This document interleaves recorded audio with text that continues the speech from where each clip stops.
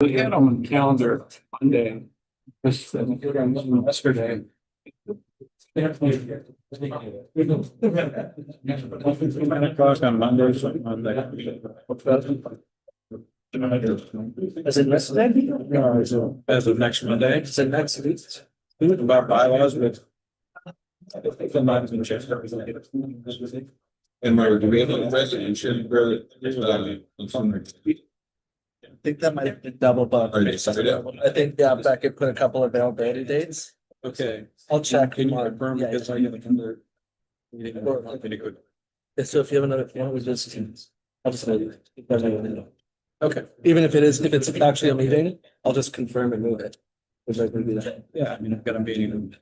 Down. Like our headquarters. Okay, I'll look in, if it's a real meeting, I'll do I that. think it maybe is a double. Yeah, I think it's a double.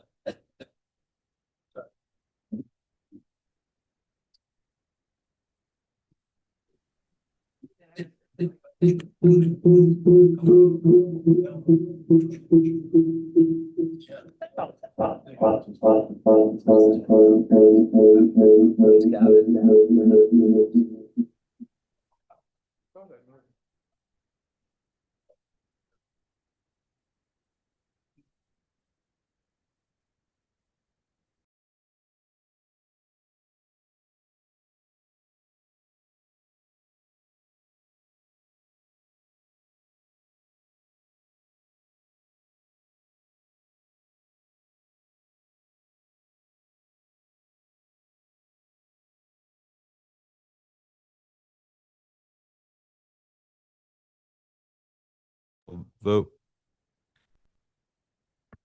Councilmember Jones. Here. Councilmember Kim. Here. Councilmember Whalen. Here. Mayor Pro Tem Orgill. Here. Mayor Renagi. Here.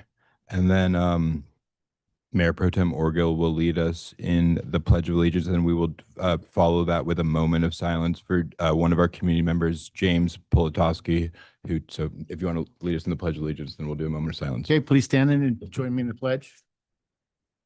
Pledge allegiance To the flag of the United States of America and to the republic for which it stands, one nation, under God, indivisible, with liberty and justice for all.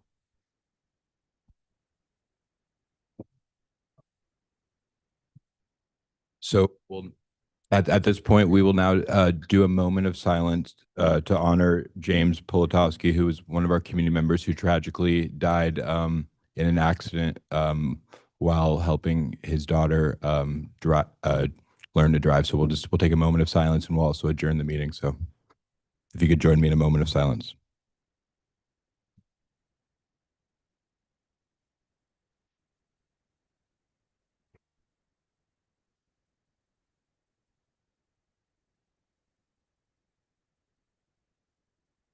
Thank you, everyone.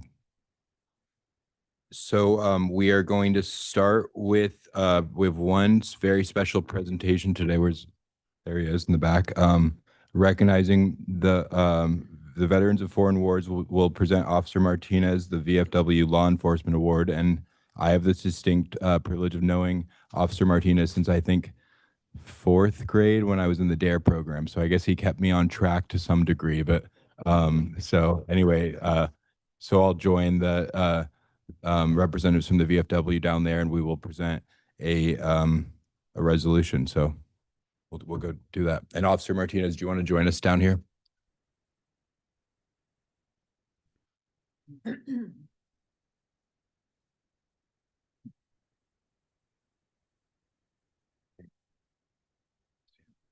do you want to do this? Oh, we'll do it right here. Right here? Let's do the resolution. Thank you. Oh, yeah, so you'll read it. So on behalf of the Veterans of Foreign Wars, You want to go? Okay. we give an award every year to first responders. Officer Martinez was nominated this year and accepted to be our Law Enforcement Officer of the Year, first off by the local post of the Veterans of Foreign Wars. There you go. Thank you, sir. He was also recognized by the District of the Veterans of Foreign Wars, which encompasses 13 posts in South Orange County. to, also for doing his job the best. And apparently they voted for you or they nominated you, Sir. and they know you. Yes, sir. Oh, okay, all right. Because I've known you for a long time too, and, okay, good for you.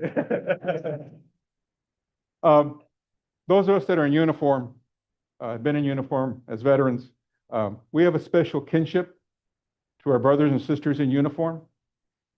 When we put on our uniforms, we raised our right hand to go forth for this democracy and for our flag.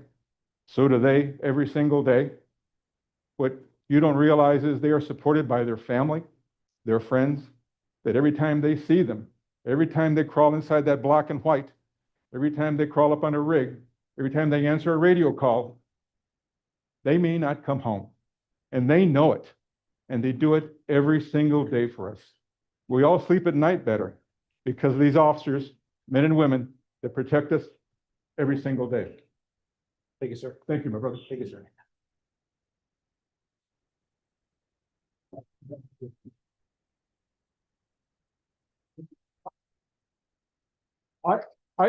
I don't know what's in here, but this is for you too. So there you go. Thank you, sir. You got it. Thank you. Thank you, everyone. Is that? I guess I'm gonna say a few words. I just, I love the city. I love the residents working here. I've been here for 24 years. And you guys have embraced me as a lateral coming from LAPD. And I love serving you guys. And you've allowed me to have a wonderful life here. And as long as I have breath in my lungs, I'm gonna do what I can to protect you, because we live in the best country, best state, the best city. So thank you, everybody.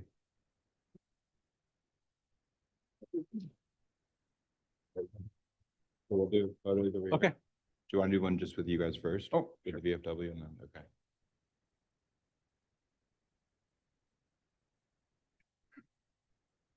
And then you want to join me in the next one? Is his family here too? Yeah. Okay. Oh, yes, come up here.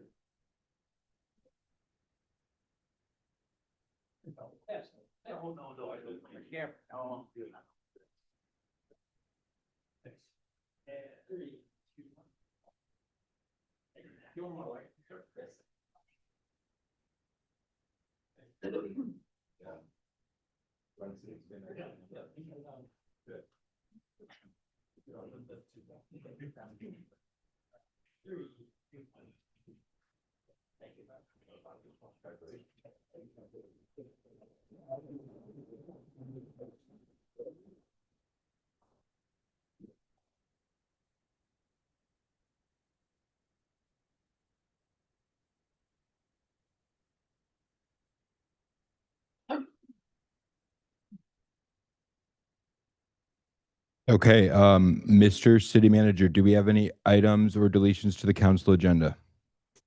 I do have a couple of announcements about the agenda. One is that if anyone is here for an appeal for the Hotel Joaquin, which is on North Coast Highway, the recommendation is that be continued. It's not in the agenda. We didn't include it in the packet, but if anyone's here for that, the recommendation is that be continued until the 24th of June. And then secondly, just so you're aware, council, at the appeal item that will be heard, which is 1673 Louise, Councilmember Whalen will be recusing himself. So you might want to bring back in front of that the council items that might be placed on the next agenda. That's all I have. Thank you. Thank you.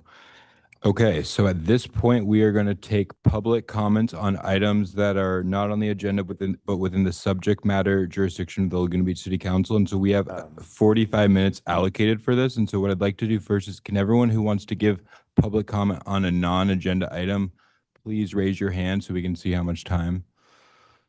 Keep them raised. Anyone else? Okay, so I think what we'll do is we'll do 2-minute public comment and go from there. So if you please want to line up and provide public testimony on non-agenda items, now is your time to do so.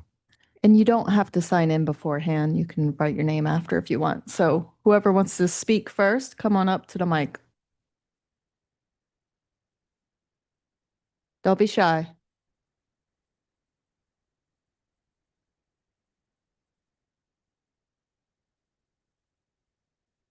Here. Okay, just whenever. All right. Good evening, council members and members of our community. My name is Ruby Sampson, and I stand here tonight not just as an LBHS student, but as a young woman speaking on behalf of hundreds of others who deserve to feel safe, seen, and supported on our campus.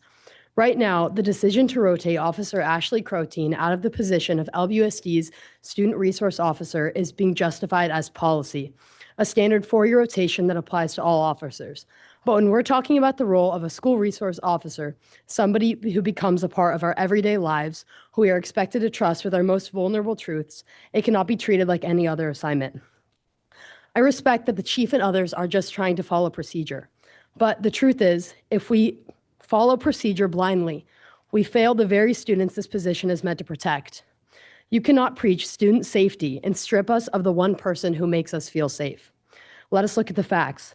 9 out of 10 rape victims are female. According to RAINN, the Rape, Abuse, and Incest National Network, 1 in 6 women in the U.S. has experienced sexual assault, and most of these incidents first happen before the age of 18. Yet the vast majority never report it, out of fear, shame, or simply not knowing where to turn. But at our school, we have someone to turn to. Officer Ashley is that safe space. So tonight, I am not asking for exceptions out of emotion. I'm demanding policy change grounded in necessity. An amendment must be made for SRO assignments specifically to ensure that at least one female officer is always present on campus. If Officer Ashley must rotate out, then she must be replaced not by the next available officer, but by another woman. Because representation in law enforcement is not just about fairness, it is about necessity. We pride ourselves in Laguna Beach on leading with compassion and progressive policy. This is an opportunity to set an example to recognize the needs of our students, especially young women. Please do not make us beg to feel safe. Make the right decision. Please keep a female SRO on our campus for the girls who've spoken up, for the ones who never will, and for those trying to find the courage to do so. Thank you. Okay, and so what we do is we're not going to do any clapping, but you can wave your hands instead of clapping. So and thank you for that great testimony. Congratulations on your graduation. So next speaker, please. Good evening, City Council members. My name is Ivy Dabbs. I'm a rising sophomore. I'm a rising sophomore at LBHS, and I'm here to talk about the importance of having a female student resource officer in the district. As I'm sure most of you know, Officer Ashley Crotein is being promoted and replaced by a male officer come the end of the school year.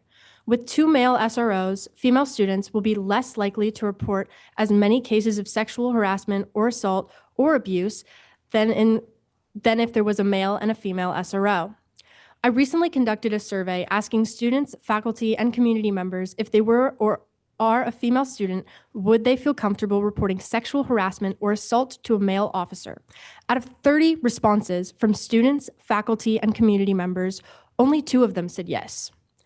While that number may seem small now, I put it on a larger scale. Laguna Beach High School has approximately 409 female students.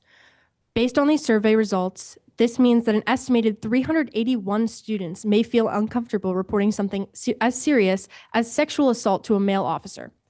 There's a policy that says officers in special position are to be on a 4-year rotation between positions. What I'm here today to suggest today is an amendment to that policy with gender specifications as to who fills the SRO position. This isn't discrimination. This isn't DEI. This is preventing assault from going unreported. For the remainder of my time, I'd like to introduce a concept called distance decay. It's the idea that the further the distance from a person at a place, the less likely they are to interact with it. Applied here, that means the greater the emotional or social distance between the student and an officer, the less likely the student is to come forward, especially in situations involving trauma or vulnerability. And this isn't just a theory. It's a part of the AP Human Geography curriculum at LBHS. If our district is prepared to teach students about human behavior, then they should also be prepared to accommodate for it. Thank you, thank you. Thank you. Next speaker, please. Good evening, everyone. My name is Lauren Norix, and I'm an almost graduating senior at Laguna Beach High School. I want to speak on the importance of maintaining a female officer on our school campus, not just as a symbolic decision, but as one that directly impacts the safety and well-being of students, especially young women. For many of us, having a female officer on campus creates a sense of comfort and trust that cannot be easily replaced. Issues like sexual harassment, assault, or even just uncomfortable encounters are difficult enough to talk about, and having someone who understands those experiences from female perspective makes a real difference. It's not only about safety, but about feeling seen, heard, and supported. Replacing Officer Crotein with a male officer, no matter how qualified he may be, could unintentionally silence students who no longer feel that they have a safe person to turn to on campus. Representation matters, especially in spaces where students are expected to be vulnerable and honest. Thank you for your time and considering the voices of the students that you serve. Thank you. Next speaker, please. Hello. So I'm sure you guys know I'm going to be talking about the same issue, but I'm going to be giving a bit more of a personal story. So last year I was involved in a situation at my school where a male student at my school created false nude images of me and distributed them using AI. It was me and a couple of other girls. When it came out, I had to sit in a room full of adults and look at these fake photos of myself. It was humiliating. I'd never felt so violated, never felt so embarrassed. And for a while, I felt like it was my fault. I had this pressure from people and social groups around me that made me somehow believe I've caused this to happen. But Ashley was the one person who looked me in the eye and said that it wasn't. She made me feel safe when I felt completely exposed. She helped me to believe that I still had dignity and that I wasn't ruined and that I did have power in this situation. I honestly can't imagine how different and how much worse an already terrible situation was if I didn't have a female SRO officer in that room with me. If I didn't have if it would have been if that comfort had come from a man, I wouldn't have felt safe. I wouldn't have felt seen. I wouldn't have spoken, quite frankly. So when we talk about removing Ashley, we're not just talking about shifting roles. We're talking about taking away the one person who made me and so many other girls feel like we still mattered and our stories mattered when everyone else told us they didn't. So please don't take her away. For some of us, she's the only reason that we made it through that situation. Well, I'm so sorry that happened to you, and it's very powerful that you were willing to share that with us. So thank you for your public testimony. We appreciate it. Next speaker, please. Good evening. My name is Sky Cheney. I'm about to graduate from Laguna Beach High School. I'm here because it is essential that Officer Ashley not be cycled out of her position because of a 4-year policy.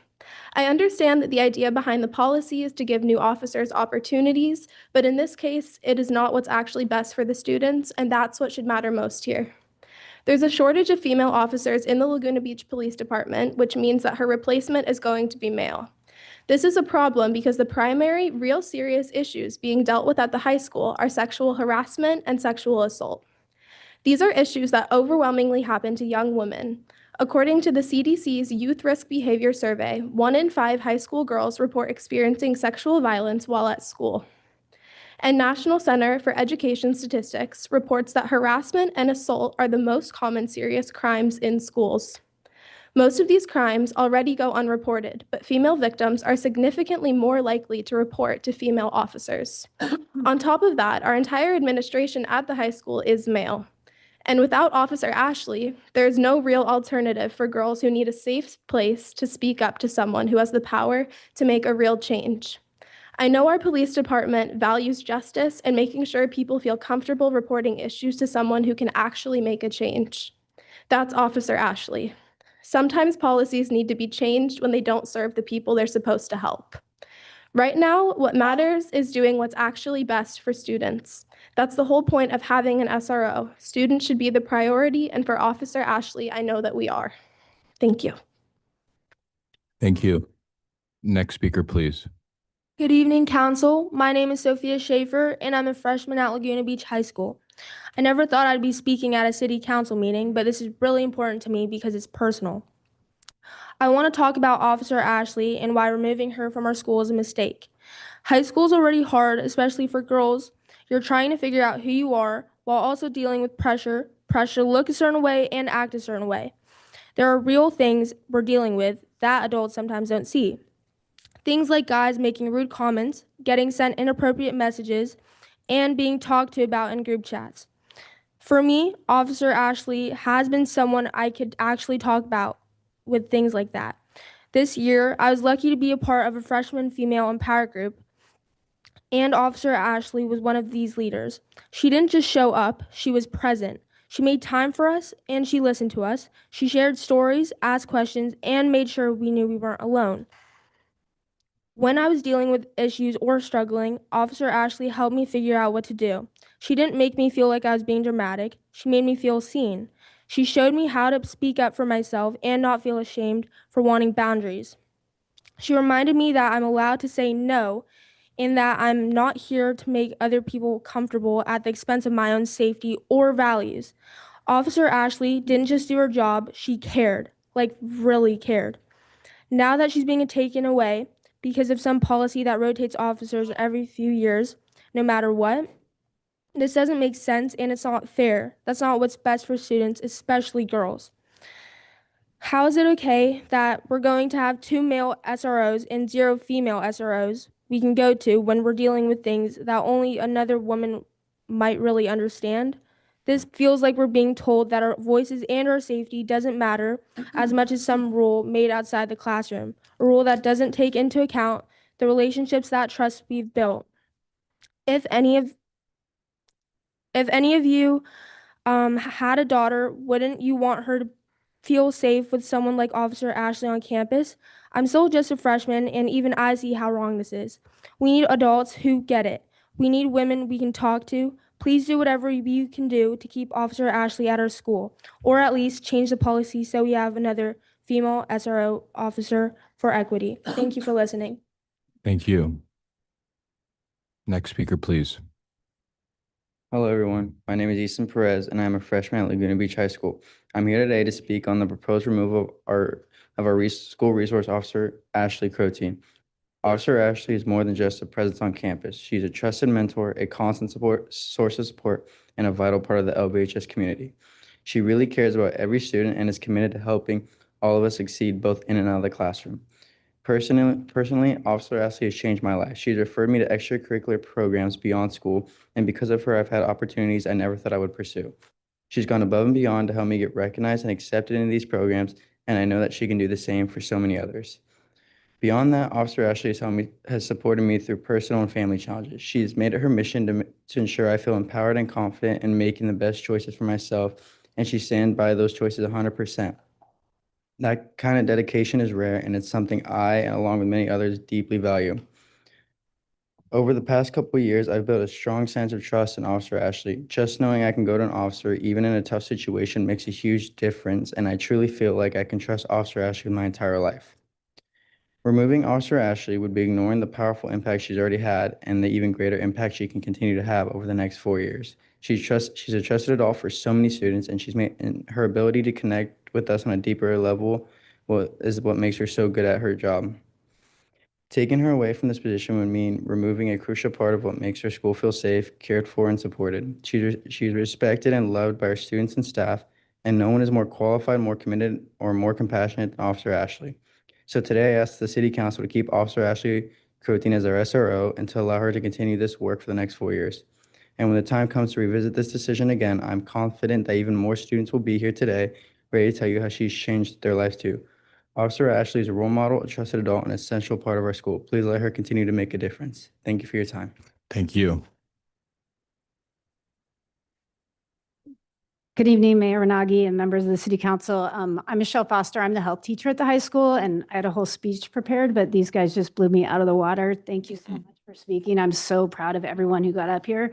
I think it's pretty clear the message that's trying to be sent is that I understand policy and it's important, but this policy needs to be reevaluated and changed just for the safety and health of the females on the campus, especially.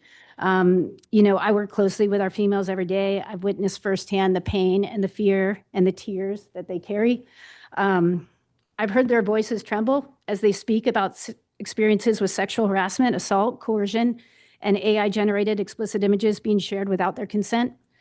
These are not hypotheticals. These are real stories, you guys. It's happening on our campuses. We can't hide it anymore, and they need somewhere to go. They need a person they trust and they can talk to.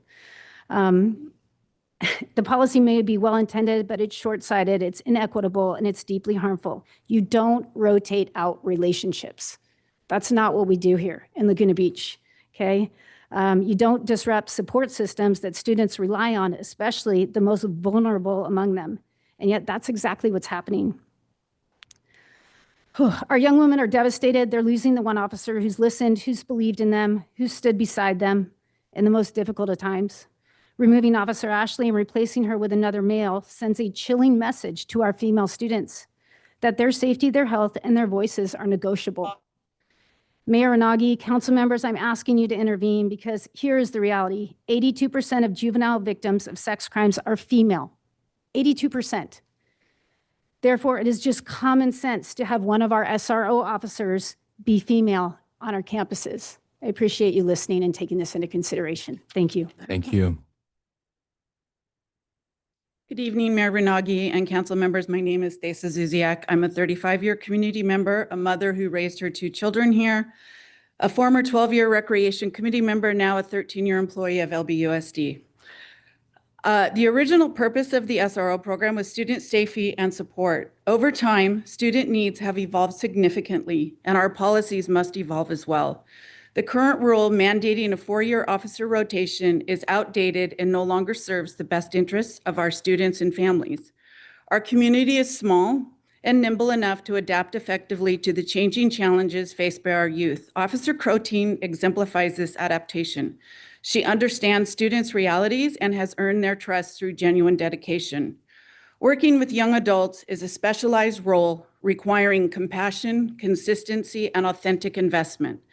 Students intuitively sense when adults genuinely care about them. Particularly our young female students need a female officer they trust, someone who can provide a meaningful connection and a positive role model. The rotation policy undermines equity and inclusivity and unnecessarily disrupts these critical relationships. Our students deserve dedicated officers who choose youth work because of passion, not because of a mandatory rotation.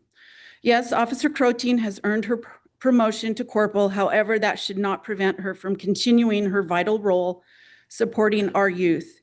Chief Calvert, changing SRO assignments every 4 years is not merely quote, quote, disruptive, as you told me. It can have lasting negative impacts on our most vulnerable community members.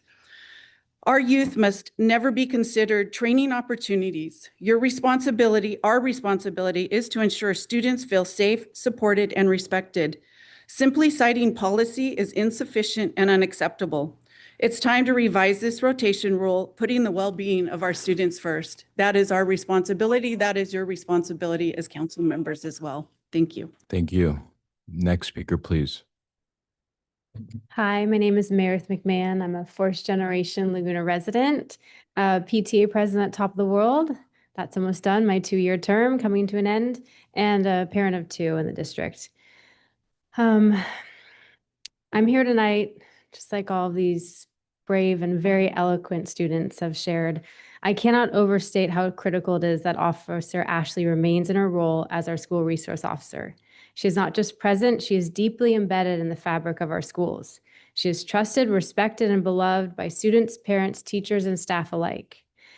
I've seen her impact firsthand through my work in PTA as a parent, as a community member. She's also been incredibly supportive with my family through a really difficult moment. She responded to calls and texts after hours and on weekends without hesitation. That kind of dedication is not something you can replace. And yes, it matters that she's a woman. For so many students, especially girls, having a female officer they can turn to for support and safety is life-changing. She doesn't just protect our students, she builds real trust between our schools and law enforcement. That kind of relationship is rare and incredibly valuable in today's world. Nationwide, schools with SROs report earlier intervention, better safety outcomes, and stronger student relationships with law enforcement. We're lucky to have that already. Why would we risk losing it? I understand that another officer has been named to the SRO role. That's fine. He can stay. But don't remove someone who's already doing the job exceptionally well. The solution is not to choose between them, is to expand. Our kids deserve more support, not less. Add a 3rd SRO and build a safe, strong team. If budget is the issue, let's help find a solution. But please don't balance it at the expense of our children's safety and well-being. Thank you. Thank you.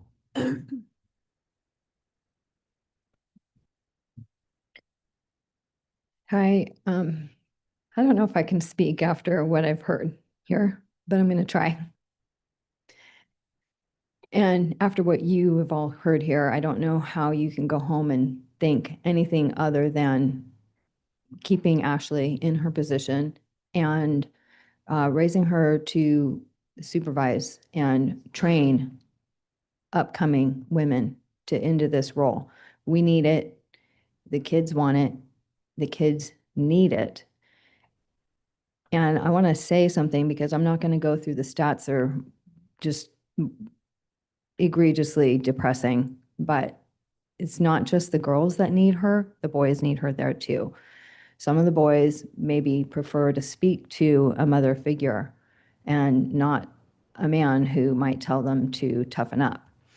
And I'm not speaking about any of our officers. I think we have some wonderful, brilliant male officers. But this situation is really about having a female present and someone that is trusted. And I think that Ashley can bring more women to this area. And Mayor, I know you're very good at dealing with archaic policies. So this is going to be right up your alley to go after the policy and figure out a way to change it or encourage the police to change it, because it's not suiting, and it's very obvious from what's being said here that we need the change on this, and that's all that it is. Thank you. Thank you. Next speaker, please. Thank you. This is a tough act to follow. I think you got everybody from that prior topic. I'm Laura Parisi, the city treasurer for Laguna Beach, and I am here on a completely different note. I wanted to make sure the council knew that I am very grateful. I wanted to thank my deputy treasurer, Vicki McIntosh, for her unpaid work while I was on vacation. She helped me out with a wire while I was overseas, and there was a storm. I don't know if it was the IP address or whatever, but she completed some payroll wires for me. So I wanted to thank her and make sure you knew that she is working pro bono. Secondly, I had meetings with other elected city treasurers, one newly elected, one in Orange, one in Oceanside, and I'm going to be serving in August on a roundtable for the California Municipal Treasurers Association, talking about the duties of an elected treasurer. Then finally, on Thursday, I have a Revenue and Taxation Committee meeting. There is one of the hot bills, they call them hot bills, relates to the third-party platforms reporting their collections to cities. So I've sent that to our city manager and am looking forward to working with him prior to that meeting to see if there's anything I can do while I'm on committee. Thank you. Thank you. Next speaker, please.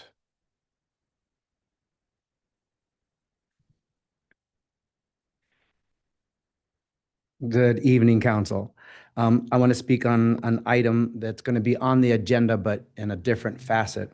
But it is about the forest or the promenade. I think that we have a chance at least one day to reconsider a lot of the items that are going to come up tomorrow in the meeting that's going to be here in this particular venue. If the design for the forest doesn't work, and it hasn't been vetted out, how can we actually make a vote on it, and how can we actually choose anything about it? I don't know how far you've gotten with the ABC regarding alcohol, but if that doesn't go through, the whole design of the project has to change. And yet you're going to vote on something that is as if it was concrete.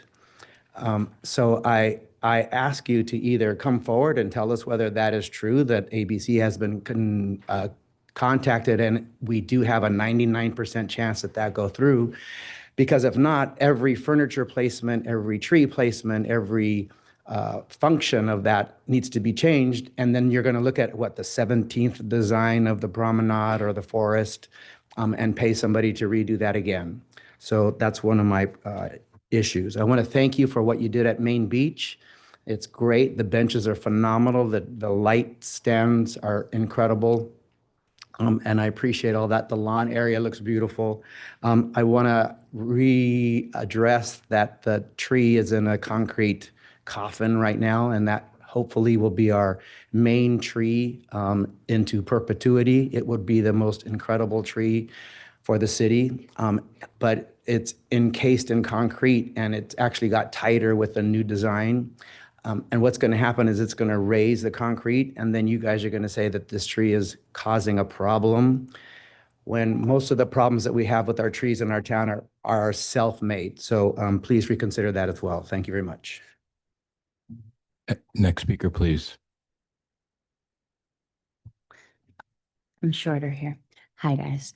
Hi, Mayor Runagi and council members. Thank you for letting me speak. My name is Liz Spencer. I'm the CEO and co-founder of a nonprofit called AMP Legacy.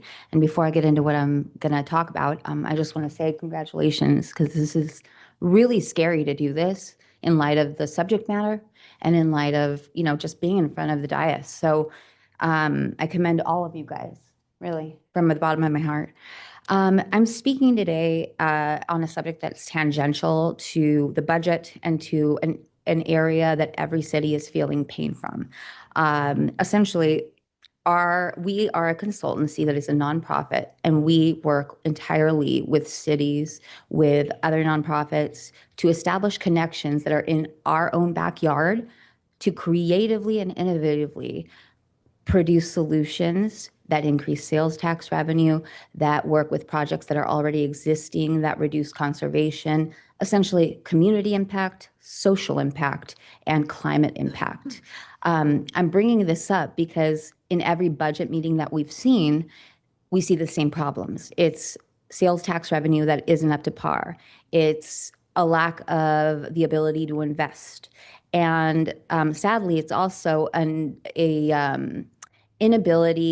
not inability, but the challenge of knowing what's out there and what solutions are out there and who you can work with in order to form those innovative solutions. That's where our organization comes together, and we bring together nonprofits, we bring together ecopreneurs, we bring together people who are small businesses here in the city to create programs that benefit you, benefit the community, benefit kids, and in some cases are revenue producing for the city. So I did want to put that on the map. I know that's very nebulous. I don't want to go into too much depth. You have a lot to go through today.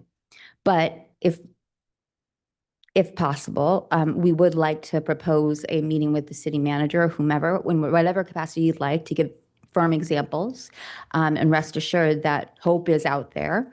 I have 14 seconds, 15?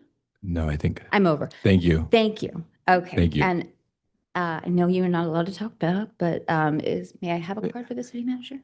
Or should I reach out? Yeah, someone. You can always send me an email. Yeah. Thank you Thanks. very, very much. Thank you, Mr. Kiff. All right. Thank Have a you. good one. Next speaker, please.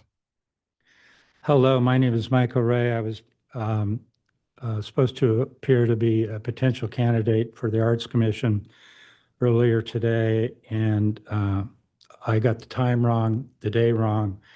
My excuse is pretty good. My good friend and for 47 years and partner of 45, Chase Anderson, unexpectedly died very short while ago, and my life has just been turned upside down. So I apologize for that. But I do have some comments about the Arts Commission, and I figured out what it does, which is to spread its money, which is limited, as far and wide as possible. For example, there's more than 250 musical performances, and the people who receive the money, which are way more people than I thought, that I never knew existed. They do a great job of that. However, I do have some qualms. Laguna Beach is supposed to be, oh, by the way, I collect art, and I know of a lot of experts in art. And my opinion, which I'm going to tell you, is shared by people who know what they're really doing. By and large, the public art in the city of Laguna Beach, at best, is mediocre, at best. And if we're trying to be the city of the arts, why do we allow mediocrity here? And if you're a great artist, why would you relocate here when you know it's a city of mediocre art? The last thing I have to say is the person who runs the Arts Commission, Sean Pochel, runs it like her own personal fiefdom. She gets mad, she's irritable, she has temper tantrums, she lied to me and then yelled at me about me calling on her to lie. So she should go. Those are my comments. Next speaker, please. Can I pass?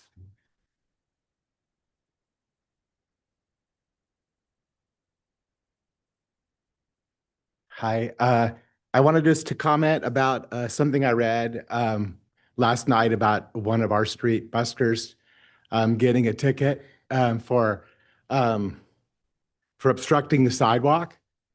I'm not here to defend the musician or the park and police ranger that issued the $100 citation. What I am here to do is applaud the city for taking action for attempting to clean up our sidewalks. However, I think the focus is in the wrong place.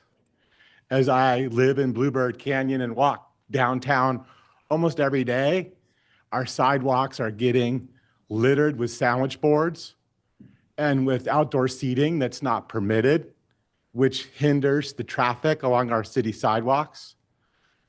It's not only an eyesore, but it impacts traffic. I actually see people holding hands that have to then let their partners go and walk single file to get through some of these obstructions. So my point is to say, thank you for enforcing the city sidewalks. I think starting with the buskers might be the wrong place to go after we get rid of all the crappy sandwich boards and illegal outdoor seating. If there's still time left to hit the buskers up and they're illegal, I'm for that too, although I do encourage that in our city and would make an exceptions for some buskers. So that's all I have to say. And also compliments to the city on the main beach enhancements. I hope we don't allow our businesses to clutter our main beach with sandwich boards. Thank you. Thank you. Next speaker, please. Hello. Good evening, Honorable Mayor and City Council members. My name is Elizabeth. I'm filling in for Morgan Goldstein, who is here representing Supervisor Katrina Foley, who proudly represents Laguna Beach as the Vice Chair of the Orange County Board of Supervisors. At the June 10th Board of Supervisors meeting in the OC Board of Supervisors took necessary steps to ban the sale of Kratom, inspired by the previous success of Supervisor Foley's nitrous oxide ban. Kratom is an unregulated opioid-like herbal remedy that kills at high doses and offers, at low doses, a psychedelic kind of effect. NBC News has labeled Kratom a gas station heroin, and it poses a threat to Orange County residents. Similar to the NOx ordinance, this ban is essential for saving lives in Orange County. Also at the June 10th board meeting, the board held the 2025 through 2026 budget meeting. This budget discussion takes place in the midst of uncertainty at the federal and state levels, a drop in sales tax dollars, and a historic increase in property tax value. The county continues working on efforts to balance a budget with transparency and accountability. The recommended budget includes investments in public safety, sustainability, county personnel and equipment, John Wayne Airport, and more. The Board of Supervisors is scheduled to adopt the financial year 2025 through 2026 annual budget on June 24th, 2025. At the May 20th board meeting, the board voted on the fiscal year 2025 through 2029 consolidated plan related to federal required housing and community development plans. Just gonna skip ahead. Lastly, we'd like to invite you to join us June 14th at 2 p.m. to celebrate Flag Day, commemorating the Army's 250th birthday at Baby Beach in Dana Point. The flags will be displayed from June 12th to June 15th. Also, Vice Chair Foley is hosting her monthly wellness walk on June 17th at 5:30 p.m. at the River Street Marketplace. Thank you all so much. Good. Thank you for the presentation. Okay. Nice to see you, Elizabeth. Yeah. Thank you, Elizabeth. Next speaker, please. Hi there, Edward Beck. I'm a 35-year resident of California. Pretty long history in Laguna Beach as well, and known all the city managers. And in 2001, Donald Brand donated 11,000 acres in the canyon to Laguna Beach, and he signed a a deal with the state regarding saving Crystal Cove and not developing a hotel there, as well as 11,000 acres in the canyon. And he was able to develop outside. And so that deal was done. And it was orchestrated by Governor Davis and Chairman of the California Conservancy, Paul Morabito, and Ken Frank was there, Tony Eisman was there. But some things, and it's like a historical thing I'm trying to explain. And regarding the promenade, I think you should slow it down a little bit for the promenade, because I think you should be a little bit more creative, just like Gray Davis. Most people don't realize this, that the Enron scandal, the bankruptcy scandal, he actually purchased energy contracts for the state of California, and that's why California didn't go into bankruptcy in 2001. And so it was because of Gray Davis, and a lot of people don't realize that. So all I'm saying to you is, I'm not here tomorrow night. Please, when you're thinking through the downtown promenade, think through other solutions and try to be creative. And I appreciate your time. And I only bring this to you so that you're creative for tomorrow night. That's all. Thank you. Thank you. Okay, are there any other speakers on non-agenda items? Now is your last chance to speak. Seeing none, I'm going to close public comment. I'm going to bring it back to the city council and city manager. And before we go to the city manager, I just want to comment briefly on the brave and powerful testimony from the men and women who spoke on the situation with the SRO. And I think it's especially powerful that you had high school graduates who are just doing this out of the goodness of, their younger peers. So I thought that was powerful. And I don't know, Mr. City Manager, if you want to start your comments by addressing that personnel matter to the extent that you can. Sure. Thank you, Mr. Mayor, council members, and for the members of the public that spoke. I know many have left, but we have taken this issue seriously. It's not on the agenda, so I can't talk about it much, but it'd be great to have a few more options, like a third SRO, and we're already talking with the district about that. I know Chief Calvert and I would be happy to continue the conversation with those that are interested, and it's just really heartening to see with the impact that Officer Crotein is providing to the schools, and that's exactly what you would want an SRO to do, to build the trust in the community that she's doing there. So that's super. Other things I wanted to tell you about.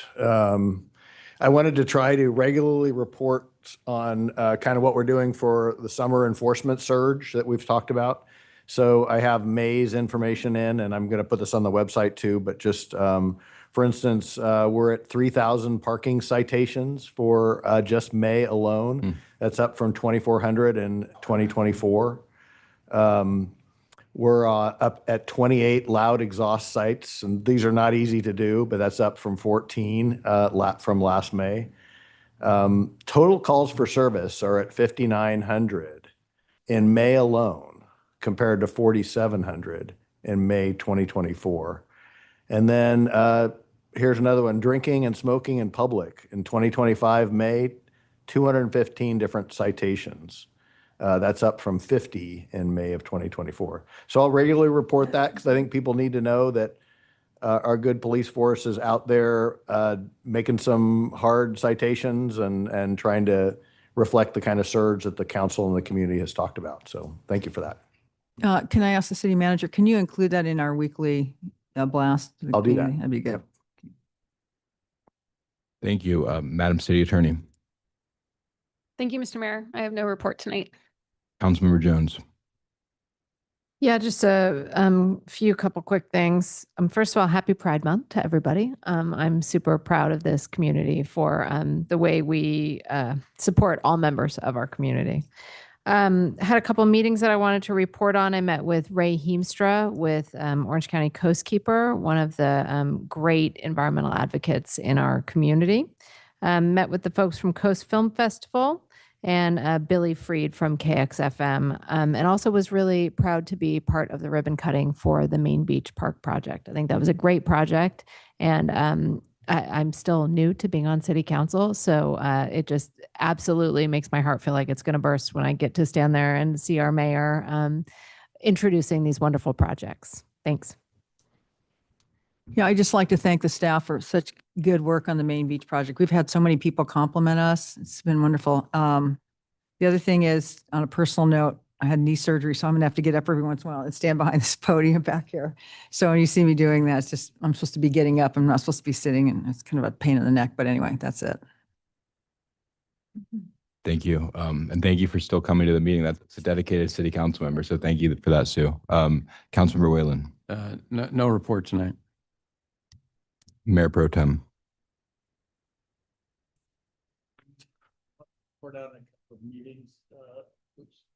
Excuse me. A report out on a couple of meetings I met with yesterday with Brian Mena, a couple of days ago, Susan Wyden, Kate McMahon, Mike Mariner, Billy Freed, Ash from the new sushi restaurant over here on Mermaid, Megan and Pat, our city attorneys and deputy attorneys, and of course, Sue Kemp. And we did have a facilities master plan meeting last week, and the Kelp Fest on Saturday was a real hit and very well attended. So congratulations to the folks that put that on. And I have nothing to report. So let's go to our consent calendar. Are there any items that council members would like to pull from the consent calendar? I'd like to pull 12 because I think there's a typo there. Item 9. 9. Other council items that council members would like to pull? No. Okay. Are there items that members of the public would like to pull? Yeah. What's to item 10? Any other items that members of the public would like to pull? Speak now or forever hold your peace. Okay. So I don't see any other ones. So you want to make a motion? Yeah, I'll move the balance of the consent calendar. Okay. Second. Seconded by Councilmember Whalen. So all in favor? Aye. Aye. Okay. So the consent calendar is approved with the exception of items 9, 10, and 12. So why don't we start with item 9? Councilmember Whalen, you pulled this. Would you like a staff report? No, I don't need a staff report. I just noted in the agenda bill, and I wanted to ask the city attorney. So at the bottom of the first page, it says for city council considerations, the issue of the effective date of the ordinance. Do we need to, and it suggests perhaps allowing moving into October 1, 2025 to allow for an education campaign. So do we have to do that tonight? Do we have to take action on that, or how do we handle that? Thanks, Councilmember Whalen. I'll pass it over to Pat, who Gavin and Pat kind of discussed what's the best way to go about doing that. Thank you very much, Madam City Attorney. Thank you very much for the question, Councilman. No, the effective date would remain as typical, so that would be 30 days after adoption. If it was the will of the council, you could direct staff to delay enforcement of said ordinance to a date of your guys' choosing in order to do that public outreach. Okay, it's the staff, you said something a little different, so maybe you can explain it to me, because the staff report says the staff recommends the ordinance's effective date be moved to October 1, 2025. What you're saying is we would leave the effective date 30 days after the second reading, but direct that no enforcement occur? That is correct. I would Okay. say that the effective date, the reason why it was probably a somewhat of a not a typo, but just the wrong phrase. The ordinance's effective date should be governed by the government code. And so the effective date in that context was really meant to reflect when we should start enforcing it. So apologies for the confusion. So this typically, if it's adopted or if it's moved tonight, it'll be on consent calendar. So can we just give that direction tonight? So sure, when it comes back, we don't have to discuss it again. Okay, thank you. Other questions from council? I don't see any. Let's open public comment on this item. Are there any members of the public who would like to speak on this item? I don't see any. We're going to close public comment on this item, bring it back to the city council. Yeah, I thought staff raised a good point. I would think a short educational period would make sense. So I would be supportive of suspending enforcement until the October 1, 2025 date mentioned by staff. I agree. Was that a motion? Yeah, so I would, well, I'd move the recommended action and add that we instruct staff to delay enforcement until October 1, 2025. Second. Okay, all in favor? Aye. Good, thank you. Item 10, Playground Master Plan. This was pulled by a member of the public. Are there any questions from City Council? If not, why don't, I'm going to open public comment. We'll see what the member of the public who pulled this, the question that you have. So if you want to come and provide public comment.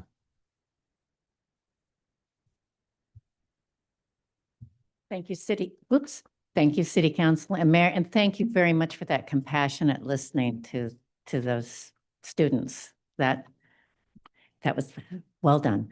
Anyway, the reason I pulled consent item 10 is I would like to, there's a safety issue. I would like to encourage kind of monitoring and assessing the work that is done. For example, we had that wonderful Circabella at Bluebird Park on last Saturday. And yet the kids were getting splinters and hurting their hands from our new work on the railings that come from the upper parking lot down those stairs, because the wood repair fitted like this. So instead of sanding those pieces so that they were smooth, they were uneven and they were, hurting themselves. And that's my only thing. So when you pass it, this item 10, please have a backup where somebody's going to look at the work afterwards. That's all I'm recommending. Thank you. Thank you for raising that. I really appreciate that point. Someone already reported that in, and I sent that along to Public Works. But perfect. And just as a reminder, anybody can, and it helps us all, get on Ask Laguna. And if you see something like that we missed, it's a great way to report something that way I don't have to slow it down. Good. So Ask Laguna. Thank you. Any other members of the public, do any other members of the public want to provide comment on the Playground Master Plan? If not, I don't see any, so I'm going to close public comment, bring this back to council. Thank you for bringing that issue up, and it looks like the city manager's on top of that. And any other comments from the council on the Playground Master Plan? No, Mark, you want to make a motion? I'll make a motion to adopt number 9. So we wouldn't make any changes to it then, Dave. You think that we have it? So just as written, just adopt number 9 as written. 10. 10, I'm sorry. Item 10. Good. I'll second that. All in favor? Aye. Aye. Good. Okay. And then I think, do we want a staff, we might want a staff report on item 12. Well, let me just raise the issue that I had, why I pulled the item. I think as I recall, there was Councilmember Kempf and Councilmember Whalen to be on the audit committee which is what's described in the agenda packet. But then in the staff report, it mentions my name. And so I just wanted to make note of that and correct that before making the change. So do we want a staff report on this item? Mr. No? Mayor, I really appreciate your catching that. I like you're pointing out, I caught it in the body, but not in the recommendation. So yes, the recommended action would be to appoint Councilmember Whalen and Councilmember Kempf to the audit committee, at least for the duration of 2025, calendar year 2025. Good. Okay. Thank you. Any questions from council on this item? I don't see any questions at this point. So let's open public comment on item number 12.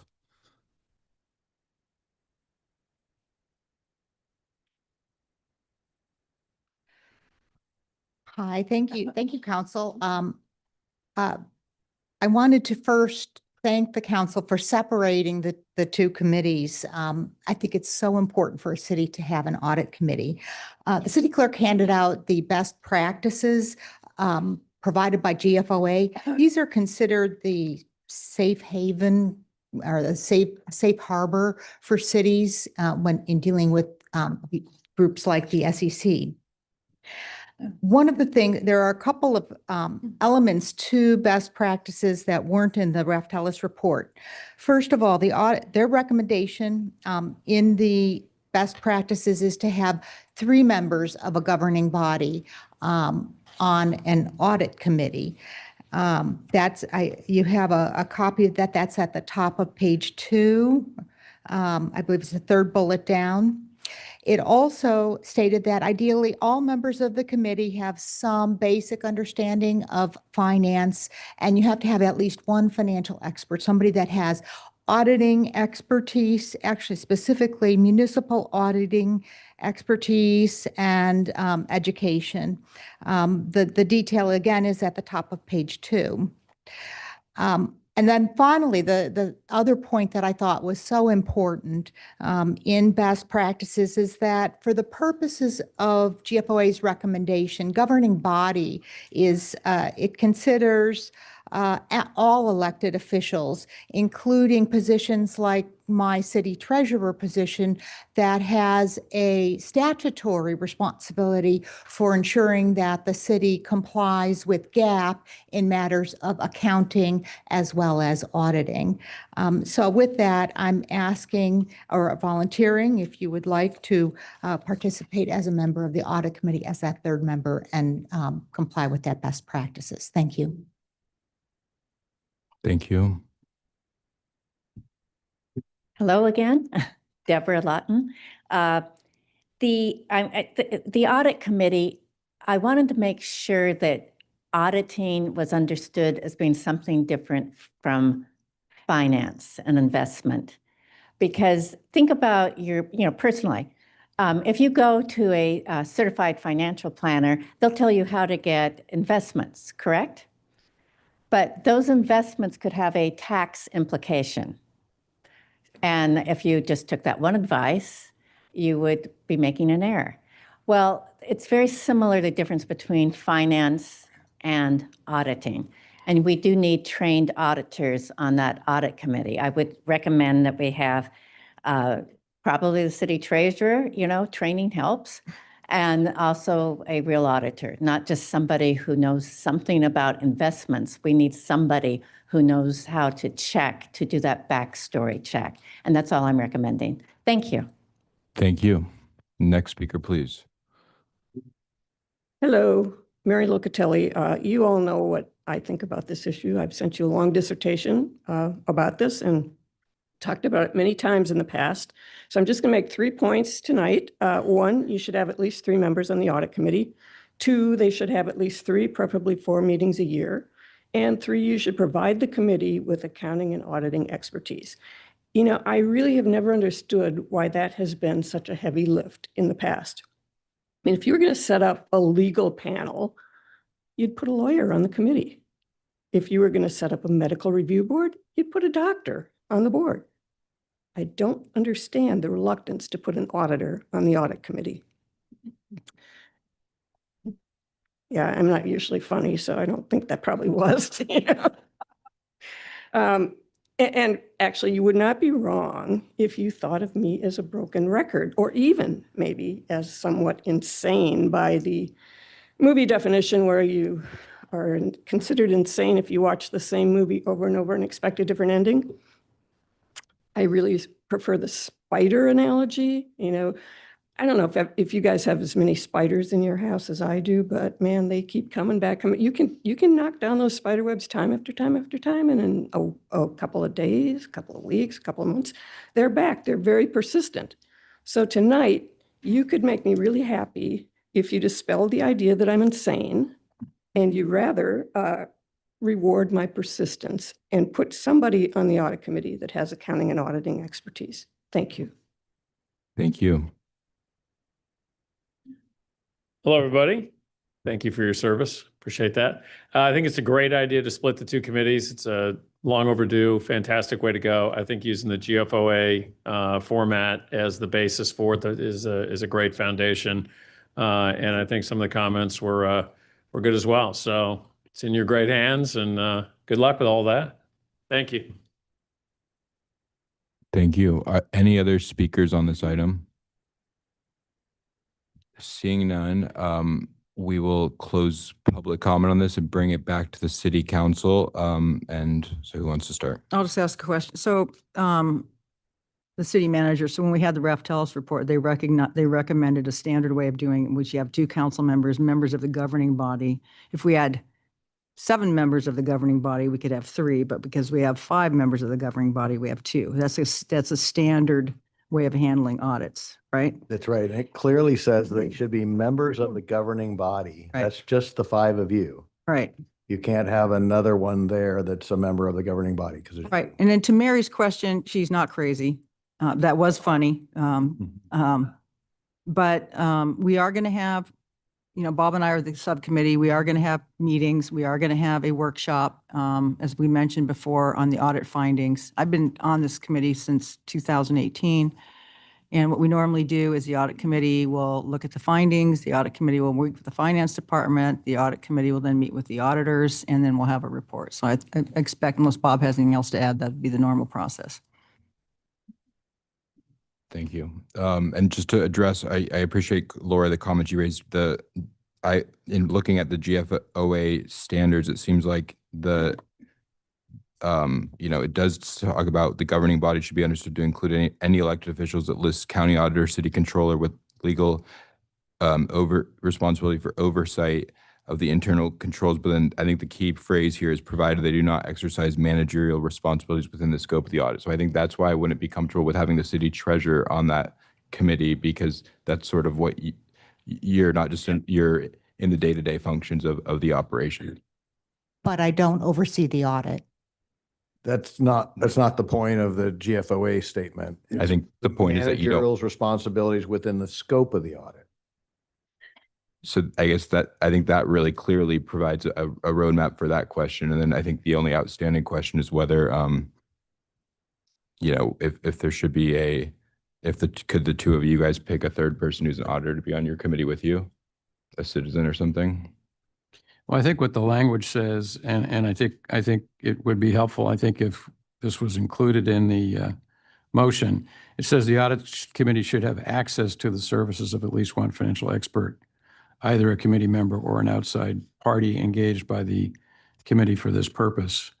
I'm not going to tout my own background, but I spent, 40 years working with municipal audits and putting them in disclosure documents and selling securities. But I still think, notwithstanding that, I think the motion ought to include, authorization for the subcommittee to engage an outside party. Now, that could be pro bono. There's lots of people with that background and experience who would be willing, I think, to give us a few hours of advice on this topic. But I'd suggest including that in the motion. I like that idea. And maybe, I guess that would be within the city manager's spending authority too.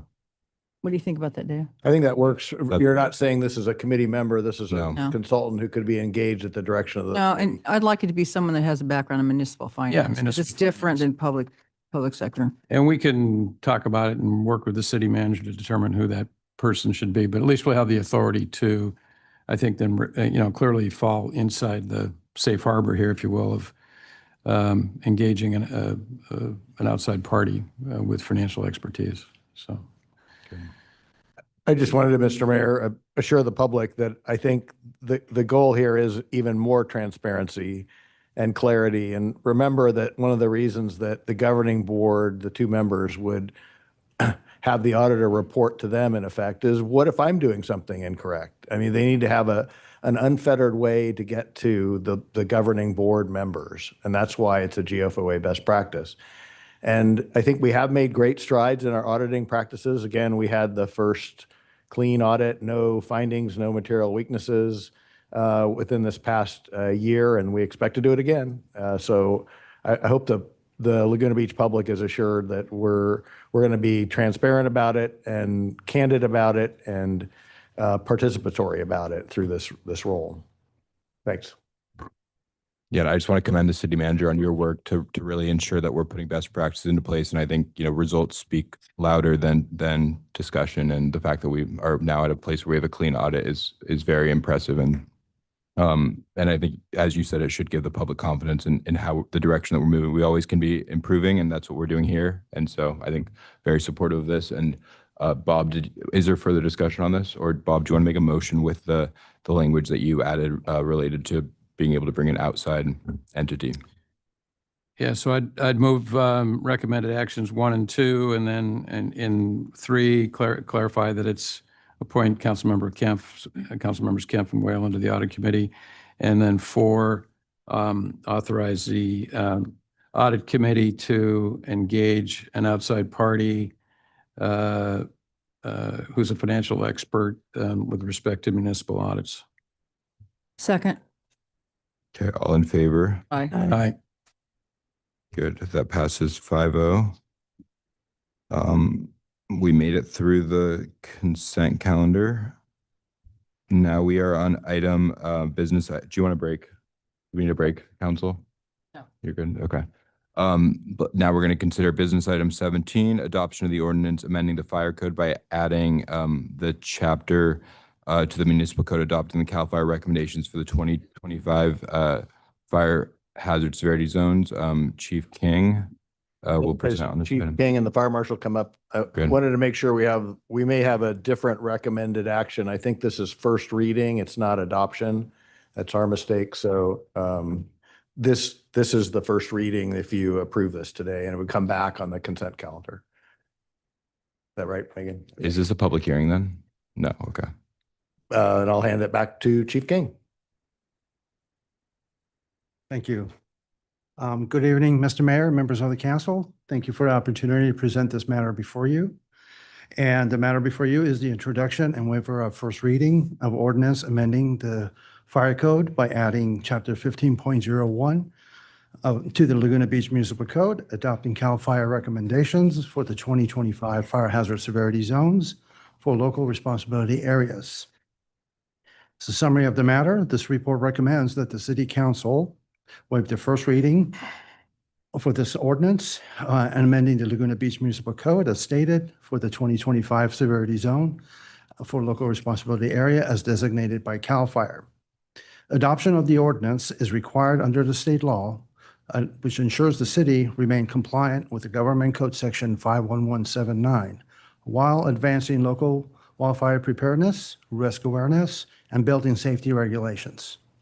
On March 24, 2025, the California Department of Forestry, CAL FIRE, issued its 2025 recommended LRA fire hazard severity zone map for the city of Laguna Beach pursuant to Government Code Section 51178.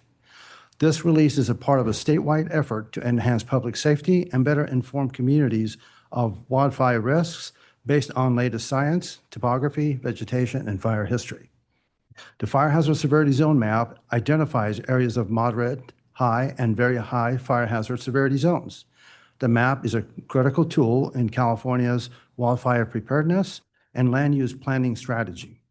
Developed through a robust fire science and risk analysis, these maps help guide building standards, defensible space requirements, and emergency response planning. In accordance with the California Government Code Section 51179, local jurisdictions are required to adopt this map by ordinance and designate the severity zones within their jurisdiction within 120 days of the official transmittal from CAL FIRE. Furthermore, local jurisdictions may not decrease the level of the hazard designated by CAL FIRE.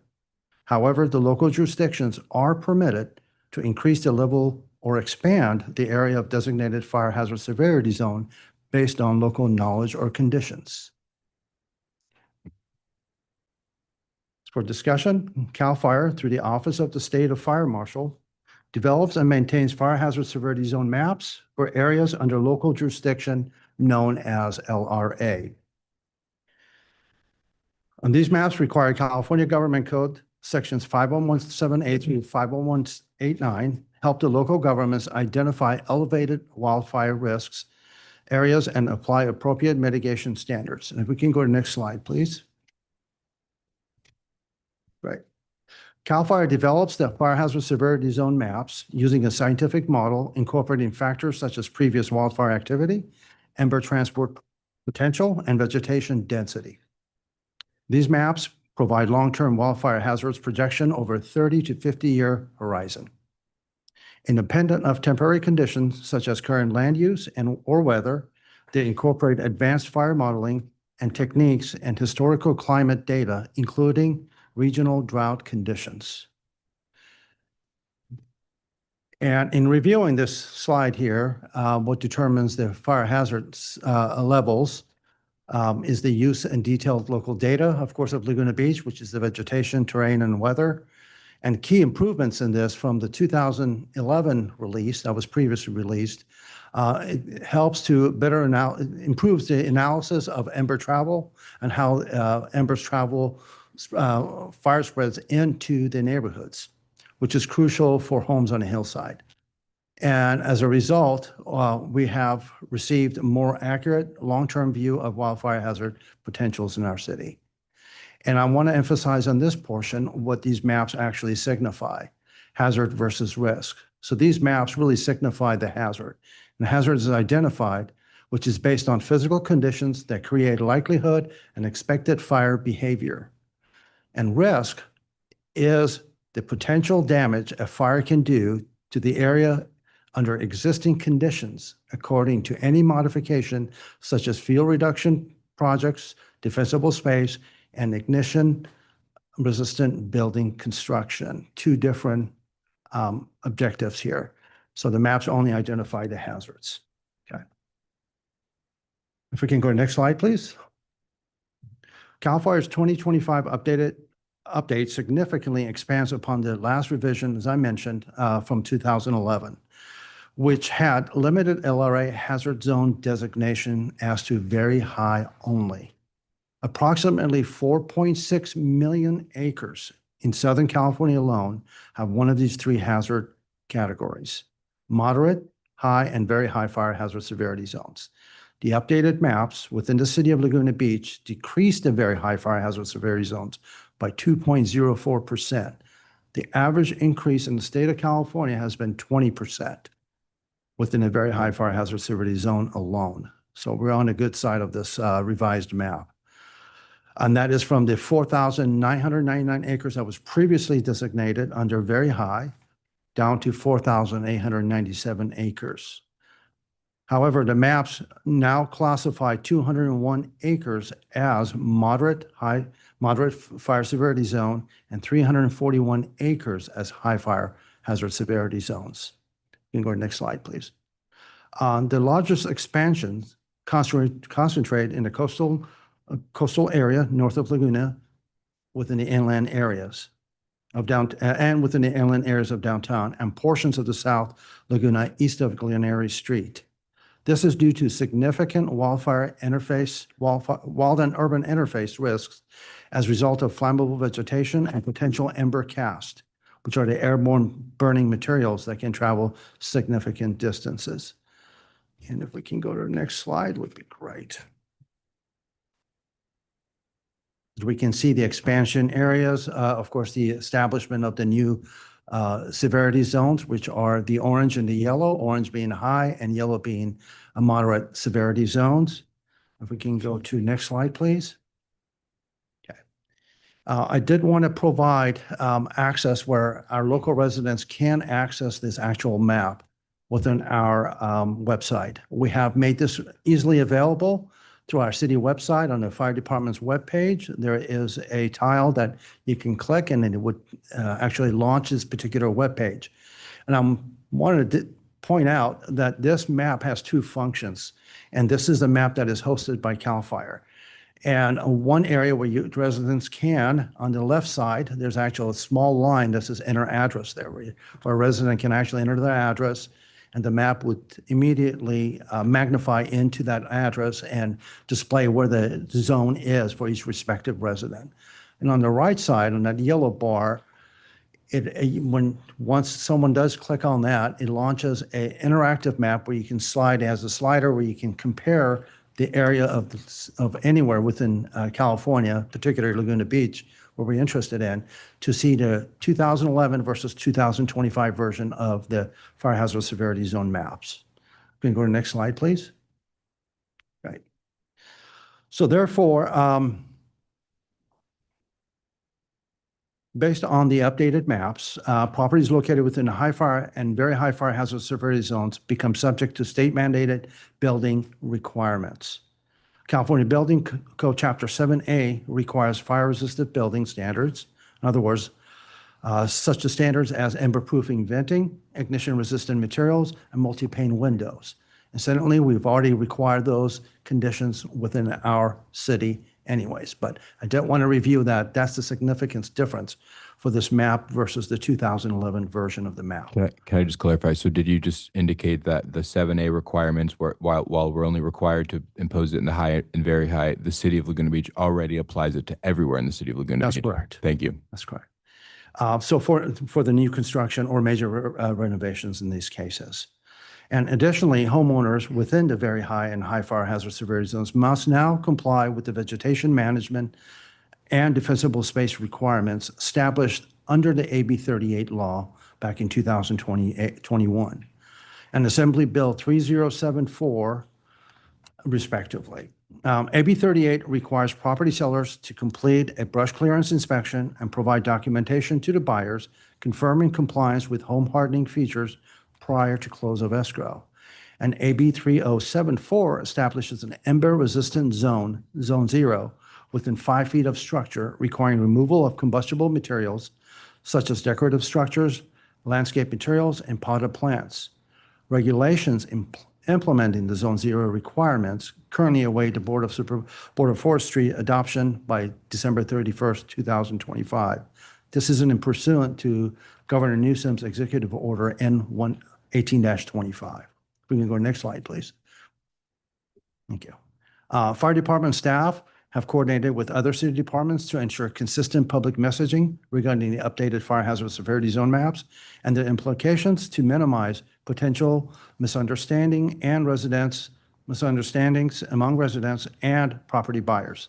The fire department continues to update the city's fire prevention section website to include the new fire hazard severity zone maps.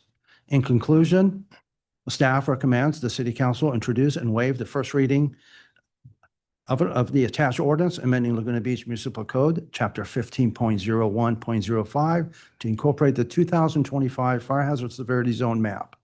The city attorney has reviewed and approved the proposed ordinance. This section fulfills the city's legal obligation to adopt the maps by July 22nd, 2025, which is within 120 days of March 24, 2025, which was publicized by CAL FIRE. The city has the authority to designate additional areas beyond the recommended areas by CAL FIRE, but it cannot reduce the severity of the scope of the maps, of the designations by CAL FIRE, rather. The fire department has evaluated the updated hazard severity zones and concurs with the CAL FIRE recommendations, finding them appropriate for Laguna Beach's local risk profile without requiring additional designation. The timely adoption of this ordinance would comply with the state law, preserve eligibility for related funding, ensure timely building permit processing, and facilitate clear communication with property owners regarding applicable fire safety requirements. The city would take an important step toward ensuring community safety and reducing wildfire risk in vulnerable areas by adopting the maps as published. With regards to financial analysis, and their recommended action has no financial impact on the budget. And with regards to environmental analysis, the adoption of this ordinance is exempt from CEQA pursuant to the CEQA guidelines section 15061B3. And this concludes this presentation. The fire chief and I are available for any questions that you may have. Thank you. Thank you. And just to clarify, and maybe the city attorney can jump in. Really, the question before us is we know we have a very high high hazard for fire in Laguna Beach, and we're taking action in terms of our wildfire mitigation plan. There's really we have two options before us. We can adopt this as written, or we can expand our fire zones. That's it. So there's questions about the methodology by which this decision was made. For purposes of this, is actually kind of a moot point because we wouldn't be able to reduce the hazard. We'd only be able to increase it. Is that a fair characterization? That's correct. So it's really a simple choice in front of us. Correct. Thank you. Thank you. And thank you for the good presentation. Questions?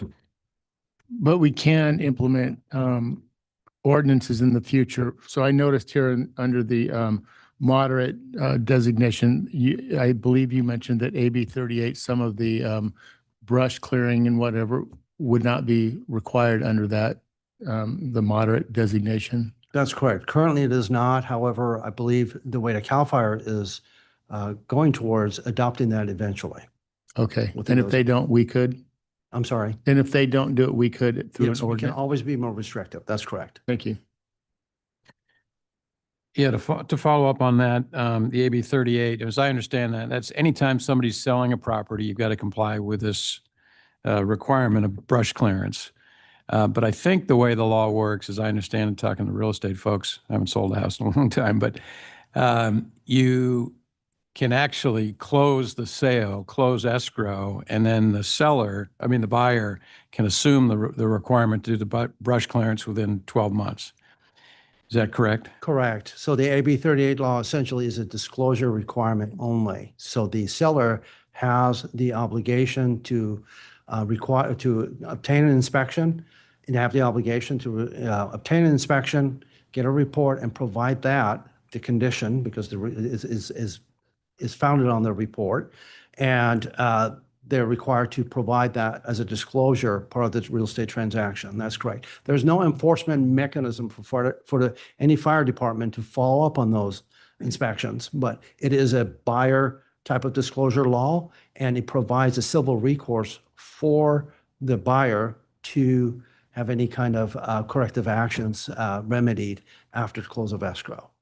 So to follow up on Mayor Pro Tem Orgle's comment, because my understanding is a lot of this never happens. They close the escrow, 12 months go by, nobody does any brush clearance. Could we adopt a local ordinance giving your department the authority to enforce and follow up? Yes, we can. We can always be more restrictive than the state law. Thank you. And then, I'm sorry, I had one other point, because I think, and I don't know whether the chief or you, Robert, could expand a little bit more. I think you raised it, but this zone 0 is going to be a big deal for everybody in the community. And that, am I correct that that is applicable not just to people selling homes and not just to new construction, but it's going to be applicable to all of us in town? Yes, within high and very high fire hazard severity zones. That's correct. So anybody in the high or very high, which is a substantial portion of the city. And it basically means, am I right? Like nothing between 0 and 5 feet from your house, no vegetation, no potted plants. No fences, no wood fences. No wood fences. No You know, combustible materials. Fire Marshal, when that kicks in or when the state's talking about that kicking in? 2026. January 2026? That's what they're looking at. Everybody gets a chainsaw for Christmas, right? So Bob, if we do what you suggest, what would be, how would we work out the mechanism to know that that somebody has sold their house and has an obligation to do the clearance or remediation? I think they have to go through you guys to get the initial certificate, right? The request for inspections comes in to the fire department from the listing agent. And we get a lot of questions from agents who are from out of town. However, the intent of this law, again, is that civil recourse that provides for the buyer. So should the seller fail to obtain this report and inspection, this law provides the buyer a recourse for any issue that may require a remedy. So I think we'd have a database from which we could, under a local ordinance, require enforcement. Yes, if we're already going out on the first time, we might as well, add one more visit to it and report out on whether that was actually implemented. That's your point, sort of, Bob, right? Well, I think what happens is typically the buyer says, okay, I'll close escrow and I'll take care of the brush clearance. What I'm saying is we could have an ordinance, and we need to work it through with staff, but we could have an ordinance that says after the 12-month period expires and we go out and do another inspection. And if the buyer hasn't done anything, then we'd look at enforcement. With the argument, there's a public, it's not just really the buyer who's disadvantaged by not doing this, it's the whole community, right? Yeah, it's hard to hear you now. Oh, really? What about now? Okay, I don't know what to do. Any other questions? I just have one. A lot of the public comment that I've received has been from people who are who don't agree with the change in the maps. Obviously, that's not for us to discuss. So can you, and what, if anything, can you share about advice and recourse for people who want to take this up at a higher level? Yes, there was a public comment that we received that we had by way of the government code, provide that public comment. It was a repository that we created on our website, and we allowed our community to provide comments for 30 days. And as part of this process, we are required to provide the state fire marshal with those comments. And eventually, when this gets adopted, should council move that way, then we will provide all that information under a packet to state fire marshal's office. And this is at a state level. It's a state law under 51179 to 51185. So it is a state, and CAL FIRE being the leading agency that really drives this law. I think it would be great at the state level for for our community to reach out to the CAL FIRE's State Fire Marshal's Division. Thank you. That was a really good report, Robert. You did a good job with. Thank you. Are there any further questions from the city council? If not, we will open public comment on this item. Does anyone want to provide public comment on the new fire maps? And Christoph, landscape architect. I don't have a comment about the maps. I don't think there's any dispute about that. But there is a dispute, there is a difference between brush clearance and irrigated landscaping. And I fail to see that clivias and ferns that are irrigated a couple times a week are a fire hazard.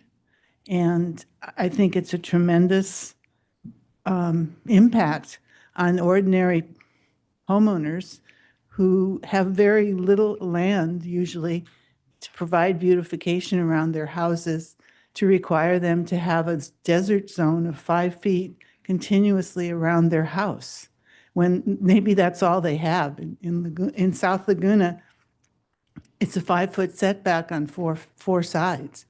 And that's unrealistic and cruel, really, to ask people to remove their beautiful plants. And why is a potted plant a problem? I don't see that is. I mean, when we were having the fire zone, the fires happening, what I did is I irrigated every single night instead of 3 times a week. I wanted to be sure that everything was well hydrated. And I think that's the solution that we have. If it's just dry brush, that's a completely different animal.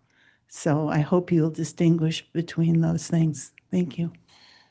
I just want to make clear, this is not a local, this is not locally imposed. This is coming down from the state. I understand. So it's not, we don't said have, that a bunch of times. we don't have discretion on, You do have discretion on distinguishing between irrigated plants and brush. no, on zone 0, there's no discretion. Zone 0 is 0 to 5 feet. I think you're So- going to have demonstrators in the street on that one. They may. Next speaker, please. Behind my house, I have an area that I call a virgin space. It hasn't seen a goat. It hasn't been cleared in the 50 years that I've lived there. And I've asked for something to happen, but nothing happens. And you have a lot of things coming forward that require a lot of money. And I think a priority would be to take a look at these things. There's something also significant about the land behind my house is you can't get there if you're a fire truck. It isn't, there is no road on either side of this.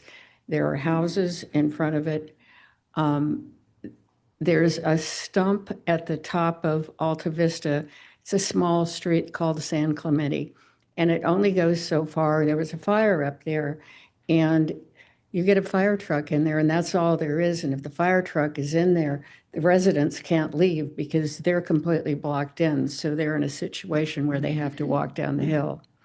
So I don't know how many other canyons have no street access. But if that's the case, I would hope that you would put those on a fast list to be cleared. Thank you. Thanks, Tony. Next speaker, please. Hi, Aaron Peluso. I just wanted to comment real quick on the additional discussion regarding additional enforcement and stricter rules regarding the 5-foot clear area. I just would caution I'd caution council at moving too fast in that direction. I think that there's a lot of serious ramifications for buyers and sellers and probably property values in Laguna. And much to the way that Anne was speaking, the state law is the state law, but the state law sits where it lies. And if we go further than that, and particularly if we go with the broad brush that the state has imposed, then it could really change the look and feel of the entire city over time. So I'll just advise you to be cautious and judicious. Thank you. Thank you. Next speaker, please. Any other speakers on this item? Mr. Mayor, just comment on that, the last point. Let me close public comment and we'll bring it back to council. Mr. I think City the Manager. folks have made good points but I'd encourage you not to shoot the messenger. The thing that I worry about is what will insurance companies say? And will they say that unless you're zone 0, we won't cover your home or we won't pay out a claim so I don't know. I mean, the city's not going to arm a bunch of people to go out and be the wood fence police and the 5-foot clearance police. But I think a lot of the story is yet to be told. And as Councilmember Whalen saying, I don't feel like we're entirely in control of it. But we'll work it through like we do in Laguna at all times. I would also add to that, just in support of what Ann said, that there is a huge difference between irrigated, maintained landscaping and dry brush. And I think we as a council are educated enough on these fire issues that we understand that.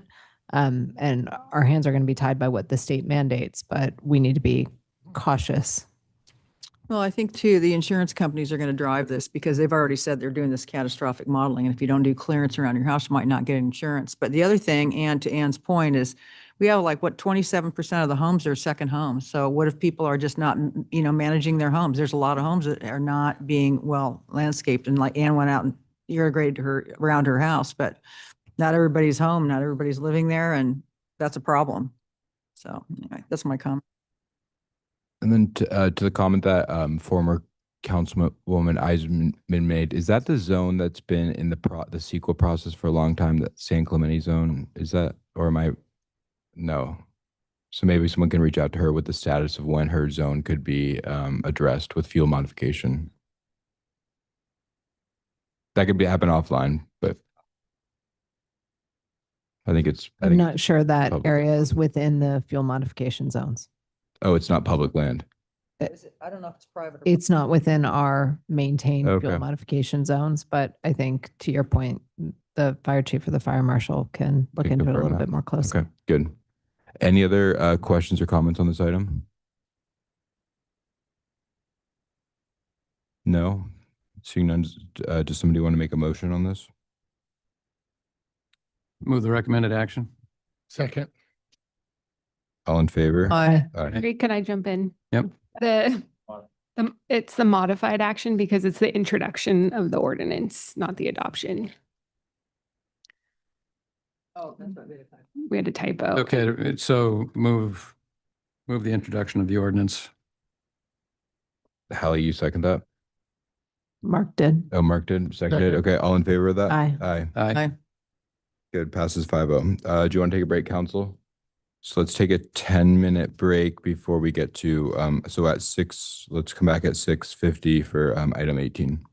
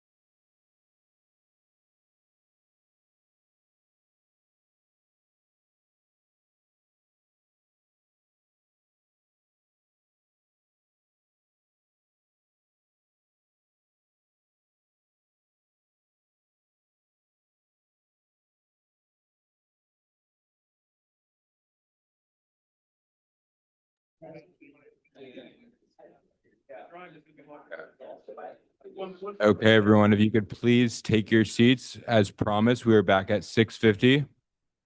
So if everyone could please take your seats, we're going to get started.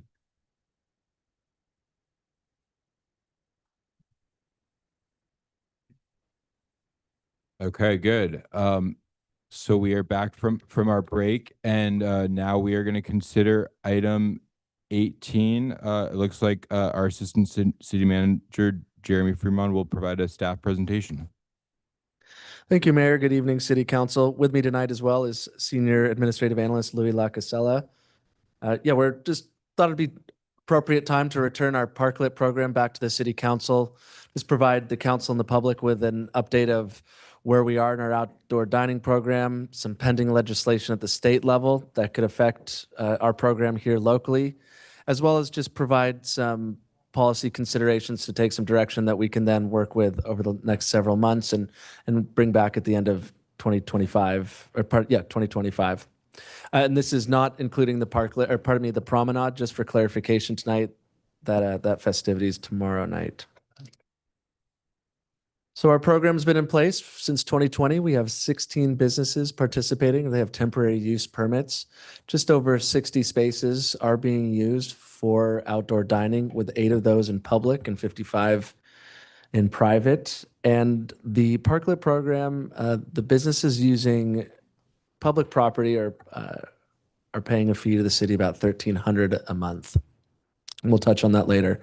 I apologize for the small text, but these are the 16 businesses and the corresponding parking spaces that they're utilizing. The green box, that's all private, and the blue boxes on the right side of the screen are your parklets and the promenade on Forest.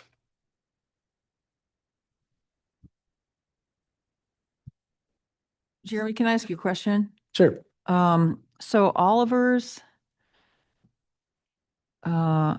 it's 5 spaces? Is that really, because it's so big down there. That's all it is? Such a big area. It is. I think looking at those almost in the aggregate would probably be more accurate, but yep, last we looked, it's 5 parking spaces. Okay. I have a related question, Jeremy. Yes. So if you use like the top 2 examples, right? They're using 0 private parking spaces. Correct. What does that mean? That means that they have a parklet that doesn't use any parking spaces? Correct. Yeah, they're explain that? exactly. So they're not using sidewalk. ABBA, they've got just on the sidewalk there next to their building side. They're not over their parking lot. Did you pull it back up? Or my screen just froze. Next slide. Thank you. So here's some state legislation. AB 1217, that was approved in 2023, and that's really the state relief measures that has allowed the city to adopt its local program. It relaxes things such as with the ABC or the alcohol the sale of alcohol, as well as parking requirements. The city has aligned its program with the state's legislation. That's expiring Jan 1, 2026. However, there is some legislation just below that, AB 592, that's currently on the floor, and it's moving its way through pretty uncontested. It's making an uncontested move through the legislature. It's likely to pass.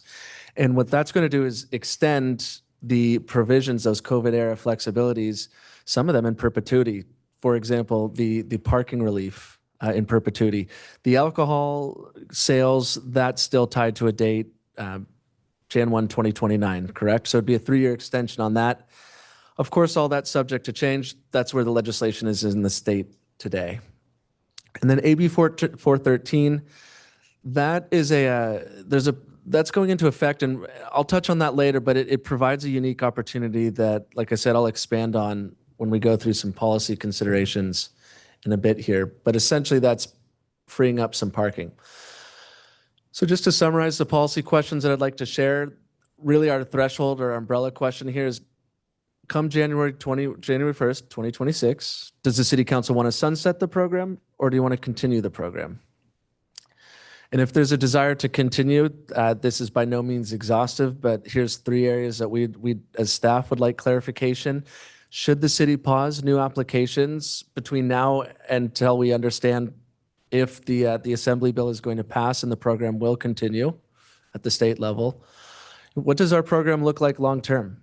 Are we using wooden parklets? Are we moving to sidewalks? And we'll touch on that. And then should the city revisit its fee structure to either include CPI to where our current fee structure for public property?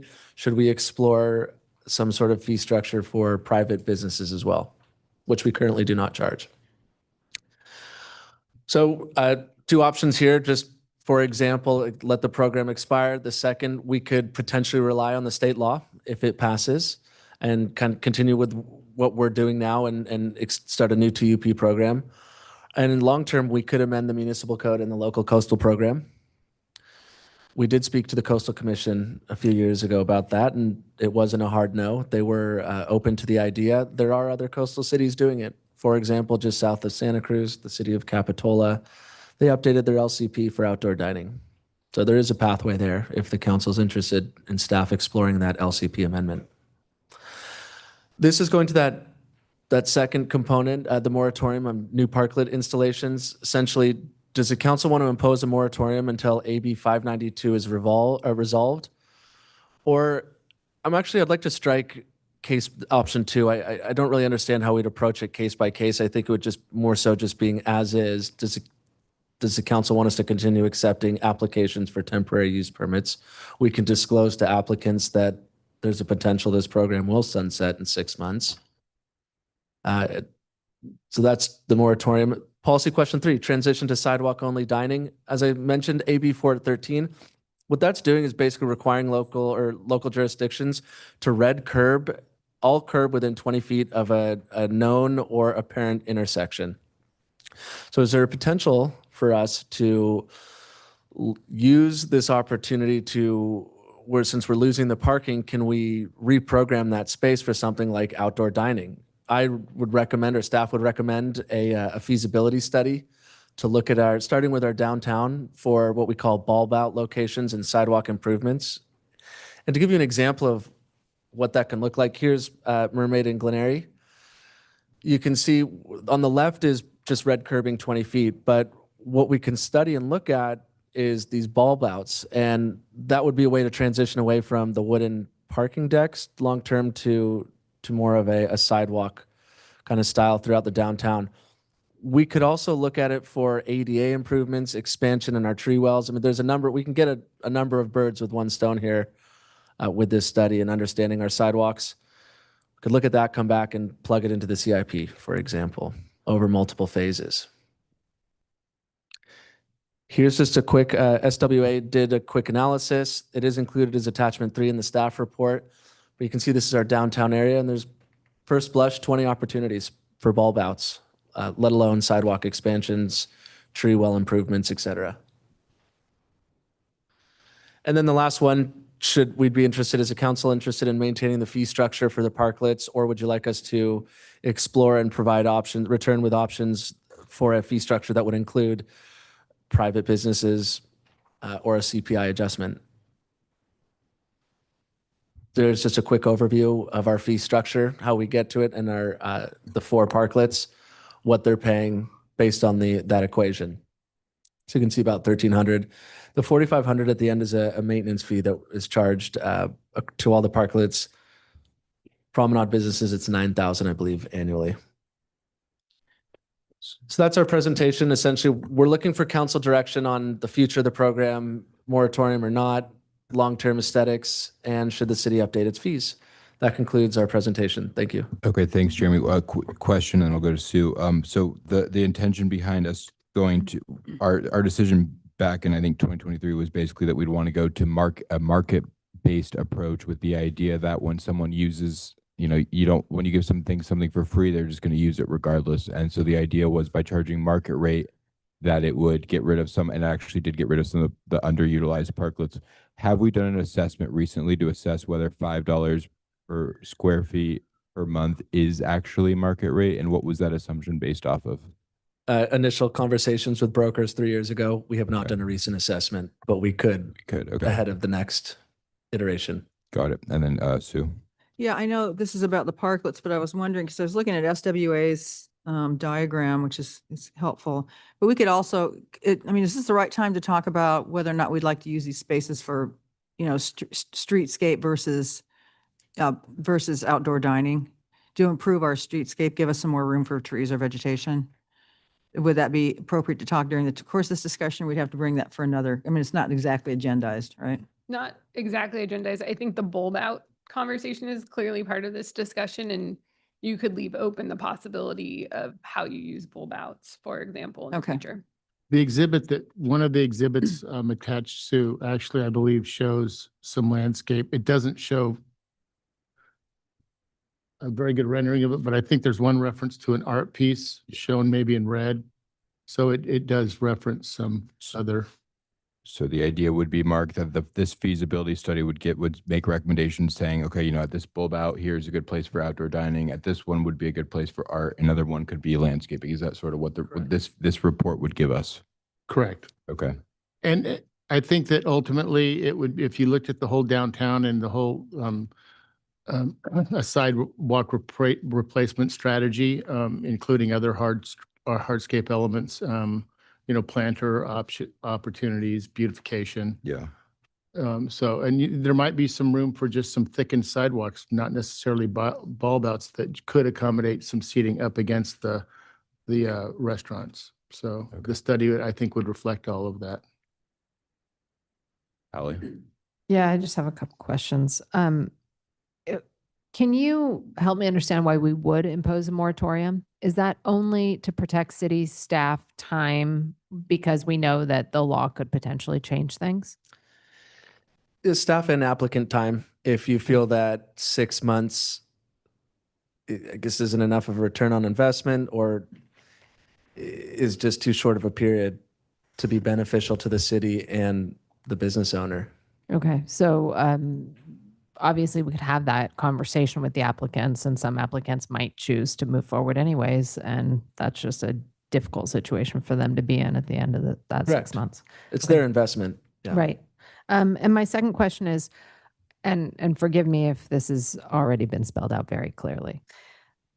We don't have to make the choice between bulb outs and sidewalk dining and parklets. We can have a combination of the two in our downtown, correct? Correct. Thank you. I think, though, Hallie, the idea would be with the current parklets and the configurations that we have today, that in my mind anyway, it would be to phase those out and look for opportunities to have them actually integrated into the streetscape. I guess my point is that, there might be areas where there are existing parklets that are actively used that would not be appropriate for sidewalk dining or a bulb out situation. So I wouldn't want to. And we should probably talk about that, because that could still be made permanent aesthetically. The parklet. Yeah. Right. Even if it can't be sidewalk dining. Or the wooden corrals. It doesn't have to be a wooden corral. Thank you. And I think as I understand this, that's a good question by Councilmember Jones. I think it sounds like what the goal of this, Mark, would be that instead of having like a piecemeal approach to planning our downtown, where you just have these what kind of sometimes look like really badly done parklets, that you have a comprehensive strategy and that each of them are a part of it, as opposed to restaurants being able to go and do it on their own. It's sort of part of a cohesive approach to our downtown. Correct. With bulb outs and yeah, got it. And just look for whatever opportunities there might be. The current parklets were obviously meant for COVID, right? They weren't built to last forever. And there are a couple of them that are starting to show pretty significant wear. There's a couple broken ones. So it's going to continue. So I just thought it would be a good time to get ahead of it, especially, I've been talking to Dave about some potential sidewalk redos down in and around the downtown. So I thought it would be a good time to look at it all, come up with a comprehensive approach. Thanks. Mr. Mayor, before you open this to the public too, I wanted to make sure that everyone was aware about, Jeremy mentioned AB 413. So that has some quirks to it. One is that the parking space needs to be taken away on the approach to the crosswalk, not the departure from the crosswalk. So SWA did a great job with the designs, but in some cases they have departures from crosswalks. So those, I'm not saying we couldn't do that, but that would be a net loss of parking potentially. The other opportunity besides a bulb out that the Coastal Commission talked with us about, because we called them after saying what are other cities, coastal cities doing with loss of parking from AB 413? They said, well, some are making it bike parking or scooter parking, or because you can do that too. Okay. Any other questions from the city council on this? I don't see any other questions. So why don't we open this up for the public to weigh in on policy considerations for outdoor dining and parklet program? Again, not including the promenade on Forest. So if anyone wants to provide public testimony, now is your time to do so.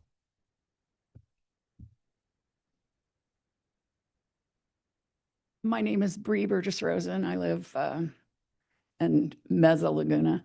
I would love to have you reconsider charging for those private parking spots, because every time I try, for example, to get a parking spot at Heisler for the concerts, the spots are just not to be had.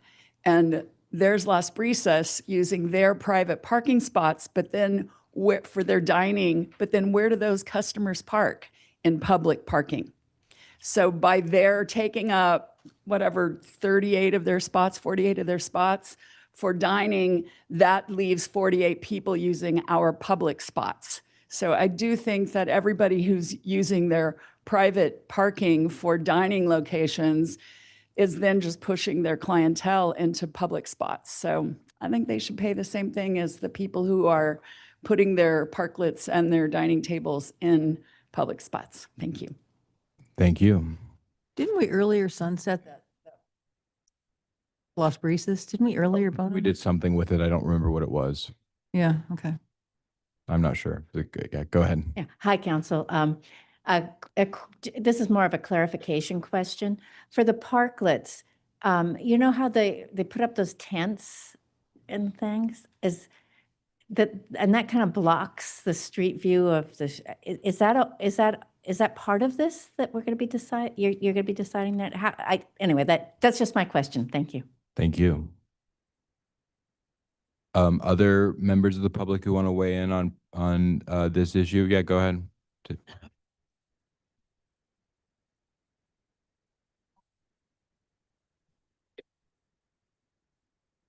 Oh, when the parklets were approved, it was because the restaurants had to limit the number of seats so there'd be some distance so that during COVID, it was safer.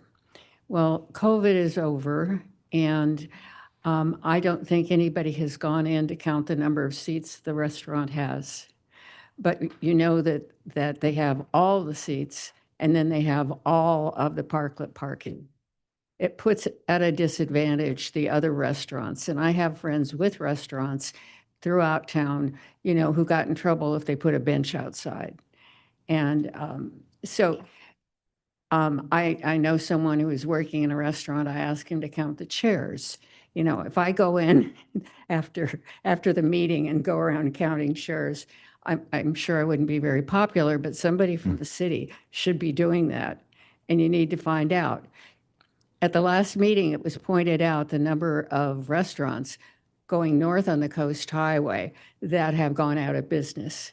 There is a major disadvantage. And I think that fairness should be a real consideration. There is a area on Ocean Avenue that's a street I frequent. And I always look to see how the parklet's doing.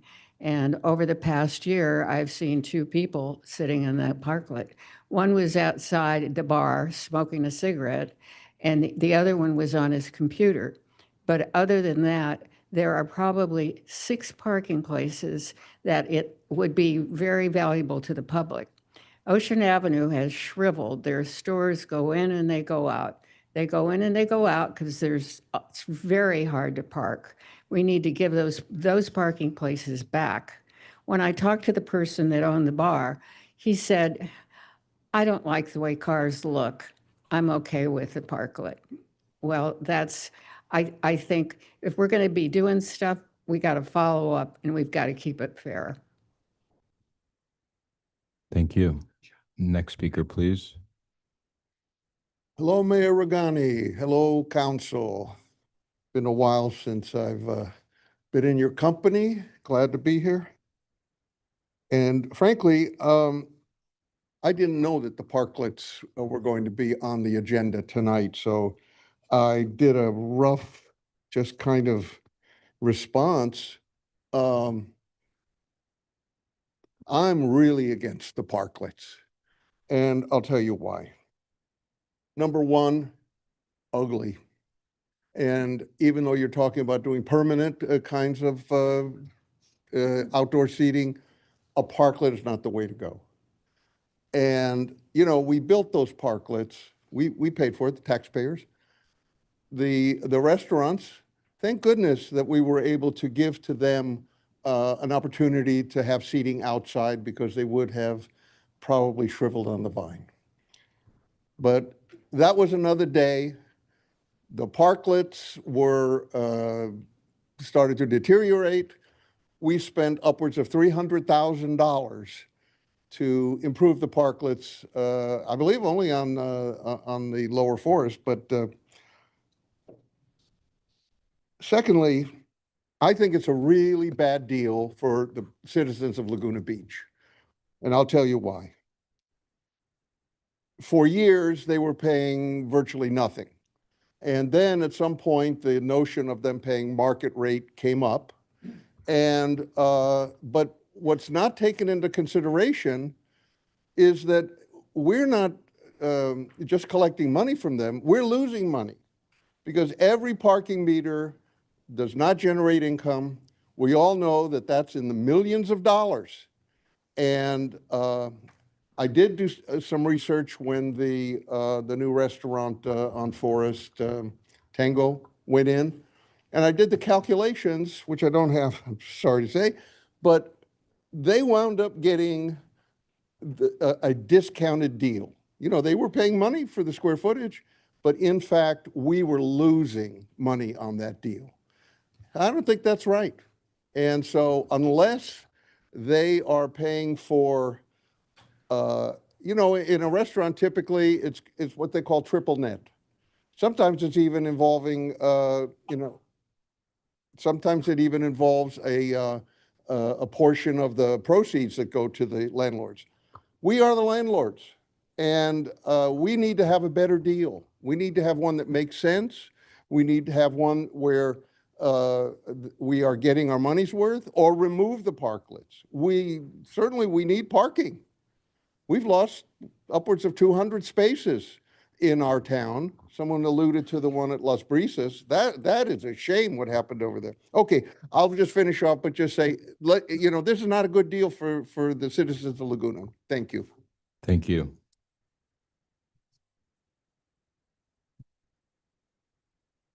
Ruben Flores. We need a design Bible or a design guide. We keep making a lot of decisions in isolation without thinking about really how it affects the whole town.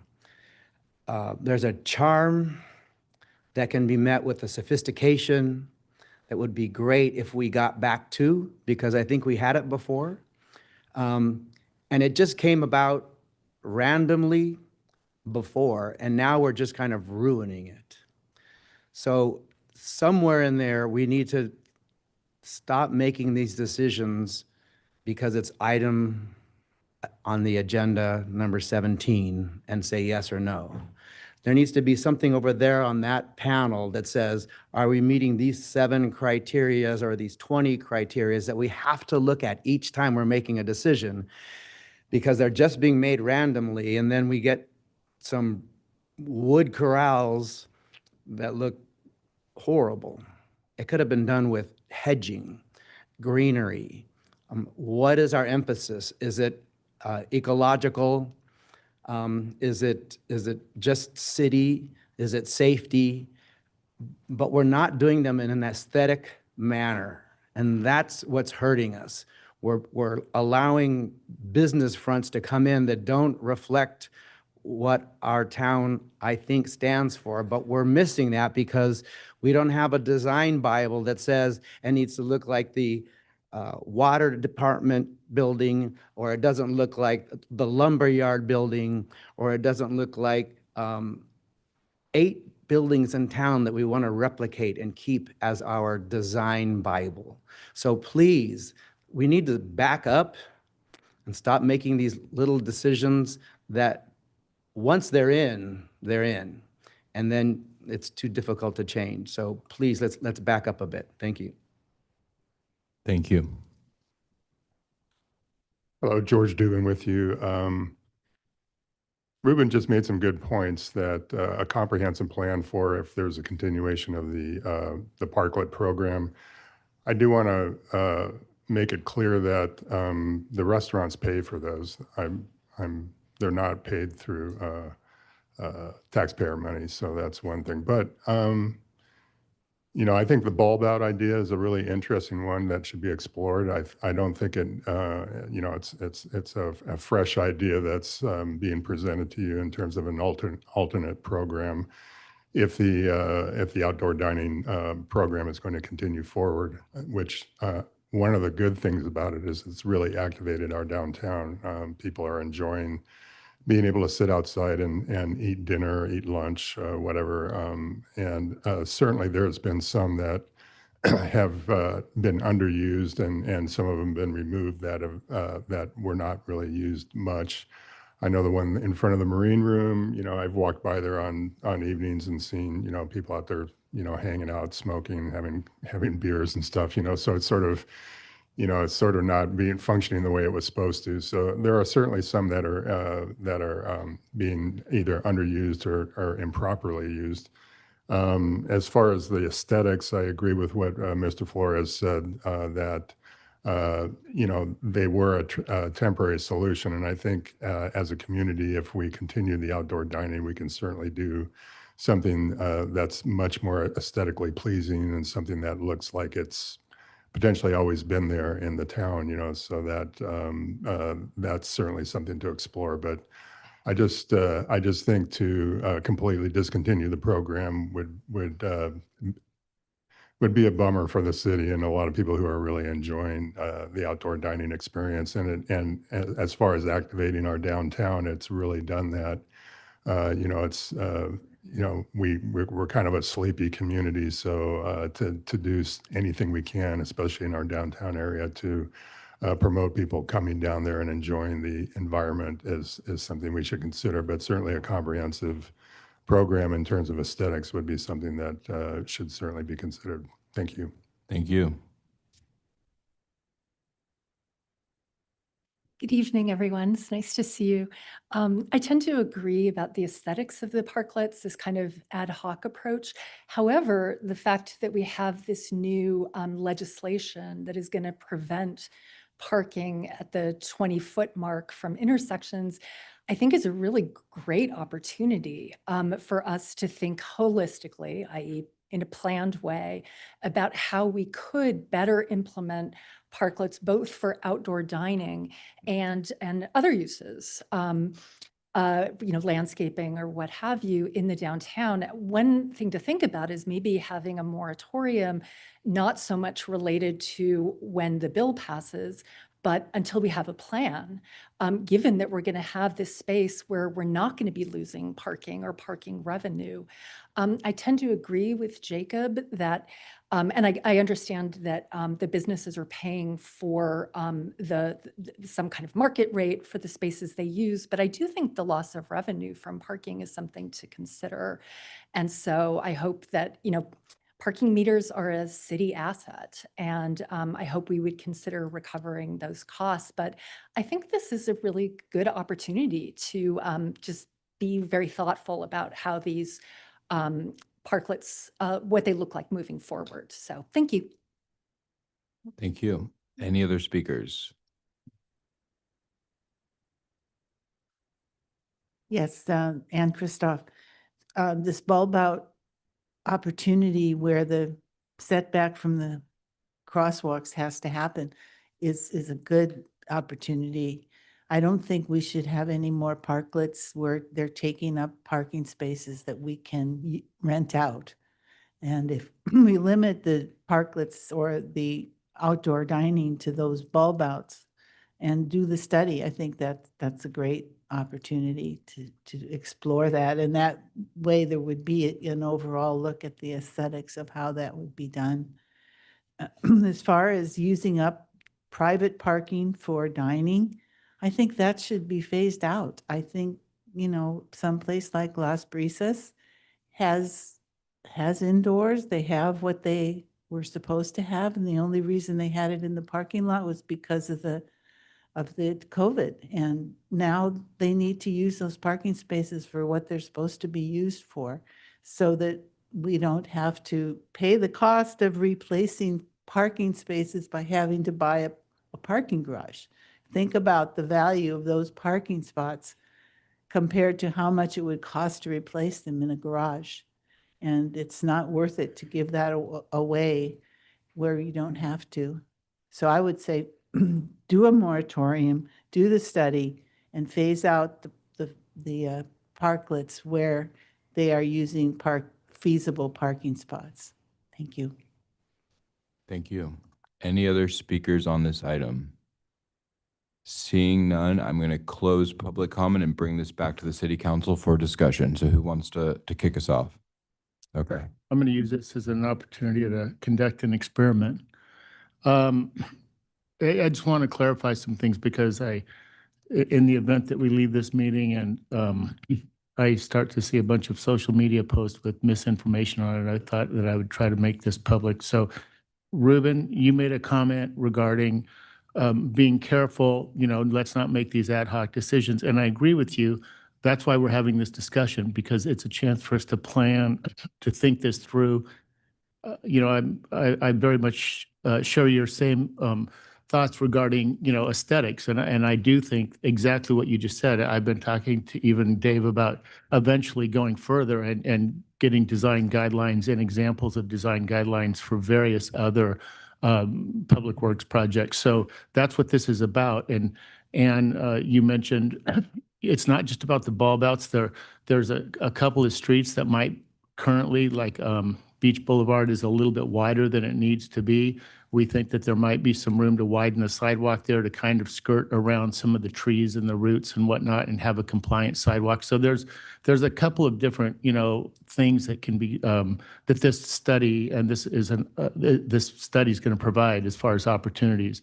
So beautification, consistency, safety, just whatever other opportunities are there. This is just a chance for us to look at it. And, as we work through this, it might be that we choose not to take up any more public parking spaces. Maybe there's plenty of space that we find, just with widened sidewalks and bulb outs that are going to accommodate everything. So I think we need to be patient and not assume that we're making that decision here tonight. We're not making a decision to carte blanche, create parklets all over the place. This is a study.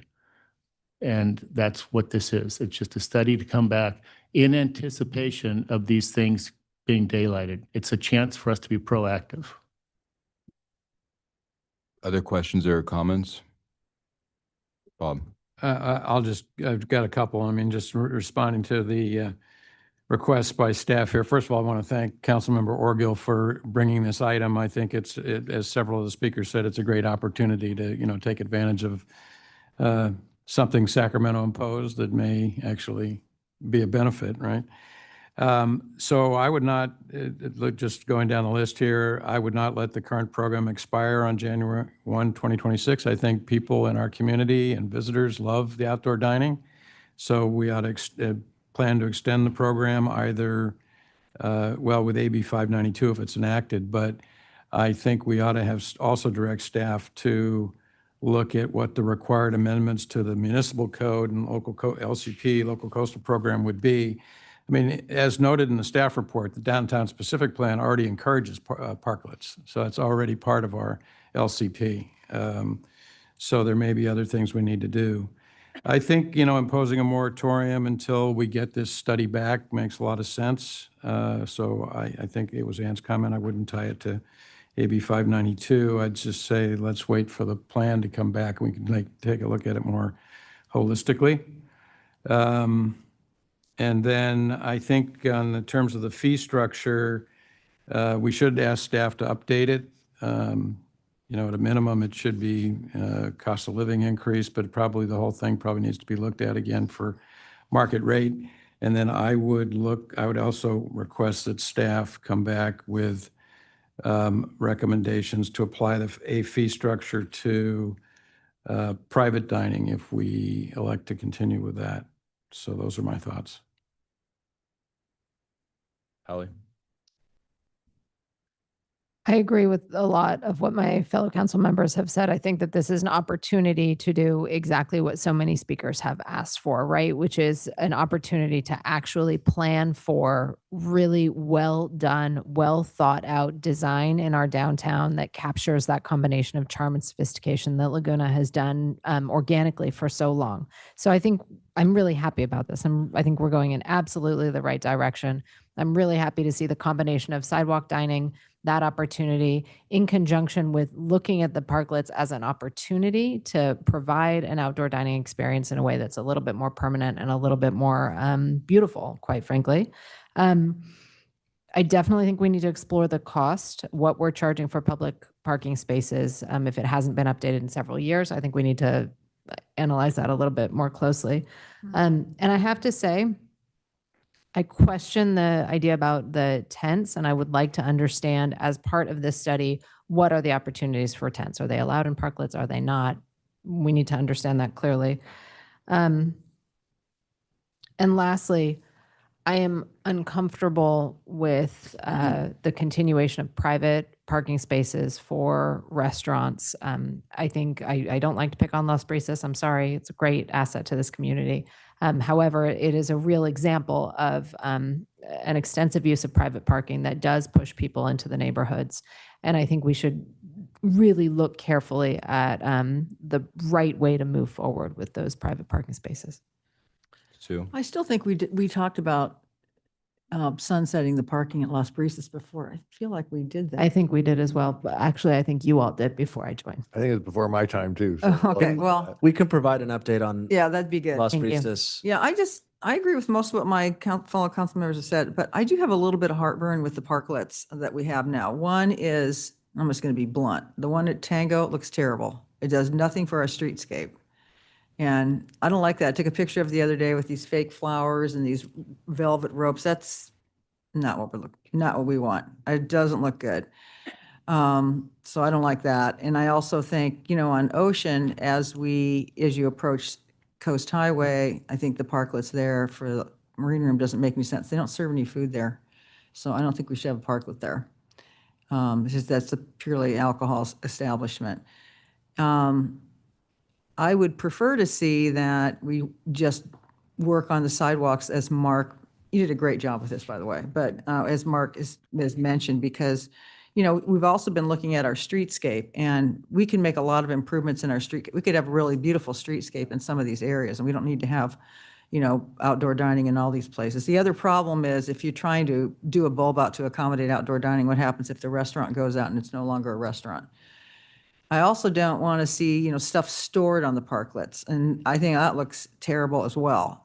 So, a little freshening up of our town by removing some of the parklets and looking at this map, kind of holistically about where it makes more sense to either put art or landscaping, I think is what I'm more interested in. And then finally, I personally would put a moratorium on parklets right now because, I think we should get our plan together and then come back. I don't know. I'm not really in favor of having a extension on the parklets. I know my fellow council members may not agree with me, but I'd rather have the holistic plan just work against our plan than do that. So those are my comments. Yes, I agree with a lot of what was just said. I think, before we look at sort of the LCP and the code, we really need to figure out what our objectives are. And to me, as several of my colleagues up here noted, I think what we're doing with the SWA study is a really great approach where we're leveraging the state law to create bulb outs. And ultimately, my goal is to have a very walkable downtown. One of the components that I think should be part of this study is, I think parking meters just look so ugly and really disrupt the quality of the streetscape. When you look in front of City Hall where we got rid of the parking meters and we have the parking meter stations. I think that actually should probably be a part of looking at the bulb outs, because you want to make sure that you have the room for the station. So because I think that could actually probably more than anything else improve the walkability and just the feel of our downtown and our streetscape. I do think our parklets need to look better. I always talk to the city manager because we're both up in Healdsburg a lot, and the parklets there look very world-class compared to ours. So I like the idea of having a comprehensive approach that's based on sort of our terms as opposed to individual restaurants' terms. I agree. I think there's consensus that we should look at what is truly the market rate and ensure that we are charging that for the public parking parklets that exist right now, and then have full cost recovery. So including that $4,500 fee, if that needs to be increased, it should be. I do think in the interim, I am supportive of charging some sort of a fee for the private parking. I think it ultimately does come back to this kind of the original sin of our code, which is parking requirements, because there is some inequity there where you're basically charging someone for something that's theirs. But I mean, the idea of getting rid of them doesn't, Las Brisas, that might make sense. But you think about Zinc, the trade-off between, the amount of outdoor dining that I see people every day there enjoying that as part of the community compared to 5 parking spaces. I think that's a trade-off that makes sense. And it's a trade-off that maybe, they should be paying money for via an in lieu fee, but I don't know that I'd want to just get rid of that. So I think in terms of, and then on the moratorium of new applications, I would be are there any going through, so we have one before us tomorrow, are there any other ones going through the pipeline as of now? No.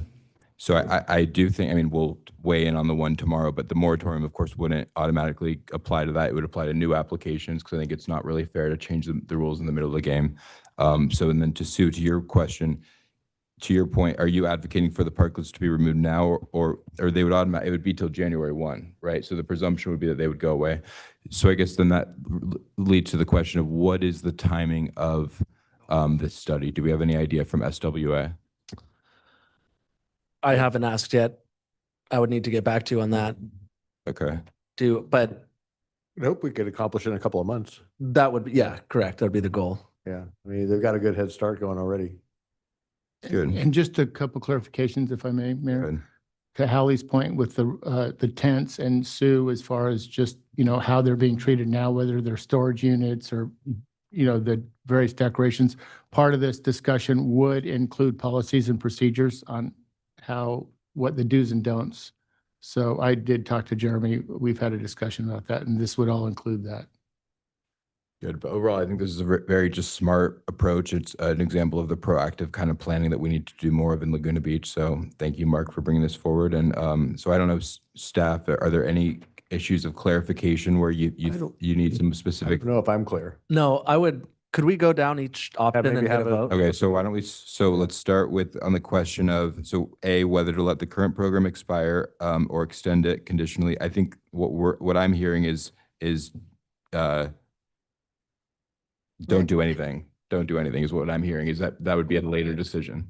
I think my thought is we're extending it, but we're going to be receiving this study and probably imposing standards on the program. But not extending it. So it's set to expire January 1, 2026. We're not extending it necessarily beyond that until we're going to get standards that would be the basis for us extending it. Procedurally, can I to clarify on that, extension would be the existing parklets. So all TUPs expire Jan 1, 2026. If the legislation, do you want us to remove? So why do we have to make the decision now? Why can't we wait till this study comes back and then that's when we'd make that decision? You don't have to now. That's fine. Right? We could defer. It just seems like why there's no need to make that decision now. Yep. That's fine. So keep them going, accept a new application if someone knows that we haven't got there yet. No, But that's not keep what I'm them saying. going and do the study. That's the application is the second point that we'll get to. But I think I'm in favor of some form of a program beyond January 1, 2026, but we would need to know what that program would be to extend it beyond that. And I think that this study is going to tell us what that program would be. Is there consensus on that? Yeah, I agree with that. Okay. Yes. So then number 2, whether to impose a moratorium on new parklet approvals until the outcome. I'm hearing a consensus that new applications at this point we would not accept. there would be a moratorium for new applications, but the one that's in the pipeline that we're considering tomorrow, that moratorium wouldn't apply to that. Consensus there. Correct. Good. With the caveat, and I'm pretty confident that I know the answer to this, there is no person out there watching right now thinking, but we just had a conversation with city staff about this last week. Neither of us are aware of that. Nope. Thank you. Okay. And then see whether to phase out parklets in favor of sidewalk-based outdoor dining. What I'm hearing the consensus is that we're open to sidewalk-based outdoor dining with the bulb outs and potentially some form of a parklet, that we want this study to basically give us a roadmap for our downtown and that we're not being overly prescriptive. Is that consensus? Yes. Yeah, I mean, I would, so we're talking about looking at all these 20 spaces, 20 spots. Because I want to get, what I want to get back from staff is where we should have, extend the sidewalks and where we should just have landscaping. Yeah. And where we should have parking. And where we should have parklets. Yeah, where we should have park, yeah. Okay, so do we have consensus on that point? Yeah, you look confused, Dave. Well, I'm thinking obviously we can't take away all the parking, but is the fundamental thing is look at the AB 413 spots or look at AB 413 plus? Plus. I'm saying plus, Hallie's saying plus, Mark's saying plus. Okay, so more engage the contractor in whatever Yeah. opportunities the contractor believes design-wise would work. Correct. Okay. Do we have consensus on that we're open to looking at plus? And then to Sue's point, also not just assuming that all the bulb outs are going to be for outdoor dining. I think I agree with that as well. Consensus there. Okay, good. And then finally, D, whether to revise the structure to apply equitably across all forms of outdoor dining, including private parking and sidewalk use. So I think there's consensus that we need to have an updated study that could go, just on the public parking and including updated fee. Am I right there on the current Yes. public parklets? Right. And then to Bob's point, and I think there's consensus here as well, that we should, in the interim, apply some sort of a fee structure. And maybe we just apply the same market rate structure minus the maintenance costs to the private parklets. Is that a fair approach that we do in the interim? Do you want to go? Yeah. On the private parking, because so with the public parking, we're effectively charging a fee for the use of our land. Okay. On the private parking, it's their land. But what about an in lieu fee? Would that be an appropriate nexus, Yeah. Madam City Attorney? Okay, so how do I make, do we have an in lieu fee that we use that could be a methodology we could just piggyback off of here? What we could do, Mayor, is we could look at the conditional use permits for each businesses, and if the parking that they're utilizing for outdoor dining over the private, if that's in excess of what they need to meet for their CUP, then they would be charged the in lieu fee. That'd be one option, and we can We also. have an in lieu fee established? Yes. We do, okay. But isn't that a set in lieu fee? It's a set in So lieu here's what we do. Don't we rent out parking downtown? We can, yeah. Yeah, we already do, though, Yeah, we right? bag parking. What do we pay for that parking? I don't know if that's off the top of my head, is it like? It's Like it's a day, whatever a day's worth of meter usage. Yeah, we'd have to look at the different options, what's legal, and bring back options too. So isn't there private parking that we rent from the bank? Well, like for example, what did we charge Rivian when we bagged those parking meters for that one day? I'm not sure. Okay. I'd have to look into that. I think staff can come back to us with a recommendation on an appropriate and legal way to but I thought- monetize private Don't we spaces. rent private spaces right now from the bank? Yeah.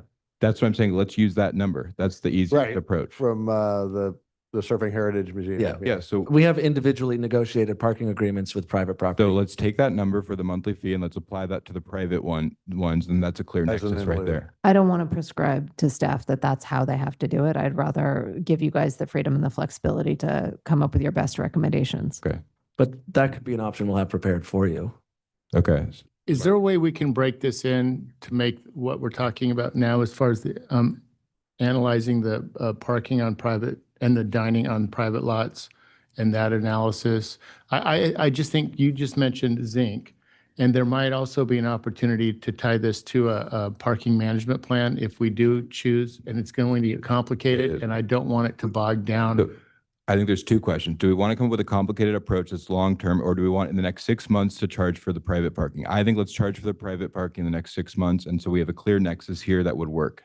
So that's sort of the question before us, because we could get in the weeds and have a big study about the analysis, but I think we have a clear approach in front of us. Why wouldn't we just follow that? You know, the longer we talk, the more work we're making for you. No, what I'm thinking of is, I don't know that we appropriately notice that we would be talking about it in lieu parking. fee. Yeah. Okay. I don't mean we can't come right back. Why don't you come back with something? Because it sounds like there's consensus there and, you know. So to clarify, this is an effective, well, once we come back, effective immediately, not next round of TUPs. Yeah, an interim, because I think we just need to try things. Let's just try it. And to the extent we have to review their existing permits to make sure we can impose that right now, Yes. right? Because if there's no reason to impose it until they That's a good expire, point. right? So That's we a need good to point. review that as well. But if we're able to, it sounds like there's a consensus that why wouldn't we charge that? I think we can get there on a Okay. number. I think we'll find a solution. I think that we need to make sure that we legally do it in a way in terms of their existing permits. Okay. But we'll come back quickly with a number. And We let's can also be bifurcate fair. that. We can They bifurcate that. can run on different tracks, yes. I think we also need to be fair to these businesses that are operating under one permit. And, you know, I would trust staff's direction and our city attorney's direction as to whether it's reasonable to adjust the terms of that permit or wait until the permit is up. So I think we need to explore that a little bit more. But I think the consensus is that if we're able to, we should. That's the policy question After before us. appropriate notice. Right. and- Yeah. Yeah. Okay. So that, there's a. seems like A there's recommendation to come consensus back, bring and at that back. point, we could say yes or no. Okay. Okay, anything else? Do we have direction? I want to get to the next, we have people waiting. Is that, Got it. do you have what you need? I think so. Yeah, we're good. Okay, no ambiguity, good. Okay, Thank so you, you guys. That was really helpful. do we need a motion, or could we just, because it sounds, I think you got clear feedback is there a motion that you need, or can we just have that, the record that we just created? Ideally, you'd provide a motion. So, because I think some of these things will be like, for example, going and doing a study. So Okay, so do you want me to read out the things that we're going to do and try my best? that would Okay. try your best. So I would move that we don't take any action with respect to subsection A until we come back with a full plan by SWA and recommendations related to the future of the Parklets program. I would recommend that we impose a moratorium on new parklet approvals at this time until further directed by City Council. With respect to subsection C, whether that we would be in favor of phasing out the current parklets in favor of a sidewalk-based plus parklet outdoor dining as recommended based on the study that we're doing with SWA per the council's direction at a future point. And then with respect to the fee structure, that we would direct staff to update the market study related to public parklets, including the fee assessed to ensure full cost recovery. And then that with respect to private parklets, that staff would come back with a recommendation based on what's legal and what would meet the nexus studies as required by law. Okay, good. Second that. Okay, good. All in favor? Well, Aye. I do have one point of clarification because it all sounded good, but you said with respect to item C, we would phase out parklets in favor of sidewalk-based dining. What I heard, I thought, the conversation was, the study will come back and inform us as to, sidewalk-based outdoor dining. Right. Plus, and not saying at this point one way or another. That's what I thought. Okay. As So long I as you agree. thought you So said that, that's good. What about in favor of the recommendations of the SWA study, which Yeah. will include both sidewalk plus? Yes. Good. Okay, look at that. So I made that motion. Did you second it? You updated it seconded. with Bob's clarification? Bob's clarification. Good. Okay, all in favor of that? Aye. Okay, good. Thanks, everyone. Do we need a break? No. Okay. I need to run to the restroom. I'll just take 2 seconds. Where are you going? Should we take a break or just go be back? Go to the restroom. Why don't we just take a 2-minute break?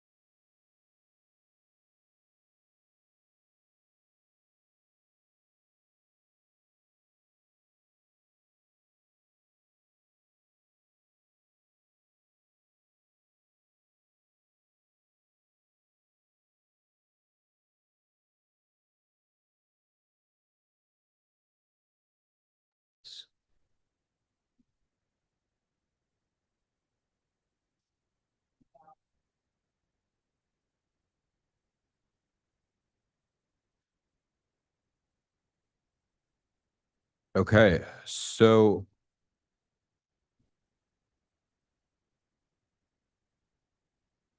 I'm going to open, this is item 19, a public hearing to renew the Laguna Beach Tourism Marketing District. I'm going to start by opening the public hearing, and then we are going to have a staff presentation from Gavin Curran, our Assistant City Manager. Good evening, Mayor and City Council. Gavin Kern, Assistant City Manager. I also have with me Karen Phillipson with Visit Laguna Beach and Gina Reed with Civitas to help kind of walk through the presentation a little bit and answer any questions the council may have. And for tonight, if you indulge me a little bit, I'm going to make this a bit of a shorter presentation. I think this is a very similar presentation we've seen. I think this will be the fourth time, so I'm going to just go to the high points and kind of not rush through, but kind of quickly overview some of these earlier slides. This first one, just as kind of a background, I think the things on this slide that are important to take away is it's the renewal for a 10-year period of time, starting July 1st, 2025. And the assessment rate is set at 2%, even though it's talked about in the plan that it can be adjusted up to 2.5% by City Council and Visit Laguna Beach approval. Both have to approve that in order to get that rate increased up or down. Just here, these are just the categories. I won't just briefly go through these, and you'll see them in later slides for the categories that the money is distributed into for the assessments. There's sales and marketing communication, Visit Laguna Beach. There's the administrative and operations. The city and the Visit Laguna Beach have the cultural and environmental stewardship program. There's the arts commission programs, Laguna College Art Design, Laguna Art Museum, cultural art funding grants, and Laguna Playhouse. And for those in the audience, I'll walk through a little bit of how the money is, and you can see how the money is broken down between those different categories. And so just in this year one, I'm sorry, it's a little hard to see some of the pie graph, but I think the important part here, these next two slides, is in year one. If you look to the right, you can see the breakdown of the percentages. And if you recall at the last meeting, the council kind of recommended that we move or bring back that 10% for the Laguna Art Museum, Laguna College Art Design, the Cultural Arts Fund, and Laguna Playhouse, but keep the Arts Commission at that 8%. And we would take that funding out of the stewardship program and specifically out of the city's portion, and you'll kind of see that dollars play out in the next couple of slides here. The next one, a year two, it kind of goes, the council agreed that we would bring it back down, obviously from that 10% now of the gross assessment that's coming in. We bring those back, those other groups down to 8%. So if you look again to the right, you can see the College of Art Design is 8%, museums at 8%, cultural arts is 8%, and the Playhouse is 8%. You can see the cultural environmental stewardship program went from 17 back up to 25. And here, this kind of, I'm sorry, this is obviously a bit of a lot on a graph, but it's trying to show those 2 years. And I think you can see more of a percentage and breakdown and a dollar breakdown. But if you look kind of going from that left to right, I think the important pieces are that cultural and environmental sustainability. And you can see in this chart, I kind of broke it up between both Visit Laguna Beach and the City of Laguna Beach portion. And you can see it's about 17% between the 8.34 and 8.66. So in order to accommodate that, going from that 8 to 10 that the council had wanted to do, moving money back into those other programs, we reduced what would otherwise have been a $500,000 contribution to the city to $260,000. But you can see in that year two, we're going back down to those 8% of gross revenue to those other categories and bringing back up the stewardship portion. If you look at that 8.34 and 16.66 gets you to 25. But you can see the city contribution is going back up to that 500,000.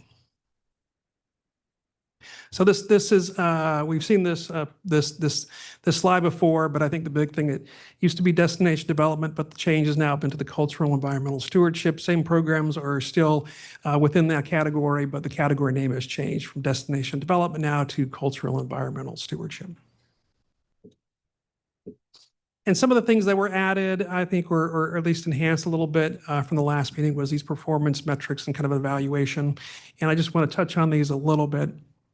Is in the program itself, there is a biannual performance review, and this is in addition to the annual report that is prepared for the Visit Laguna Beach Board that comes to the City Council as well. But that really is to look at the overall program and to make sure that it's kind of hitting the marks on all the different categories within Visit Laguna Beach. And you saw those categories earlier. I hate to say return on investment, but are you seeing the progress that the board, the Visit Laguna Beach board wants and the city council wants in some of these categories? We changed, as I mentioned, the destination development to cultural and environmental stewardship, but also we're adding a cultural environmental stewardship committee, which looks to look more closely or more in depth at that particular category and to give greater feedback to both the board and to the city council. And that all comes through that annual report and reporting back. And of course, this is what I talked about earlier, those two categories will evaluate the use of funds. And of course, again, as I mentioned, all the results from both that committee and the biennial and the annual report are all shared with the Visit Laguna Beach board. And then they come back to the city council for review. And again, I always push toward that annual report, but that's how it kind of comes back to the council in that format. And then I just want to touch on this a little bit. There just adjustment to budget allocation. So you can see the categories are there and they're set, but there is an ability, and it's all initiated through the board and comes to the council, is there can be a change to the allocations per year and up to 15% of that growth. So you had seen in that year 1 to year 2, we had changed the allocations to those one groups from 10 to 8.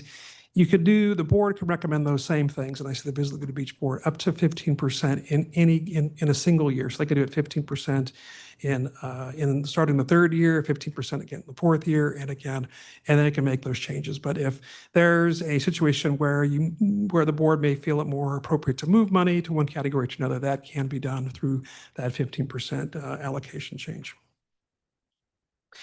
The other portion we have for the council approval tonight is the amendment to the agreement with Visit Laguna Beach. And if the council may recall, it was a agreement where the city would receive $500,000. It was going to go into a downtown fund, and that $500,000 would then be increased by the growth in the TOT or the assessment revenue. And so some of the key changes we're doing as part of that agreement is we're changing that downtown fund to be that cultural and stewardship and environmental stewardship, kind of matching up with the management plan the council is here set to consider tonight. And just going in walking through a couple of pieces. First, there was a $500,000 payment that was due for 2020, 24, 25. That'll now be paid in 2 parts, payment in half in July and then another half in November.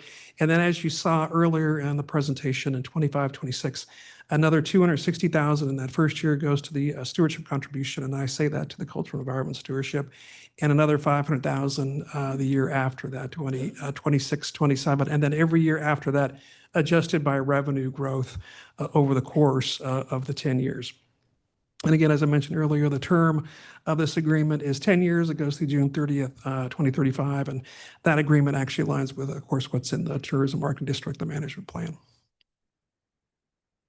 And so here, just to walk through the recommendations for tonight, obviously to conduct the public hearing, including receiving a staff report for myself tonight, approve the marketing and district plan. This is the kind of the final meeting to approve the plan, as we've had several before.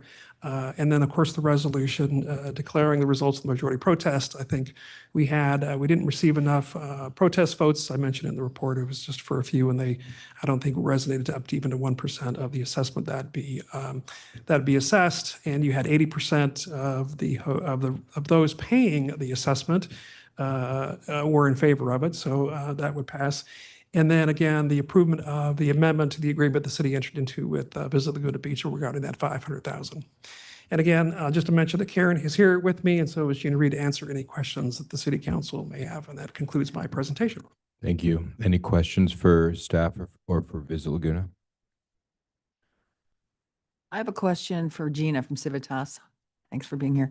How many cities have you worked with that have a TMD? Me personally, or your how many company, yeah. other- Yeah. So there are 219 TIDs nationally. 115 of those or so are in California. I believe Civitas have probably worked on about 80 to 90 of them. I've been with Civitas for about 11 years, so I've probably touched 50-ish. So of those you've worked with or you know of, do very many of those kick back money to an arts organization or anything like that? I'm sure they probably. Through their self-assessment. None to the extent that you do. Obviously, there are events or organizations that they probably help here and there, but as a dedicated fund, zero. Okay, thanks. Other questions? No questions? Okay.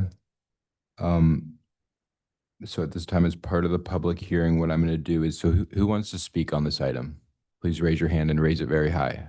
Good. Okay. So we're going to do 2 minutes speaking on this item, and I will open up public comment. So now is your chance to be heard on this public hearing. So please line up.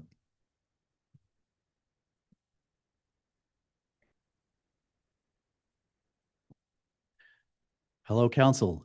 Mark Christie, lifetime resident, speaking as a citizen, not as a hotelier. We all consider Laguna a sacred place. It really is. And most of us tonight, probably all of us here tonight, have a few secret spots.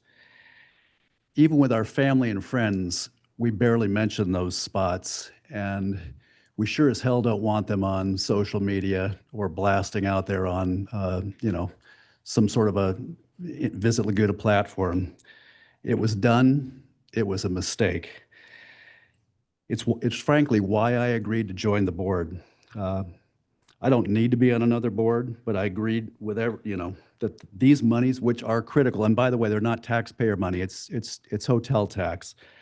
They're critical to the arts and to the culture in this town.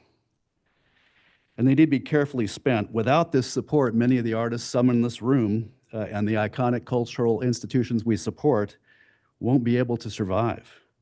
These same artists and institutions are the actual reason many of us are here. People were descending and in fact overwhelming Laguna back when I was a kid on a Stingray. It's been going on for decades. It's nothing new.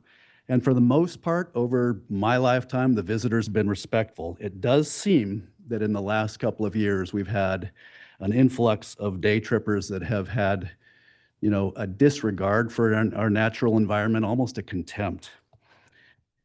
We cannot stop them from coming, but we can and should try to educate them. We need to let them know Laguna's a sacred place surrounded by a unique blue belt and green belt, one that is respectful of all people from all walks of life and in return deserves and in fact demands their respect. We need them to recognize what we already know. They need to remove their trash from the beaches. They need to leave the place cleaner than they found it and perhaps even take something that they didn't bring down. It cannot happen overnight. It won't be perfect. Losers, and that's the kindest word I could use, got it, still litter in Yosemite. People still paint graffiti on the walls of Sedona. But with education, we can make it better. So can I ask you one question, Mark? So I think one of and I think it's actually a good point by people who are opposed to this, talk about from the position of leverage, that we're giving away all of our leverage if we do a 10-year deal. And I think there's merit to that on face value. But when we talk, prior to the 2024 election, there was discussion of revenue enhancement, right? And the idea was that if we were to go and raise the TOT tax, that would get to a point where potentially you guys would pull out of this.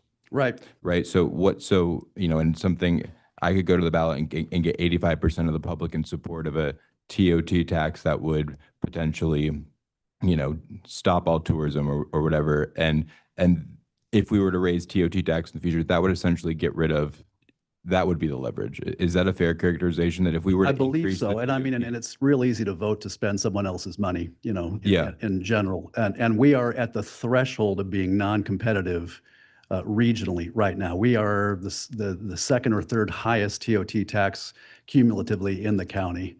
So if we were to there. say, we want to do a 2% increase because we don't like the direction that Visit Laguna is going, Right. that would essentially say, you guys would probably say we're out. And that would achieve the goals. Well, I can't speak for everyone, but it would be, I'd be disingenuous if I said I wouldn't hesitate, right? You would be out, or we would get that extra revenue. Right. Okay, got it. Thank you. Thank you.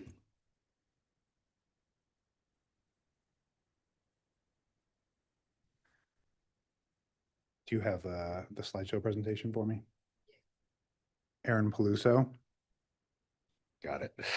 Good evening. You've received a lot of feedback from the community on this 10-year proposal, most of it negative. Over the weekend, Dave Kiff was sending out a form response to emails that residents were providing comment, saying that Visit Laguna has a new mandate and a new direction. I think that this was a well-meaning educational effort. Unfortunately, I'm less certain to what extent it's true. One sentence in its email caught my eye. The message is not asking people to come here nor to tell them about beaches. So I wanted to take a closer look about what Visit Laguna is currently promoting in regards to telling people about our beaches. Next slide. Here's a map to all of the beaches in Laguna Beach. Next slide. Here's a detailed guide to almost all of the beaches in Laguna Beach. Next slide. You can just keep going through these about one every 5 seconds. Following the uproar last year, regarding Visit Laguna marketing our open spaces, a lot of the offensive content was taken off of the Visit Laguna Instagram. Sometime very recently, Visit Laguna made all of that content live again. In the following slides, you can see these examples. Visit Laguna is currently marketing idyllic photos and videos of our beaches once again. They have guides to all of our beaches, complete with maps and directions. The only public-facing changes they've made recently is to republish all of their old stuff that was removed. They've promised to focus on the environment, touting a new stewardship program. I'm one of those stewards.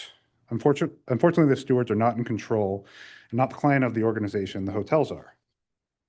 If a long-term agreement is approved, I predict sometime in the not-so-distant future, Visit Laguna will continue posting new idyllic empty beach media with a caption that reads, "Pick up your trash" or "Protect the tide pools." Unfortunately, prospective day trippers are likely to look right past the text, right at the idyllic beach video, then plan their day trip. I believe City Council is proceeding as if this problem is solved, mission accomplished. Unfortunately, the mission hasn't even begun yet, and there may never be accomplished. Imagine if we had signed a 10-year agreement on the promise of Leave No Trace campaign. That could have changed hearts and minds too. That completely fell by the wayside within months and had no discernible positive impact. Thanks, Aaron. Are we giving out decade-long contracts on promises? Or are we going to trust but verify? Thank you. Appreciate it. Okay, hold on. Hey, hold on.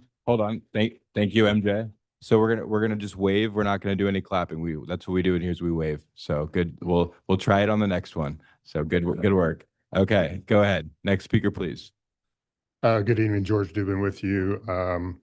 There's been a lot of controversy around, what has been exposed, and the previous speaker just showed an example of that. But I'm really want to focus on what this funding means to the art community. Our cultural institutions receive funding from this. It helps keep the doors open. But one of the things I'm most excited about, and I'm speaking for the working artists in this town, is that some of this funding is going to go to helping maintain a healthy working art community here by helping offset some of the affordability costs for not only housing, but functional studio spaces. And it's something that is, I think, critically important. I don't think it's wrong for this community to invest in itself. I think the hotels, giving this money to the city to distribute to our cultural institutions is a real gift, and it's something that we all appreciate beyond belief. I know, thankful to folks like Mark Christie and the other hotel folks who have agreed to this. I think it's a really critical thing. I know for the art community to have some of this funding, this extra category, so to speak, that will allow us to continue to stay here in Laguna Beach. And it's not just for the current artists. It's for future generations that need to find affordable spaces and affordable studio spaces. So I really hope that. Although, there needs to be some course correction, obviously, with the program. It's being worked on. I believe in it, but I really believe that without this funding, it's going to have a major impact to our art community. Thank you. Thank you. Next speaker, please. Hello, Council. I'd like to believe, but the past is the best predictor of the future behavior. And in 2022 or so, when No Trace Left Behind was presented to the City Council, at a cost of $40,000, we were all excited about what that would do. And virtually nothing happened as far as I know. No report was ever given back to council. And as we see from what Aaron's presentation, all of our beaches are still being promoted vigorously by Visit Laguna. I have nothing against Visit Laguna, but I think it just isn't necessary to promote our beaches. I'll quote Diane Armitage, I think, who wrote a good letter here to you all today. She says, "I've never needed to promote our beaches. The entire world knows Laguna Beach for its natural beauty. As you've heard from many, Visit Laguna Beach is largely focused on reposting that same well-worn narrative, often despite other people's, just reposting other people's social media, using influencers who get free hotel rooms to do this for them, and then charging the artists to put their information on the website." So I'm not saying this isn't a good partnership. What I'm saying is a 10-year deal is not a good business deal for the city. And that should be done at a maximum of 2 years and a renewal based on performance every year after. Thank you. Thank you. Good evening. I'm Julie Perlin-Lee, Executive Director of Laguna Art Museum, and I want to echo George Dubin's comments about this funding being critical to the museum and other arts institutions in Laguna Beach. The 5,000 kids we bring to Laguna Beach from all over Orange County, people from Los Angeles County, surrounding states, and international visitors to join us for Art in Nature and other exhibitions during the year. Our art walk evenings that are open to the public, many of them are neighbors who wish to visit us that time. All of this is made possible through the funding that we receive, thankfully, through the hotels. They don't get enough credit from organizations like Laguna Art Museum or the tourists who visit them. But truly, this funding has become quite critical to us. And I want to also thank you for the extension of 1 year. The cut, even 2% to the budget, would have been devastating to our staffing and our program during this year. We are grateful for 1 additional year to be able to make the gap and find funding to fill that gap. And we hope in the years to come that we'll see more funding for the museum and our arts institutions. This is the only government funding we receive from the federal, state, county, or city. Thank you. Thank you. Next speaker, please. Hi, Council. Laura Parisi, City Treasurer. For the past 25 years, I've been doing the reviews of the transient occupancy tax, and I saw a couple of, well, there were 2 points I wanted to talk about in here that I'd like you to consider. On page 26, it's the definition of what consideration is.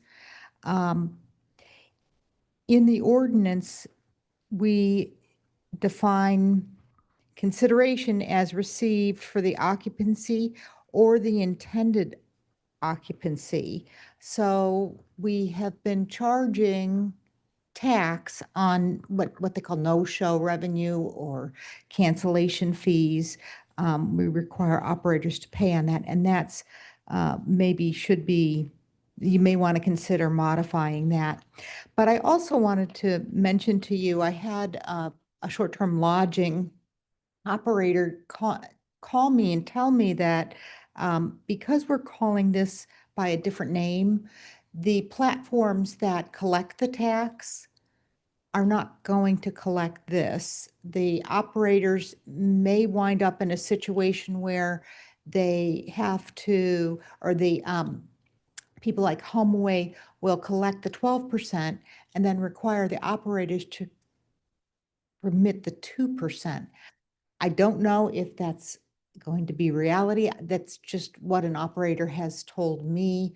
I wanted to throw it out while we have the experts here so that if there's a tweak that's needed to make it easier for people to pay, we can make it now. Thank you. Thank you. Good evening. I'm Lisa Hale, and I'm the board chair of the Laguna Playhouse. I was interested in Ms. Kemp's question to you about the other clients that you have that give no funding to the arts.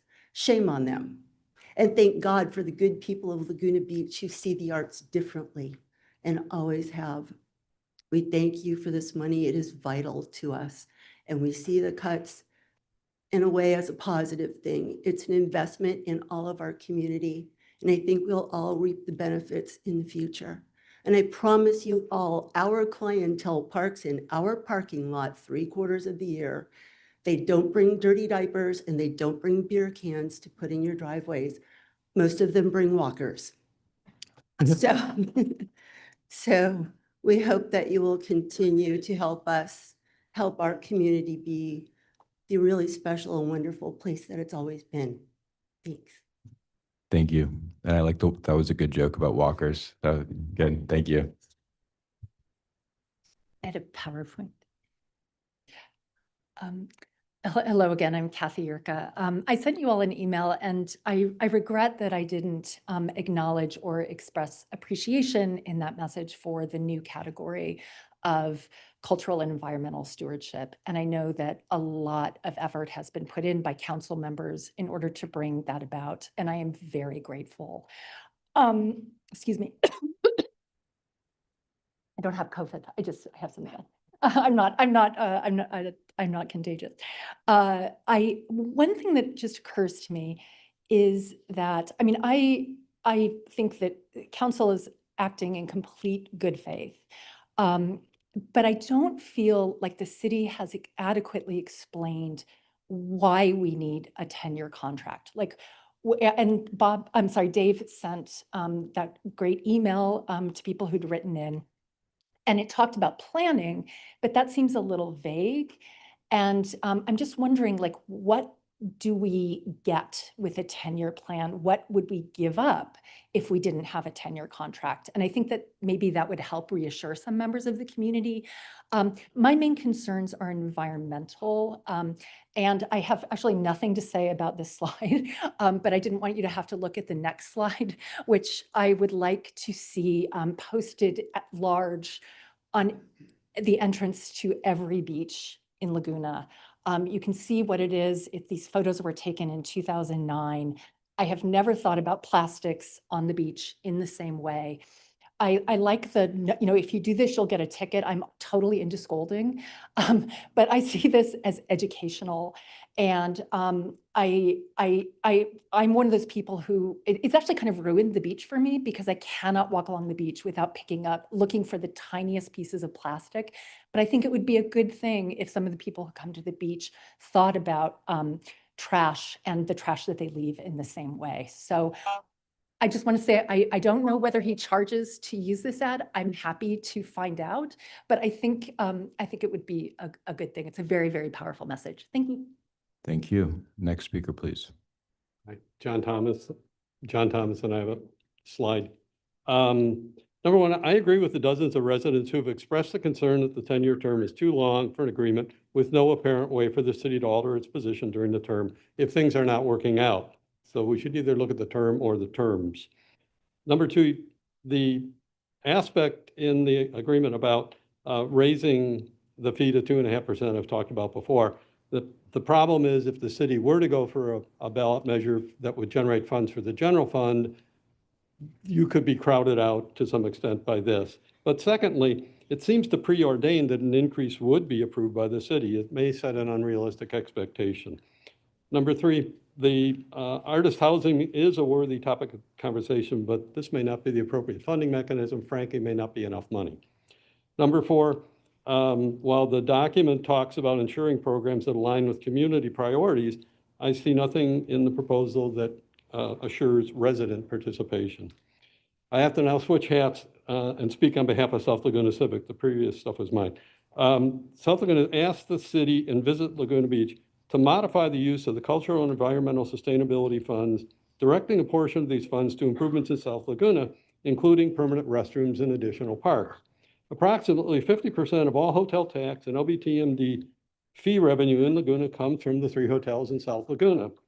With 40% of South Laguna's beaches, or of the 40% of Laguna's beaches in South Laguna, We see literally millions of visitors, and yet our public facilities for these visitors are woefully inadequate.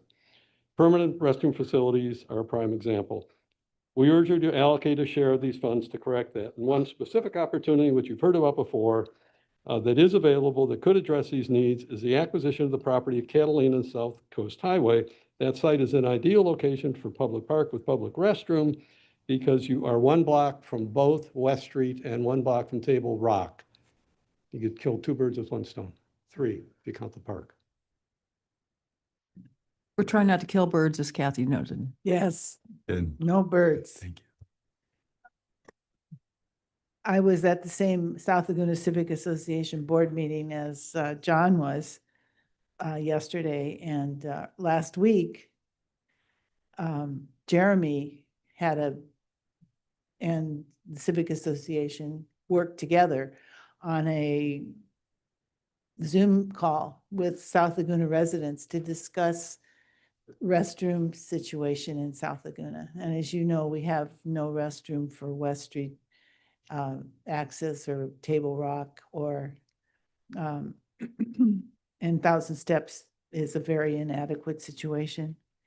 So we got an earful from our friends and neighbors in that call, and they realize the need, but they don't want permanent temporary restrooms in our community. They want a permanent solution. And the fire station is a good one. And thank you for your commitment to providing restrooms at the fire station.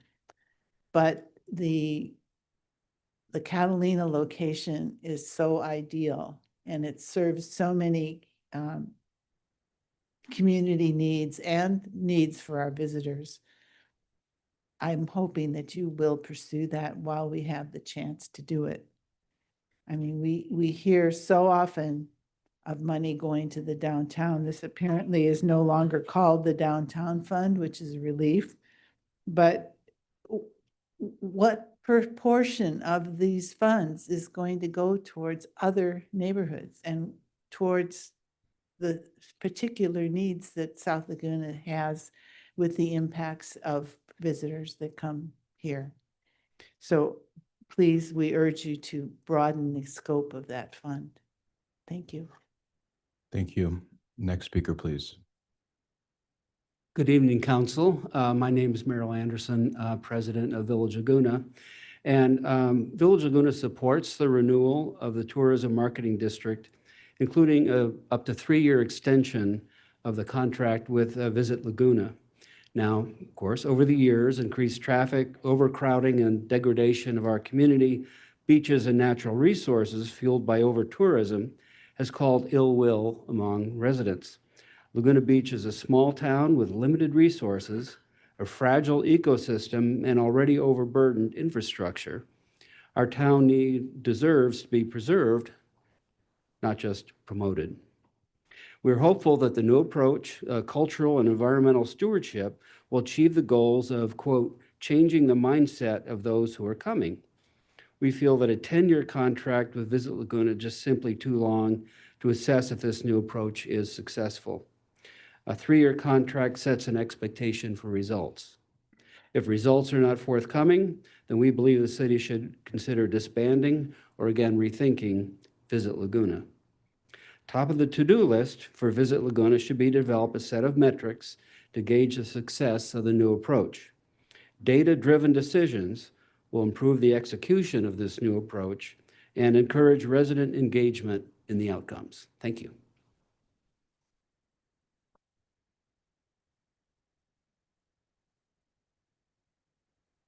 Aloha, Brad Wood, resident for 40 years. Thank you for all that you do and sit here and get to listen to all this.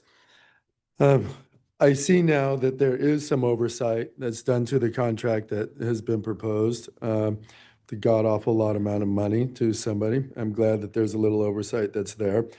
The increase in visitor population is what you were looking for. I'm wondering if there's been a feasibility study on what that's going to do to our first responders. I see all the donations of the 15%, the 8%, or the 10% going to our cultural and arts, and that's great. But mind you, Sawdust started with people hanging out in trees. It's going to be an art community regardless, and we're always going to draw those people that have been here looking at the arts. We had Betty Davis's house down at Woods Cove. There are people that are going to come here no matter what. We have a beautiful blue jewel here, and we don't need somebody exploiting it. Bringing people here that don't know waves, that don't know the ocean, don't know care or etiquette on picking up trash and leaving with more than that they came from, and just having a good time, let alone, God forbid, not knowing the waves here. The waves here are not like Newport or Huntington where they break out. They break on shore. I just pulled somebody out 2 weeks ago who didn't know what they were doing. The 3 men she was with were videoing her on the phone, on their phones, while I was pulling her out, thinking, oh, it's no problem. All it takes is 10 feet with our shore breaks for you to get underwater and gone. Anyway, I just wonder if there's anything that you're going to do towards our first responders, or if you thought about it or have given any percentage that's going to increase that's going to help the safety of those that may come here that aren't water-wise. And you put an island in south of Aliso, which is hilarious, because if you're attracting more people there, first responders need to go down the middle of that lane. And if there hasn't been a feasibility study, an impact study on how much time that's going to take them away from getting through that traffic, then that liability is going to be on you. Thank you. Thank you. Next speaker, please. Hello, Ruben Flores. 2 years, and then with a 1-year option, perhaps. There needs to be absolutely no advertising of the beaches on that website. It needs to be scrubbed again and completely eliminate every beach scene on there. There's enough social media and everybody has a phone, so the beaches are well represented on everybody's ability. I personally love the monies that's going to all of the arts organizations. So that needs to be preserved and acknowledged more, because it really is an incredible thing that happens. And all of the residents and kids, they get to enjoy the different programs because of that funding is really incredible. So please rethink this to a 2-year, maybe 3-year program only.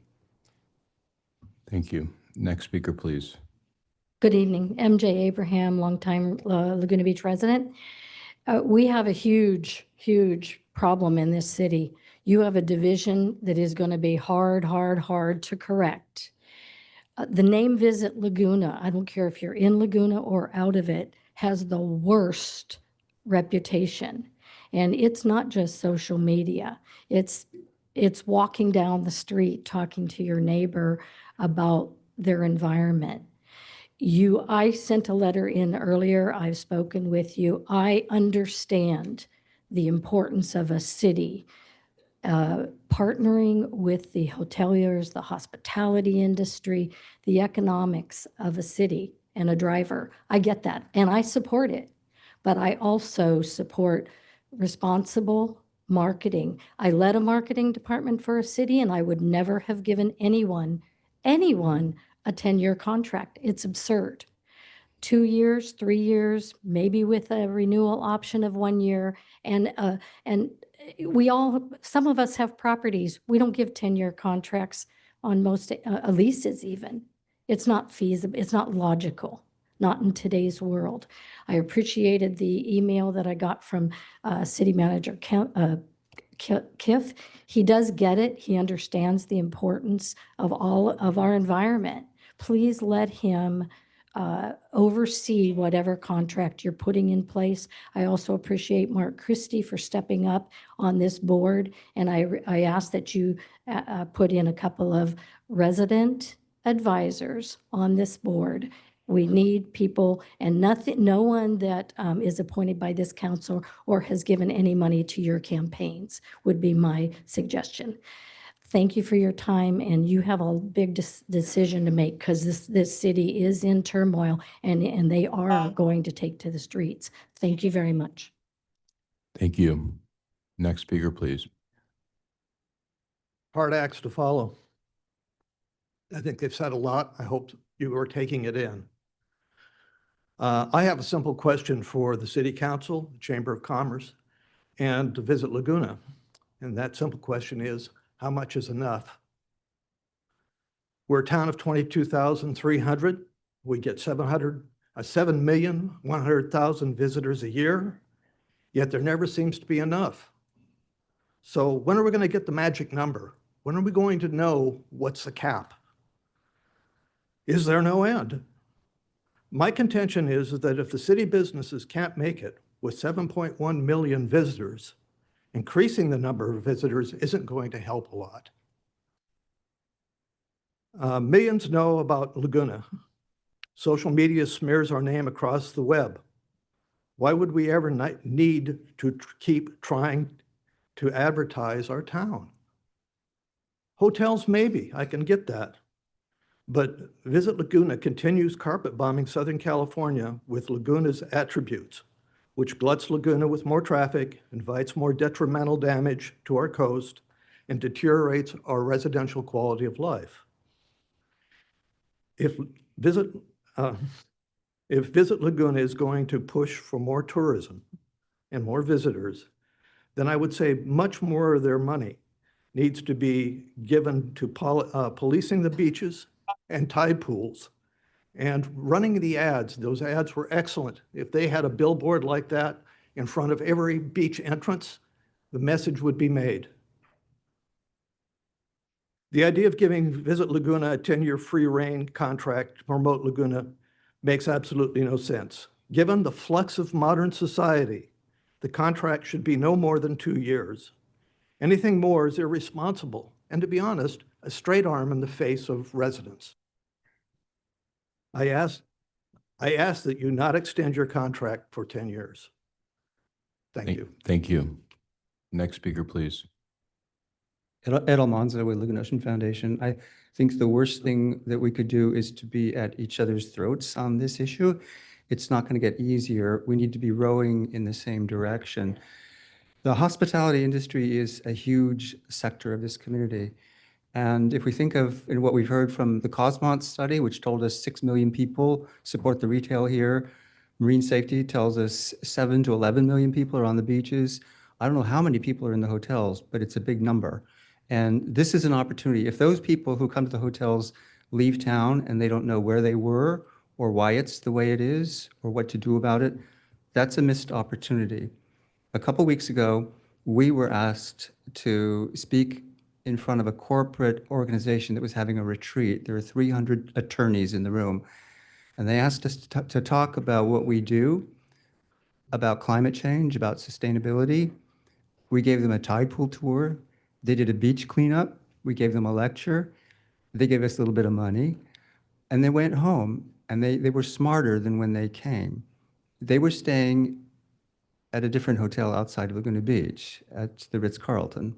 But this is a model that I think if we had the hospitality sector working with all of us, we could educate those people. That's a huge audience. We have to be having a robust messaging program at all levels. And there are many different levels to this. One of them is KelpFest, other is social media, all kinds of ways of talking to people. And the hospitality industry is an enormous opportunity. We'd love to partner with everybody in the town, and I think we all need to think in that context. Thank you very much. Thank you. Hello, Council. John Zegowitz. You might know me as the guy spearheading this issue, and I just want to, I need to address a couple of things that Mr. Peluso, hi, how you doing, Aaron, put up on the screen. You know, the lifespan of a social media post is rarely more than a week, rarely more than a week. You're putting up as examples things from 2019. Yeah.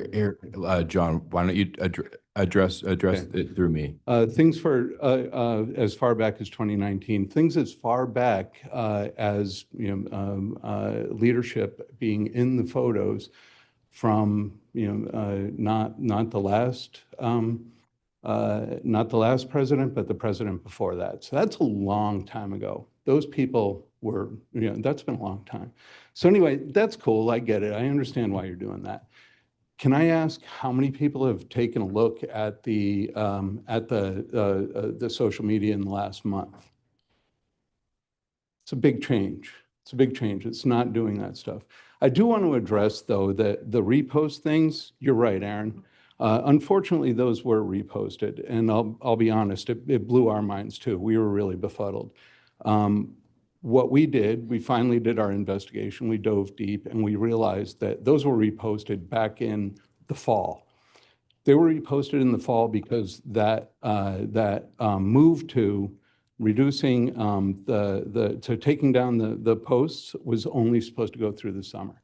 So once leadership was gone, there was a vacuum. The people that were still there felt like they were supposed to still do that. So they were following directions by people that weren't there, unfortunately. I do want to say this is an opportunity. This is a huge opportunity. You know, we've got this amazing opportunity to bring the city and Visit Laguna together to create one single voice, born of authenticity, to be able to take that voice to the world, that image to the world, an authentic image, and tell the world how to have a relationship with us. Thanks, John. Appreciate it. Next speaker, please. Hello, my name is April Hand. Excuse me. I'm a resident of North Laguna and I've been here since 2006. 30 years ago, when Visit Laguna was created, social media didn't exist. There was a genuine need for that kind of marketing. But now the secret's out. Influencers promote Laguna for free, reaching millions of people every day. The result is an overwhelming number of visitors that our town simply cannot handle. I walk the beach almost every day. I pick up bags of trash. I've even found human feces out my back gate several times. That's the result of over-tourism. Visit Laguna's marketing model promotes mass exposure, advertising every cove, nook, and cranny of our town. I say let the hotels handle their own advertising. That way they can ensure that they are attracting the overnight guests that they need, the guests that we need for our town. We don't need more day trippers. They cost us money. It's tough. It's tough. And Laguna is changing, and I don't think it's changing for the better. Small business is struggling. Traffic and parking are a mess. Our evacuation routes are fragile. The beaches are overcrowded, they're littered. These problems are deeply interconnected, and many stem from the same root: unchecked tourism and a lack of planning that prioritizes residents. If we want to preserve what makes Laguna special and make it thrive, we need to evolve with the times. That means saying no to renewing Visit Laguna's contract for 10 years. I also have a couple questions, and I want to know if we have evidence of what percentage of their marketing has actually benefited the hotels and actually given them the type of people that we want to visit Laguna. I also recognize that the arts are important, and I don't want to see that hurt. I think we can think outside the box, though, and figure out how to do something that still supports them, but also supports the environment, the residents, everything else. Anyways, thank you. Thank you. Next speaker, please. Hello again.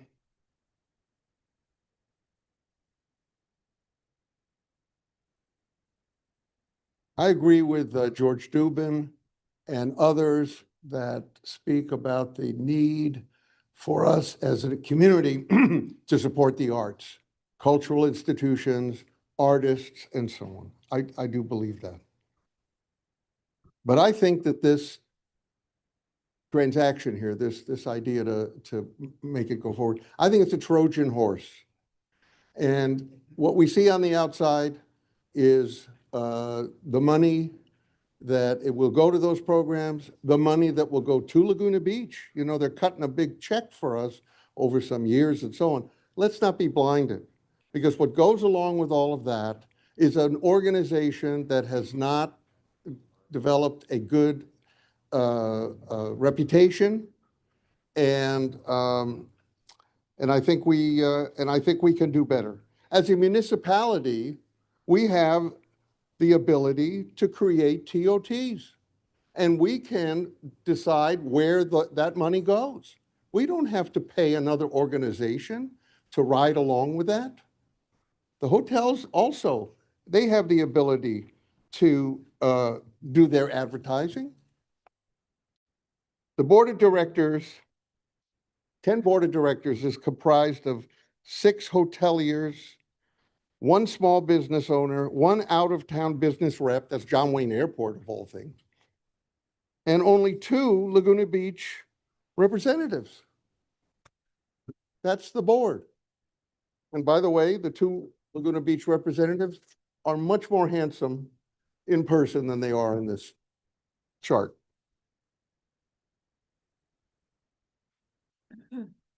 The proposed contract is with, just a few seconds, is Okay. with an organization, not with people. People can change over the years, and we have almost no, 20% on a board, we have almost no control Thank you, to make Jacob. changes. Thank you. Okay. Appreciate it. Thank you. Thank you. I wrote it for 3 minutes. That's the problem. Yeah.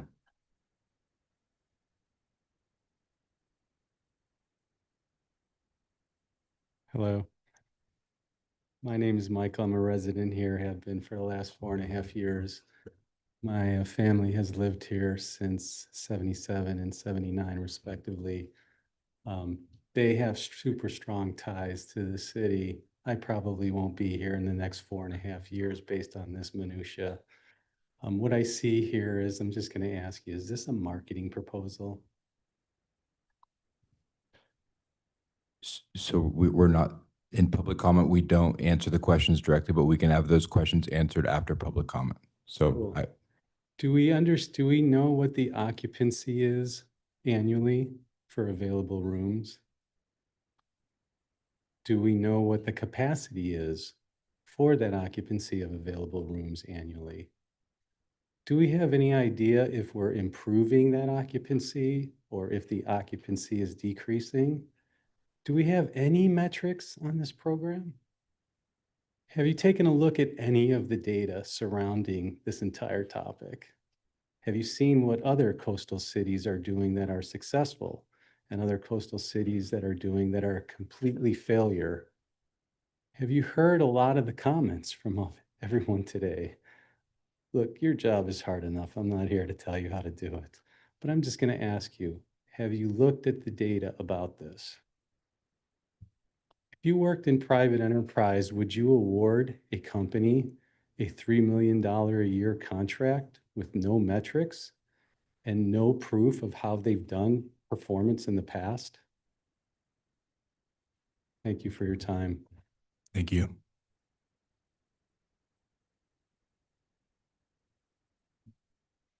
Deborah Lawton here again, and thank you for being here since 3 p.m. and holding up. I think the problem here, if I could do the problem in a nutshell, we should look at assumptions. I have the utmost respect for Visit Laguna people. Their staff have been wonderful. I can't be as enthusiastic about the outcome and production of what they've created. You have the flawed assumption, or to me it's a flaw, is you guys have been telling me, including telling us from council to the people on Forest Avenue, saying we don't need to do promotions. People are going to come here anyway because they all want to be in Laguna Beach. So why are we promoting this? Why are we spending $750,000 a year on marketing and $300,000 a year on administration and operations for something that we don't need to market? What you should be marketing, if I were a hotel, is the hotels. What's unique about each hotel, what they offer, what their position is, our arts. I think we've got a lot of good things to market there, but we're marketing our beaches. And then we're doing it on a fallacy that more tourists are needed without a benchmark for how many tourists and visitors we really need. Really? And then a 10-year contract? A 10-year contract means that we are no longer what we call in marketing nimble. We are no longer able to adapt and innovate quickly. And lastly, I did a content analysis of those 38 people who were against. There was only one that was for it as of yesterday. And the main things were trash, Okay, if you want to do trash, you put in more trash cans more frequently like you do in Canada, and then you collect twice a day. Congestion and how it blocks emergency exits and a fragile evaluation route, and environmental things. I'm sorry, I went over. Thank you. Good evening, Mayor Renagi and City Council. Greg Viviani here, longtime multi-generational Laguna Beach resident, born and raised. I'm speaking tonight on behalf of many concerned residents. In fact, 315 verified signatures came from Laguna Beach residents on an ongoing petition with a total number of 674 signatures and counting who oppose this proposed 10-year extension of the Tourism Marketing District, AKA Visit Laguna Beach. Let me be clear, a 10-year contract is far too long. It removes flexibility, ties the hands of future councils, and lacks accountability.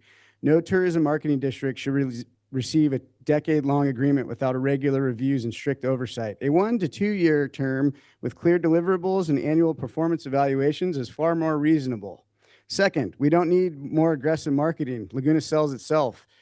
What we do have is a growing crisis of over-tourism, horrible traffic, illegal parking, litter, trampled tide pools, and overwhelmed public safety, and a degrading environment. Just this past 4th of July, lifeguards saw a 400% spike in ocean rescues. Hopefully we did not forget that, and I commend Kai and his department on that feat. This isn't tourism management, it's tourism overload, and it's putting both residents and visitors at risk. Visit Laguna Beach's track record doesn't inspire confidence, and their actions have spoken louder than their words. Their message has drifted, often ignoring the very local businesses and artists they claim to support. From my understanding, from speaking with some of the business owners in town, and from what I've heard, there can be a steep fee charge to even have their business marketed through their platform. Their last-minute push to promote culture feels like damage control. Asking for another 10 years to get it right after millions received and spent from the last 5 to 10 years is simply unacceptable. We also need fiscal responsibility and representation. Funds, especially these marked for cultural environmental stewardship, must go where they truly are needed. And then I'm going to close. And finally, next year, since it is election time, I will be supporting candidates who put residents and our environment first. I urge others in the community to do the same, and I will continue to support the community and my neighbors. Okay, thank you. Are there any other speakers on this public hearing? Okay, seeing none, I'm going to close public comment on this item, and I'm going to bring this back to council. And I'm going to start with a couple of the questions, unless someone else wants to start. So just to answer so I thought the commenter brought up the questions about, the data on the occupancy, the data on how we improve occupancy. I thought that was a good point from the sense that the goal here, and I think there's actually a shared agreement here that everyone agrees we want hotel visitors to be here during the off seasons, right? Because that's how we that's how we fund our capital improvements, is for people to stay in hotels during the off season. That's the genesis of Visit Laguna. The idea that we want to attract day trippers here, I think, is incompatible, one, with the legal obligations of the organization, because it has to be to the benefit of hotels, but it's just all of us. And I think that there is, without a doubt, we can always do better. And I think that, that's hopefully where we go. And then I want to ask, and so we get is it a monthly report? Maybe a question for you, Karen. Mr. Mayor, we can answer that, yeah. A monthly report? It's actually, I think it's every 2 weeks. Yeah, the report that we get shows everything that gentleman talked about. Except the problem is, of course, that we don't have we don't know what the impact of Visit Laguna is on that, right? Like we don't have the counterfactual of what would happen if we didn't, and the only way to do that would be if it weren't, right? To know what the actual impact, like what percent, if Visit Laguna didn't exist, what would the occupancy rates be? We don't have that data. But it's very detailed. It is as you detailed. know. It looks at occupancy, it compares us with other coastal cities. It looks at the spending rate of people by credit card when they come here. It's incredibly detailed information. And so we should be looking at that as a point of, maybe in a more systemic way of how are we improving those numbers, right? How are we improving so that's something to look at. And then to Kathy Yurka's question, what is the value in a 10-year contract? And I don't know, Mark, if you have the answer to that, or who has the answer to that? Go through the rest of your question. No, that's the only question. That's the other question I had. I had a couple more, just I was taking notes from what people said, if you don't mind. I wanted to point out too that for those that said, hey, is any of this money going to fund public safety? Well, remember, this is the 2% on top of the 12%. The 12%, almost all of that, arguably, it's 20 million plus a year. It's our second largest revenue source. That goes for things like public safety. And I've tried to make the argument too, it goes to, for public safety for people who are here, our own residents. We couldn't do it without that robust hotel market. And that, again, doesn't mean that we need to attract more day trippers, but those room nights are really important. One person talked about, we'll just pick up trash twice a day. We actually pick it up 4 times a day in summertime. So we do add cans. You know, I think the Public Works is pretty nimble about that. It's still, you know, frustratingly can be overwhelming, but we are pretty nimble about our planning. We adjust the times that of trash is picked up, but we're pretty aggressive about that. And then in regards, you know, Aaron was commenting about my email, and I really respect that. I didn't, maybe I was trying to make the point that I'm not seeing Visit Laguna Beach push out social media anymore about the beaches. And just so you know, our own city website, we have 27 beaches listed. And I think there's a difference between providing the information and pushing it out.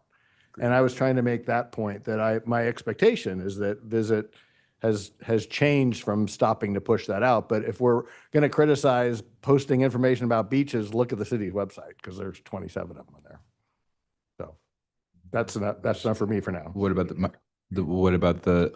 hold on, we're not going to do outbursts. What about my question about the 10-year? What's the value of a 10-year contract? There's a lot to do. And let me just start with a couple of things. So this is much bigger. I mean, I know that we've made a issue out of these social media posts, and a lot of you that are here today are here because of the social media campaign that Greg has embarked on. And, you know, I've talked to Greg many times and Aaron about this, and I think we probably come to disagree on a few things now. I look at this much broader. I look at this much broader than a couple of social media posts. And just so everybody understands, I am City Council's appointed liaison to Visit Laguna.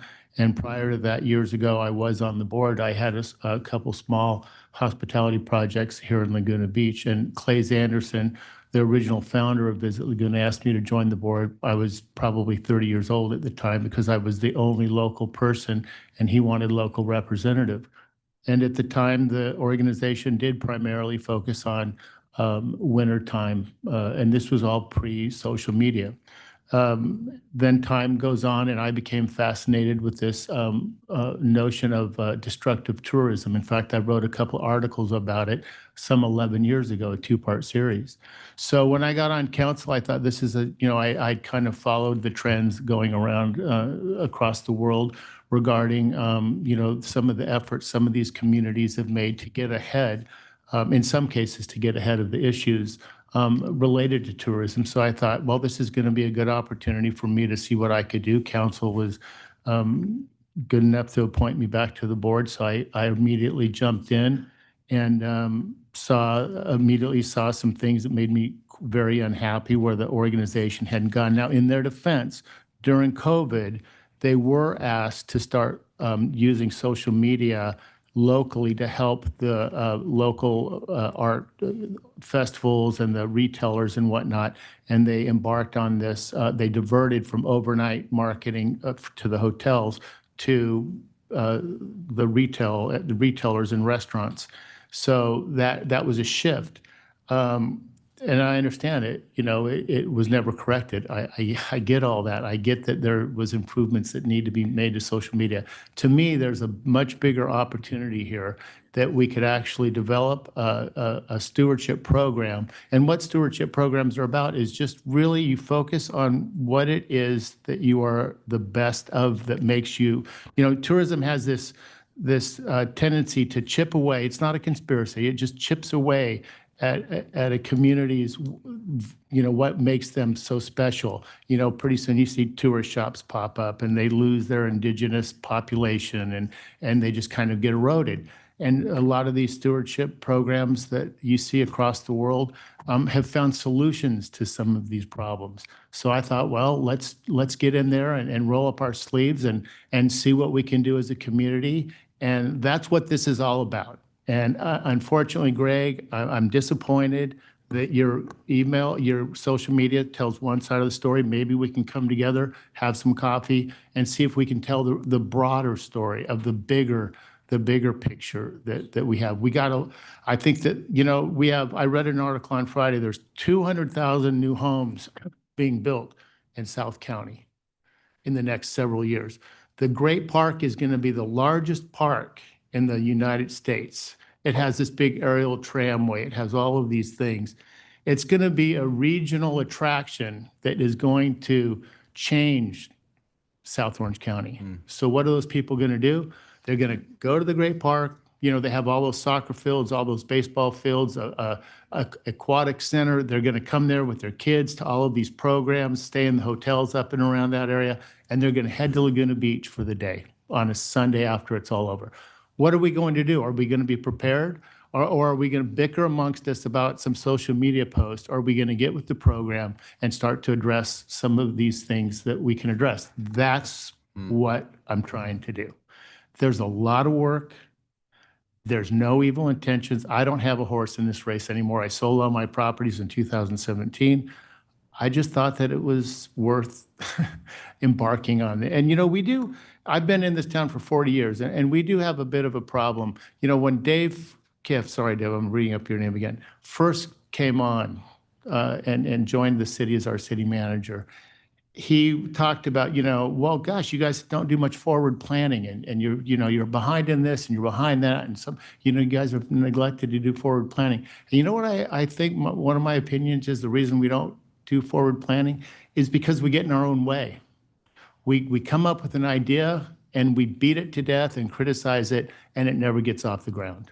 And I just think, maybe at the end of the day, this whole thing will blow up in our face, and we'll just all stick our heads in the sand and won't do anything. And I'm sorry if I sound passionate about this, but I am passionate, and I'm a bit taken back that all of this social media campaign bashing this whole effort has got to where it's got. And I'm just a bit, disappointed at that, because, I just think that there's an opportunity here.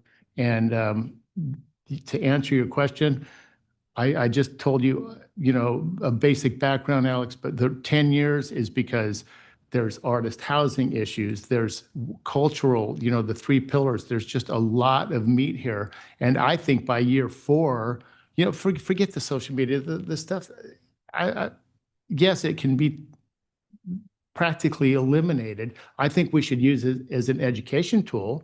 And I think we should do postings on environmental education and things like that. That's not even an issue. There's no hoodwinking going on. And I take issue with those kind of terms, like there's some hoodwinking. And, the hotels destructive tourism does nothing for the hotels. It hurts them. It hurts the hotels. And you'll find really at the end of the day, we only have 1,300 rooms in this town, hotel rooms. So what's good for the tourist, for the residents, is ultimately good for them. When people come to this town, what do they love about it? They love seeing guys like John Bedrero at the Orange Inn and all of our local characters and our artists. And they don't want to see that ruined. They want to see that's nurtured and taken care of. So anyway, did that help at all? Yeah, so you're talking about basically the ability to do long-term infrastructure, long-term capital investments, whether that's artist housing, whether that's, Yes, and I think that you had a good point, that if this somehow did go completely awry, which I don't see it happening. I mean, I think the city, since Clays Anderson was around, I don't know, 30 years ago, I think that the city had a pretty good relationship with the industry. And it wasn't until after COVID and this invent of social media, and I think social media took a lot of people by surprise and really never got their arms around the complete impact. But I'm disappointed to see all of this boil down to some social media posts. And I just think that is an easy thing to remediate. I know John's already been working on it. Keep in mind, John just started and is trying to get his arms around this. There's a lot to do, policies and procedures. The whole organization is being turned upside down and reinvented. It's a new organization. So. I appreciate Is that you saying that? Oh, that was me. I was gonna Oh, add, but yes, no, go ahead. please. No, go ahead. Okay. I appreciate your points, Mark, and I think the focus of what we're trying to do here is exactly what everyone in this room is asking for. It's responsible tourism, it's environmental sustainability, it's protecting the things that we care about this community. I don't think that there's any need for us to have social media posts that talk about our coves. People know about our coves. We don't need to advertise those. And I think that there's an opportunity to do really great things together. So I'm in full support of this. I think it's a great idea. I will say the thing that I've said since we started talking about this, which is the devil's going to be in the details and the oversight. So I need more confidence at this oversight committee. I need to know more about who's on that committee. I need to know more about the ability that that committee has to direct what is actually happening with these dollars. Go ahead, Bo. So, to follow up on Hallie's point, that is, and Mark, thank you for articulating your viewpoints. I can tell they're earnestly held. But, when we've got this governance section in here that talks about the committee and what the committee will do and oversee. And then we get the biannual report where the committee will provide recommendations to Visit Laguna Board.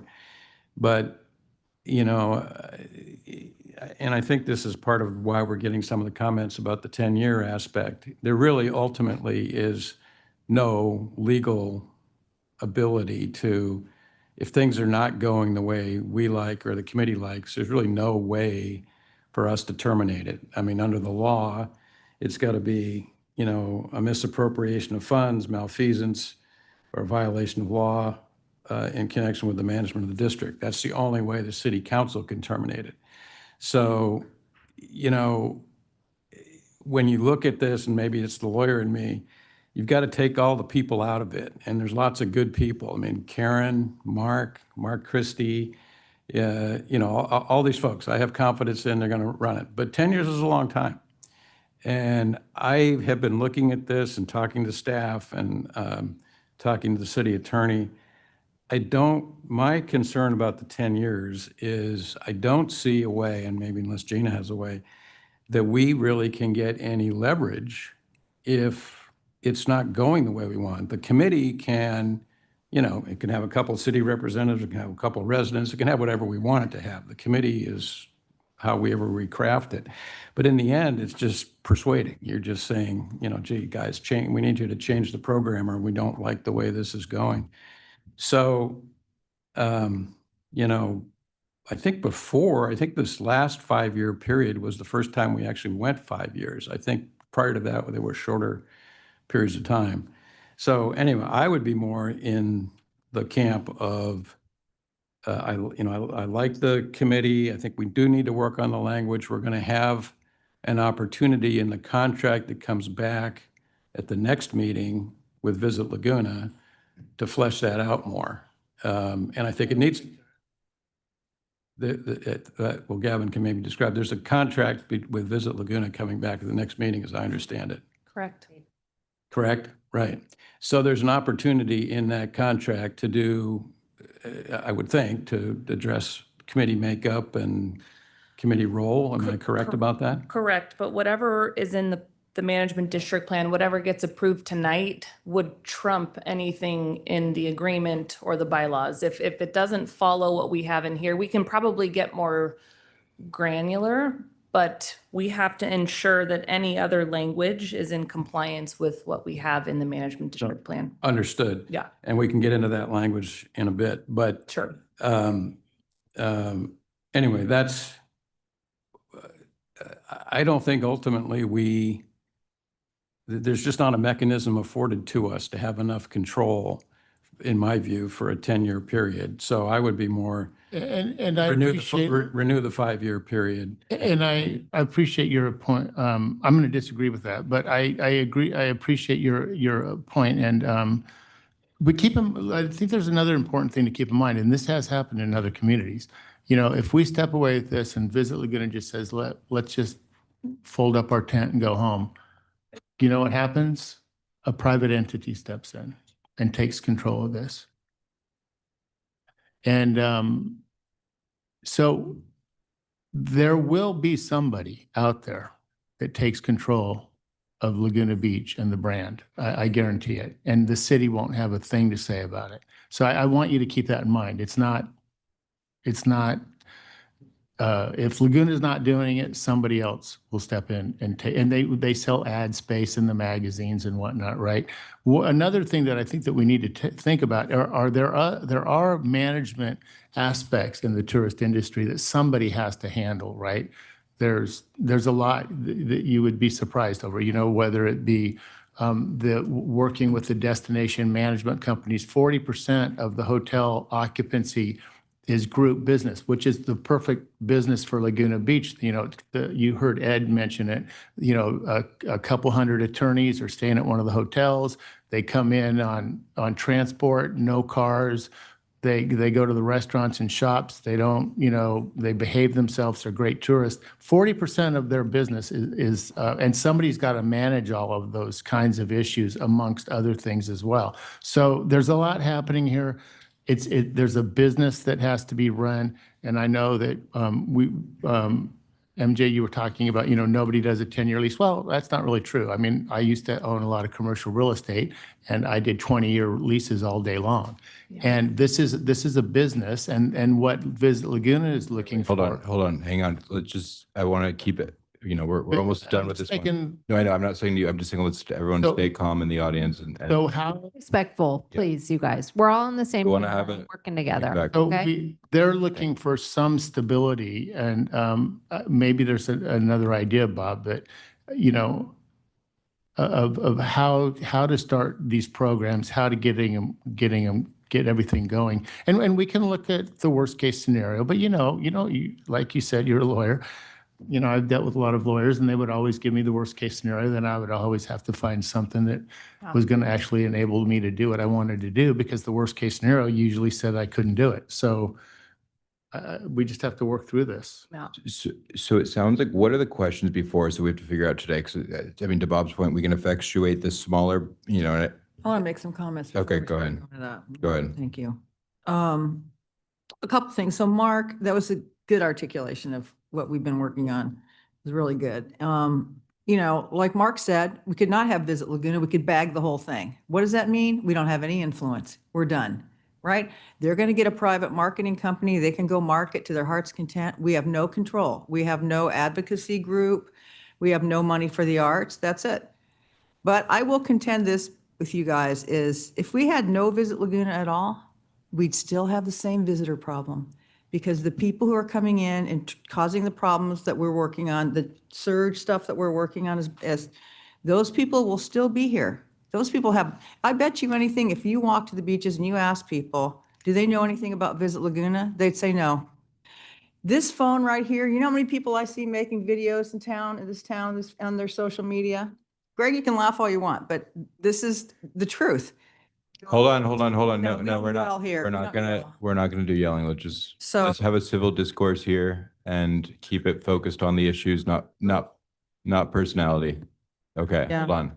Good. That was a good interruption right there. Thanks, Jeremy.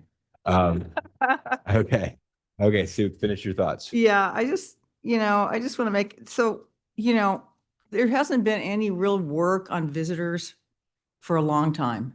And we had a really bad experience last summer, and all the other cities had it too. Alex and I are a subcommittee with Newport, and we heard during the summer, we're getting killed. Everybody's getting killed. People in Europe getting the same thing. And by the way, aren't we all visitors? We all travel. We all go somewhere, so we're all visitors, hopefully we're respectful visitors.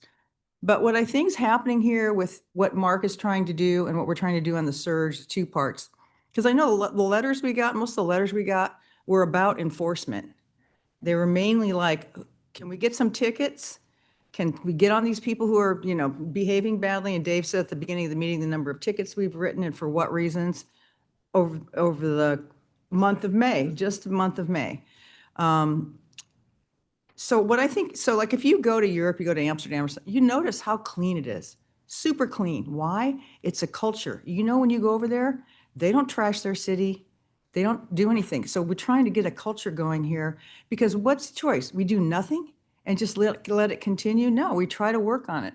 And we have an excellent environmental person on the council who'd be great to work. And we have Ed Almanza, we have Laguna Canyon Foundation. We have a lot of good environmental focused people here that want to work on our advocacy committee. And we listen to those people because they're experts. We never want to do anything to hurt our arts organizations. I mean, it's dear to us and it's a big economic engine. So it really behooves us to work with hotels, and the hotels want to work with us. You know, fortunately, we know a lot of these hoteliers and they're willing to work with us. They could blow us off. They could totally blow us off because they don't need us for anything. They can self-assess $3 million and they can take that $3 million and get whoever they want here. So we're trying to do the right thing, and it's hard. And that's why Mark is saying we need a lot of ramp up time because it takes a long time to put these programs together. It's not a simple thing. And it's going to take time to bring some people together. Now, I've heard some really level-headed residents come in talking about tourist impacts that I think would be really good on the committee. And it bugs the hell out of me too. Last year I was the mayor and I did 6 or 7 on-camera interviews with the LA affiliates about trash. And I said constantly, you can come to Laguna Beach, pick up your trash. You come to Laguna Beach, don't smoke. We're going to ticket you. So we put that out, social media out from in the middle of July until the end of August. We're going to do those same things. Kathy Yerka put up a slide. That's what we put on social media. John Zigowicz has got some really good environmentally focused social media when we talk about education that he wants to put out. So we just have to try it. It's really behooves us to give this a shot. And we want the community involved because we all hate it. And, if you're at the beach, don't take pictures of the trash, just pick it up. I mean, that's what I do. I see trash. I don't go a bunch of trash. You just pick it up. And, so it's kind of and it's not going to get that much better, you guys, with these. There's so many people here. There's so many people. You ever try to drive to San Diego? San Diego gets crushed with people too. We're living in a weird time and it's difficult to manage, but I appreciate what Mark's trying to do here in all the work of Visit Laguna. I think it's the best shot we have to try to rectify this as best we can. Let me run this by Bob, because I get your point, Bob, about checks and balances, but so we know we have the funding for the arts, so we know that that's important, and that would have to keep going even if we disbanded Visit Laguna, right? And we didn't renew the contract. That would be there'd be so what, in my mind, what would have to happen was the city would raise TOT 4%, 6% or whatever to try to take over and start to fill the void, that would be lost, right?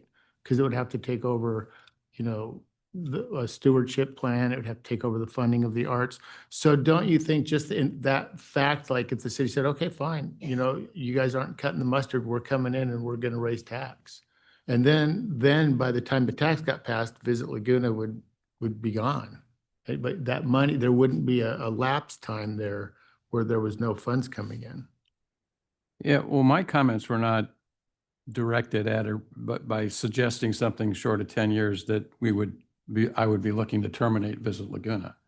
I was more saying this plan, and Gina said it, once you have this plan, it's locked in, unless the owners association initiates a change. We can go, or the mayor, whoever it is, can go and say, hey, would you change this? Would you change that?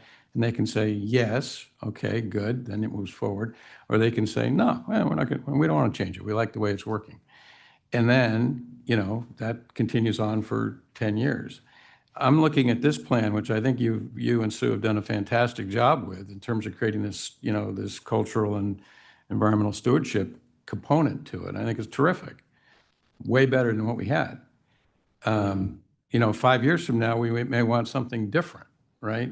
And that the 5-year gives us an opportunity to retool a plan in the way that whoever's on the city council then, in conjunction with Visit Laguna, thinks is best.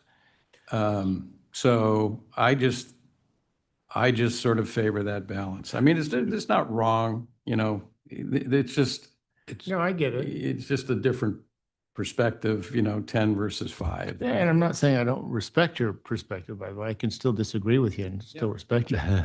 Well, I do think so. I think it's kind of a question of leverage, right? Is there more leverage in a 5 and 5, right? Where you have a 5-year with a 5-year renewal or with a potential threat of an increase to the TOT. I think the TOT increase is going to be actually a more likely thing to happen because we're never going to want to be in a position where we just fully defund the arts. And so that's basically our recourse if we're going on the 5 and 5 path, is we basically have to be willing to say we're not going to renew and we're going to let the arts be defunded. And in that situation, I think we would still have to go to do a TOT increase to absorb that. So I kind of feel like the TOT increase would be required either way unless we wanted to be in a position where we were basically going to defund the art organizations in town, which I don't think we'd ever want to do. So I think we actually could achieve that same leverage, you know, with that threat of it. Because again, I don't think that we'd have a problem going to the voters and passing it. So that, I guess, I see where you're coming from, Bob, but I think that I just don't want to be in a position where we're threatening to defund the arts. And I think that if we do it based on the 5 and 5 alone, I think that's the position we'd be in, where regardless, we would need to do a TOT to absorb that unless we wanted to take that out of the general fund, which I wouldn't want to do. So I don't know, but But if I understand you correctly, Bob, but if we both agreed we needed to make changes, then we just make changes. If we both agreed, but you're just yeah, assuming but that he's you talking about don't agree. leverage. Yeah, I mean, I'm just saying that if you can you can always sit down, right, and both agree. You could do that annually and make a change. And that may work out just fine. But, you know, you might get to a point where you can't agree on a change. And by a renewal, you know, it's more of an equal discussion, an equal negotiation. I mean, I don't think we should stop this by any means. I think this should continue on probably, you know, for a very long time, right?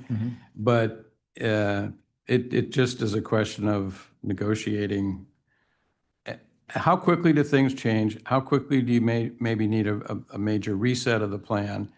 And, you know, I'm just thinking a 5-year time horizon gives you an opportunity, it gives the city an opportunity to sit down with the owners association and have that conversation. I mean, I think that's kind of the nuclear option, which I'm not, you know, advocating for. First of all, to get a TOT measure, and I've been through this discussion a couple times with council, to get a TOT measure on the ballot, you need 4 out of 5 council members to put it on the ballot. And that doesn't always happen, hasn't always happened in the past. So, you know, anyway, I've made my point. I don't want to beat you guys up with it anymore. It's just, you know, I think this should continue for 10 years in essence. I just think we ought to have a reset. Create a at the end of reset. 5 years. Yeah. That's all. Good point. Hallie?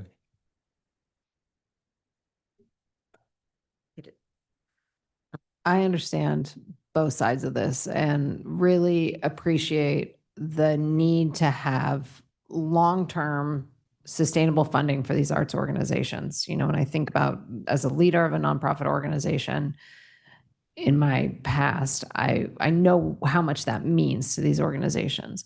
And particularly when we're thinking about these long-term big infrastructure projects, and they're exciting and they're things that we want to do that are going to benefit everybody, you know, the reliance on long-term reliable funding is huge.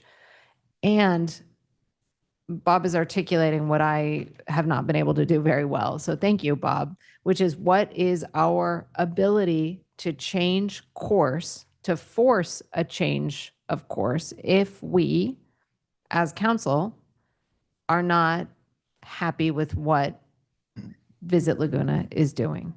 And I think that we're getting closer to that with this committee, but it doesn't yet have enough teeth or power in it to actually be able to affect that change, right? We need to be able to have some sort of oversight, not recommendations, but some sort of oversight to say, you know what, this isn't going the way we want it to go. We need to shift. And I don't, unfortunately, sitting right here in this moment, have the best idea for how to do that. Well, there is always value in a reset. I mean, we wouldn't be in this discussion if it wasn't the end of the period, right? Because just in government, by the nature of how things work, you just do things the same unless there's a circumstance by which you change them. So I don't know. I think there could be a way where because I think we all kind of want the same thing. We want to have the consistency. We want to make long-term investments, but we also want to maximize leverage and maximize the ability to have a reset. So I don't. Go ahead. No, Mr. Mayor, I think Karen wanted to just Karen, comment. go ahead. I want to make sure you were aware of that before Are you saying we're talking too much? No, no, it's great conversation. I just want to make sure you're aware of that in case. We wanted to give everyone a turn and Now, I'd wait. This has been a really spirited conversation and I've enjoyed it enormously. I'm going to answer a couple of questions. Thank you so much, Dave, for reminding everybody that the city also has some unique situations with social media. Social media is a unique animal. We're all actually learning still. We've avoided it since July 4th of last year. Have we made a couple of mistakes? Probably. Do we apologize? Completely. It's something you have to, there's a learning curve here. George had mentioned leave no trace. Leave no trace was the right thing at the right time, and it was the right choice. Stewardship is the right position in the right direction for us. We've been to 3 meetings. We've conducted a stakeholder, a workshop meeting. We have done Visit Laguna Beach, I believe, everything that you've asked. If we have to add or make a couple of changes, we need to do that because the hotels have really given me a great leeway to speak for them. But they want this done tonight. They have waited 6 months in limbo to make decisions and to move forward. John Zegowitz has been brought on to introduce the pillars. This is part of the stewardship that we're embracing. Before, everybody worked in silos. We're not doing that anymore. We're taking the city on as a partnership. And in a partnership, you have to trust each other, but you have to build the relationship. That's what we're working on doing. So in a week, in a month, in 6 years, we're going to be in a totally different place. There was a comment here about why 10 years? Well, in the industry of tourism and hospitality, that's not unusual. San Diego commits to a 40-year arrangement. Anaheim, a 30. San Francisco, 15. Out of the 119 TMDs that there are in California, most of them are 10 years. Now, we did 5 years. I personally think we did a good job. We are an award-winning destination, and marketing is part of that. Relative to our board, we have an extremely professional board. We have the airport as one of our board representatives because they give us information that we can't always get inside our cute little city. They give us and let us know who's flying in, where they're going, what their destinations are, why they're here. The dashboard that we put out every 2 weeks reminds you, and thank you, Dave, for reminding everyone, that we are one of the highest average daily rates. Our hotels are very unique. The 1,200 to 1,300 rooms we have, each provide a unique niche to any guest that wants to come stay here, whether it's family, romantic, pricing, luxury, moderate. We're very, very fortunate. The hotels would like to see you make a decision tonight, and we are here to alter slightly and give you confidence in an area that you need. Okay, so thank you, Karen. That was helpful. Let's try to get through this in the next 10 minutes. I think we can do it. Okay, so what are the decision points that we need? Because it sounds like there can be some refinement as it relates to the structure of this board that Bob was talking about, right? So that can be handled in the future. Am I correct in that? So then really the question before us is, I think it sounds like there's a general consensus that the approach up here is right. There's division about the question of a 10-year versus some, whether it's a 3 and 7 year or a 5 and 5 year. Is that a fair characterization? Are there other decisions that need to be made right now? Or is that the main decision? Did you have anything? Well, I had a number of comments earlier that, I'd given to Gavin that I think we should, several of them we should discuss in any event because they're substantive. Okay. Do you want to go through those? Yeah, I can go through those. So looking at the first of all, there's just some cleanup that Gavin will get, which is there's still some destination development references in here. So all of that needs to change to cultural and environmental stewardship. But on page 20 of our staff report, the last bullet point there, and this is under the cultural and environmental stewardship section. There should be a bullet point added for with the reserve fund language that's under all the other categories. which is, if you can see it, for example, under Laguna Playhouse, the ability to hold a percentage. I'm on page 20 of a staff report.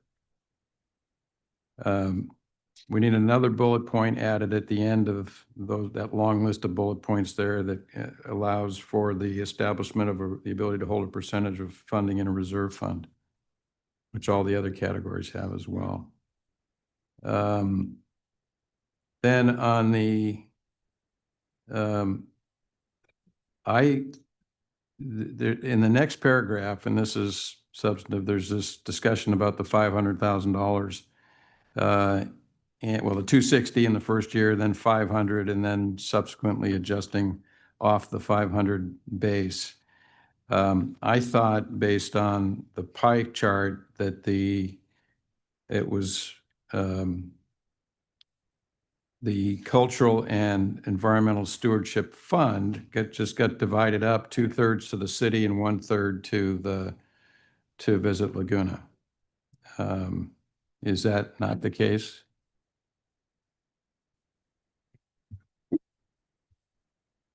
Could that not be the case? You're Because saying it should always be 2/3 of that category? yeah, Gavin and I were talking, it would be simpler and the accounting would be simpler if it's just 2/3, 1/3, which Yeah. is what the year two is. As I understood, I mean, this discussion about the 500,000 has been in discussion since what, mid 2024? So it's been 500,000, and then based on performance or based on collections every year, it's going to go up or down. So I So, believe we keep it at 500,000 and change it based on performance every year. okay, so then in the second year it would be 500,000, and then in the third year, we would adjust based on the 26, 27 collections. Okay. So, Councilman Whalen, you want me to give a little more, I don't know, perspective is the right word, but a little more detail to that, the change we had talked about a little bit, just for the council's benefit. So the way it is written is it's 2/3 in a sense. You get the 500, so out of 750, you get 2/3. It's a 500,000. And so that will continue with revenue growth. How that may change if you go to a 2/3 is if, for example, down the road, there was some approval either to increase the TOT amount or the assessment amount from 2 to 2.5. Now you're getting 2/3 of a larger, say, bucket. And it's kind of, you can kind of see it and when they get to the tables in the management plan itself, where you see that second year. So you would get a larger piece instead of just getting 500,000 in growth of the revenue. If you ever change the assessment, like increase it, you would get more. Or if, as I talked about earlier, the board can always change how much is given to each category up to 15% a year. So if it changes that 25%, say to now, I'm going to give 30%. Now you're getting 2/3 of a 30% number instead of 2/3 of a 25% number of that. So that's kind of the difference, is the way the original kind of agreement was talked about was it's 500,000 contributed to this program, growing over time by the revenue growth. If you change it to a 2/3, there's kind of a couple instances where the city would actually get more than that original 500 revenue growth. And those are like I said, the changes in the 2, 2.5. Gavin, so you're saying of the 500 is set in the first year, and then the second year, if there's a 4% revenue growth, it's 520,000. Yes. Because that's 4%. Okay. Yes. So it grows or falls by the percent that the changes year to year. Yes. Okay. And I think, Right. I understand. yeah. I understand. So that 500 is the way it's written, but if you went to just a 2/3, and I apologize, I can't get to the table, but I think we can leave it because if it's going to change, there's opportunities to change up to 15% a year. So I think that's fine. I just wanted clarity on that. Okay, then really the next one, and this gets to sort of Hallie's point, page 28. This is the governance section. And there's some red line language here. It says a majority of Visit Laguna board directors shall be representatives of the business businesses paying the assessment.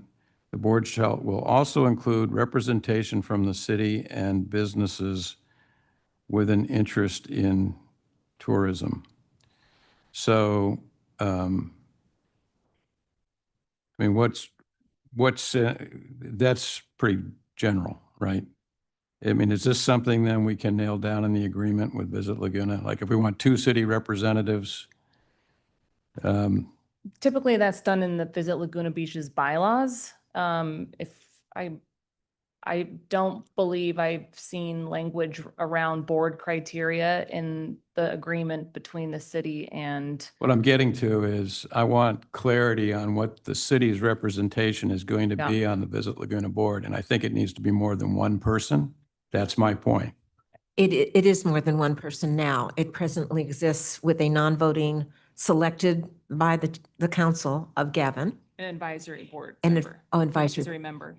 an advisory member. And then we also, and again, selected by the city council, But- we have a voting member, Mark Argold. But I believe, I don't have the bylaws in front of me. I believe the bylaws are currently written flexible enough to have more than one representative. We write them in the management district plan flexible enough because we're looking at a 10-year term. So you have the flexibility to change, to, I understand your point. you and- just and want I'm that to just saying- specify two in the agreement. No, I'm not trying, we got a contract coming back. Sure. I want some specificity on the level of city representation on the Visit Laguna board. And I can take that in the agreement that's coming back on the 24th or whatever it is. I'm fine with that. I just want to confirm that this language here, there's nothing in here that's going to prevent us from agreeing on, with Visit Laguna, agreeing on Yeah, they would just have to change your bylaws. Yeah, change the bylaws. You're asking for one Yeah. more person from city council, or is that what I'm asking for 2 city representatives on the Visit Laguna board. We have your, And is that city council or city staff or two city? Are you saying more, you're saying you want, you don't want them to just make it one or something? You want to have, so why don't we say a minimum of 25% are appointed by the city council? City council. Because the language of this talks about majorities appointed by, the hotels. So why don't we just make it 25% appointed by the city? And then that way we have flexibility in who we appoint. And that does that achieve what you're looking for? Yeah, Without that would getting achieve into the number of, I think that's cleaner than talking about the number of people. And can we make sure that those are voting members, not advisory members? Of course. Well, I just want to be I clear. don't think that staff can vote. Well, whoever we want to Yeah, represent. what we had talked about, just as a quick refresher, I was hoping that eventually there could be 2 council members at least on the board and a city, But I would support that. I like the idea of making it where we pick whoever we want. So we can pick ourselves. We could pick, we could put Bree Rosen on the board if we wanted to put her on the board. We get the power of We who we could want. put a member of the Environmental Sustainability Exactly. Committee on the That's my board. point. Like, keep it clean. 25% of the people come from the city, appointed by the city. What's the issue with that? I don't have the bylaws, but I think the bylaws say not something like 9 to 13 members. So the 25% is a little difficult. So that's why, at least if I say a minimum of 2 city councilmen and 1 city staff, is that what you're after? No, we might want to appoint a resident. I think we want flexibility of having 25% of the people we appoint, and then I think that keeps it a lot simpler, and we could say, round, and then that way, the bylaws would have to be amended to effectuate this, right? Because this is the management plan. So I can add just before, I actually do have the bylaws in front of me. So I can read the sentence of the paragraph. It says, just so the council's clear, the way it reads is there shall be no less than 7 and no more than 15 directors of the association. Each director shall have 1 vote. A majority of the directors shall be representatives of the lodging business. So they have to be, a majority has to be the lodging business, paying Laguna Beach Tourism Marketing District assessment. 1 director shall be a city representative as designated by the city council. And what I'm hearing from the council is they would like that to read 2 directors shall be city representatives. I'd prefer 25%. So then if there's 7 directors on the board, then you get to round up if it's 1.5, you get to round up. So if it's 7 people, you get 2. 1.75 equals 2. If it's 15 people, then we get 3.75, we get 4. I think that's cleaner, just because that's it. Legal team, I have to read the corp code to make sure that that's acceptable. I don't want to promise it because I Yeah. just want to bring it back. But I- I hear you. Yeah, I think that's an excellent point, because if it's 15, we want more. Yeah. We need to have a percentage. And I think that's actually good for Visit Laguna too, because we want the city to be a partner here. So I think that resolves, and I don't want to get into the specifics of who it is because I think Bree could be a great member of Bree Visit would be Laguna one day. amazing. So, This okay. is what you get for coming to these things, Bree. But we're talking about making no- sure that there's enough flexibility in this agreement that we're approving tonight. And then those details would be in the contract that's coming before us at the next meeting, correct? Well, because we have to seek legal guidance on this, Right. yes. But nothing that is in this language right here tonight would preclude what the mayor and Councilmember Whalen are asking for. As long as the majority are. Yeah. That's businesses. And maybe I need to, and Gina can correct me, but clarification. Everything from the annual report to the stewardship to the biennial all go to the Visit Laguna Beach Board. That information comes to the council through that annual report. Correct. So when you ask, how do you initiate a change in 15%? How do you initiate those? Those are all initiated through the the Visit Laguna Beach Board. Yeah, agreed. So when you ask if the council can just ask for a change, that you can't necessarily do that. But having more on the Visit Laguna Beach Board will Gives us obviously more power to do that. have So some we have influence to do 25% that. of the votes. Yeah, so that's where, I just don't want the council to understand that they can make the ask. It's really all initiated from the board at Visit Laguna. Agreed. Okay. Well, you're going to have, No, it'll be anyone we want to put. It'll be any city representatives of the city council. Like, so for example, Vector Board, we appoint Mark to the Vector Board. We could appoint Bree to the Vector Board. It's the same thing, right? Where anyone can be appointed. So it just gives us the discretion to appoint whomever we want to appoint. Just keeps it simple, I think. Is there an issue with that? It could be whomever we want to appoint.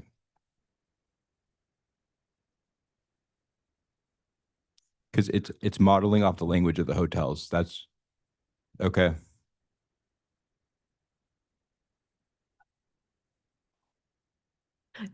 Yes? I think, well, So- Karen, just say it. So I think that they were hoping to have council, always have a couple council people on there. Well, I think so, but I feel like why wouldn't we want to have? There you could, flexibility. but I just don't think that they wanted to end up being, 25% of just residents and then council not be involved. No, I don't think that would be like that at all. But I think we should have that flexibility. That's how I feel. I think we should have that flexibility too, particularly because we're talking about long terms. Yeah. That's what the committee's for. I think that's what we devised the committee for. But we want the vote, we want the power on the board who's going to take the recommendations of the committee. That's sort of where I'm coming from with this. And I think we're saying the same thing, because if there's a minimum of 2 people on it, now I'm just trying to put a percentage here so we keep it really clear that we're always going to have a quarter of the voice at the table. Then say 25% with being 2 of them being Yeah, there's 7. city council members. No, but like, what if or designee? Okay. I don't know. What do you think, Bob? I think it's right to have some city council representation on there, but we all, but if it gets bigger, then you might have just 2 council members. You can't have 3 because you got a Brown Act issue. So, 2 council members, I like your 25% idea, Alex, and just say 2 council members plus other, appointed by the city, right? Yeah, but couldn't a council member have a designee? Well, let's just have 2 council members. I don't know why we're debating this. So we have mean- 2 council members, and if we have more than 2 Yeah. representatives, because the number of people on the board has gone up, Other then person the selected by other the persons council. could be appointed by the. That's what I think, yeah. Yeah, okay. Are we in agreement? Yeah, Yeah. but the key is we want 25% of the vote, so that's the goal. Okay, good. What are the other issues, Bob? So in the next paragraph, and this goes to the committee and the scope of the committee, I think it's too narrow here. What it's got is it's providing feedback to the board of directors on the utilization of the Laguna Beach Tourism Marketing District funds. Then it says specifically within the cultural and environmental stewardship budget category. to me, the committee should just be advising on the expenditure. It's only advisory. It should be advising on on the utilization of any of the tourism marketing district funds, not just the I like that. little piece of the pie that's the stewardship piece. It just ought to be advising on, I like that. on the expenditure of funds, I think. The reason we added that language, right, is 40 to 50% of it is the arts programs. Are they going to be commenting on how the arts programs and are going to be spent? And I don't think, the hotels are the experts in how they market their hotels. I don't, Well, let's just, said specifically, of course they can comment on all of it, but specifically focusing on that category. well, I don't want it to be to the to the exclusion of others. For example, the sales, marketing, and communications. That's the whole issue. We've been hearing about is communication, right? And how the communication Well, is we've been gonna- hearing about social media and the budget. Social media no money goes towards social Karen, media. I get that, but I get Bob's point. I don't think that there's a problem with having influence over All of communication. it. And I think to your point, that's a good point. The hotels are the experts. So ultimately the recommendation could be a bad recommendation. They could say, doesn't make any sense, right? But there's no Clear, downside. the hotels are the experts at marketing their hotels. We might know a little bit more about how to market our community. So I think, is there consensus from this council that we're okay with this oversight should be for all the funds? Maybe, I personally am okay with the idea of focusing on those specific ones, but all the funds should be fair game. Is that where you are, Bob? That's my point. I'm with you on that. Do we have consensus up here? Yes. Okay, so is there an issue with the hotels on that? Say it one more time. Is there an issue with the idea that this advisory board can weigh in on all the available funds, but the focus will be on that specific cultural and stewardship funds, but everything's fair game? That seems satisfactory. Okay, good. What's next? Thank you.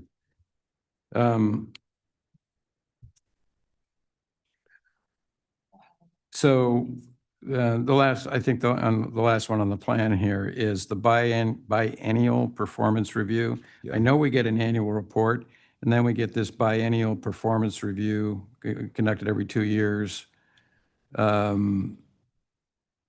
Is there a reason why it's every 2 years as opposed to annually? I thought we kind of wanted like a deep dive, and that's how I recall the intent was sort of a deep dive that you might not be able to have time to do every year, but I'm open to. I just want to make sure we're all comfortable with, 2 years is 2 years, right? So, Yeah.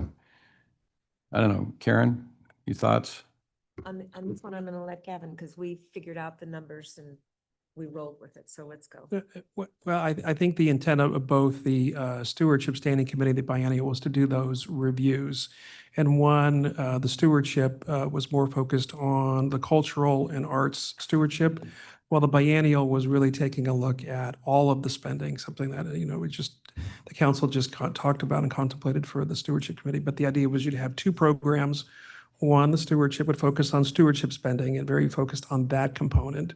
The biennial, again, was really to take a look at all of it and say, okay, what do you recommend we change because we're not meeting our performance or our KPIs? So what if we make it annual, but we just focus on different parts in theory, right? So in 1 year, you might look at one part, then another year, you look at, what's the downside? Well, of you're that? going to have several council appointed, they could be asked to give updates, regular updates too. What is okay, we're talking I want about. to be careful with the expectations. Biannual is fine. I'm okay with that. Mhm. But if it's a 2-month project report, I want to be careful that we're not doing that every year because it just is such a draw on resources. So I'm good with things like updates and but So I think- to do a comprehensive report. I don't agree feel with that that. strongly about it. I just wanted to raise it for discussion. So if we get the annual report and the biennial performance review and updates Yeah. from the representatives, I'm okay with that. I just wanted us to think about it. Well, and what about city council has the ability, we have, at any time, we could do our own review if we felt there was a specific need. There's nothing to preclude that. Well, I'll let maybe Gina comment a little more on that. The council has in the ability in the agreement you'll get at the next meeting, you have the ability to audit meaning audit the financials and audit what's being spent. I don't know if that goes as far as into performance. I think, so maybe can we, at that next meeting, I would like it to include performance as well. So you have to be, and Gina can probably comment on this, you got to be a little careful on performance because you're looking at really a lot of the stewardship and the biennials really for the board to kind of take a look at first. Remember, everything's that goes to the Visit Laguna Beach board, and they look at it and they decide, well, do we need to make changes? Do we need to adjust? And then those recommendations come to the council. So it really is, the Visit Laguna Beach board really is the oversight of all these particular stewardship program, the biennial, the annual report. It's really coming from them. And again, having more representation on the board helps. But for the council to say, I want to take a look at those questions can come up during the annual report when they do the biennial. And I'm sure the stewardship committee comments will come through. And then when that report comes to the council, you can ask those tougher questions. And then you can decide if you want to do more of an in-depth audit. But again, the audit might not come back with necessarily performance. Those things are all kind of embedded in the biennial and the stewardship. And those performance things go to the board first to kind of So I think flush out. all we would need is let's say we want to do a deep dive on social media, why wouldn't you guys just give us the information for us to do our own performance audit, right? We're just asking for information. So I don't think it's as big as a deal as right? I don't see what the big deal of reporting is. When we just decided on a template, we're talking about $3 million here. How hard does it audit for $3 million? So like if we wanted to do a deep dive on the social media and do our own performance audit, Yeah, but I you know guys would cooperate with that. It's not that going to be that hard to do, you guys. All I'm saying is audits that are including performance audits as well as a financial audit. I think I don't think that's a big deal on Visit Laguna's end. Well, maybe we can come up with, just as a council suggestion, maybe we can come up when we come back with the agreement, some performance indicators. No, what about cooperation with performance audit from the city council? Keep it simple that way. I mean, the idea that you wouldn't cooperate, that wouldn't happen, right? So I think let's do that. Yeah. Does that work? And we'll have two representatives there. Yeah, exactly. I think that's a fair compromise. Okay. Are we good? That works. Let me check with every. Okay, good. What's next, Bob? We need to get to the ADU. Well, we have to talk about the term. Okay. And then, so we should probably talk about the term, and then I'm going to ask the city attorney, on this agreement here, there's some changes we discussed earlier in the day, but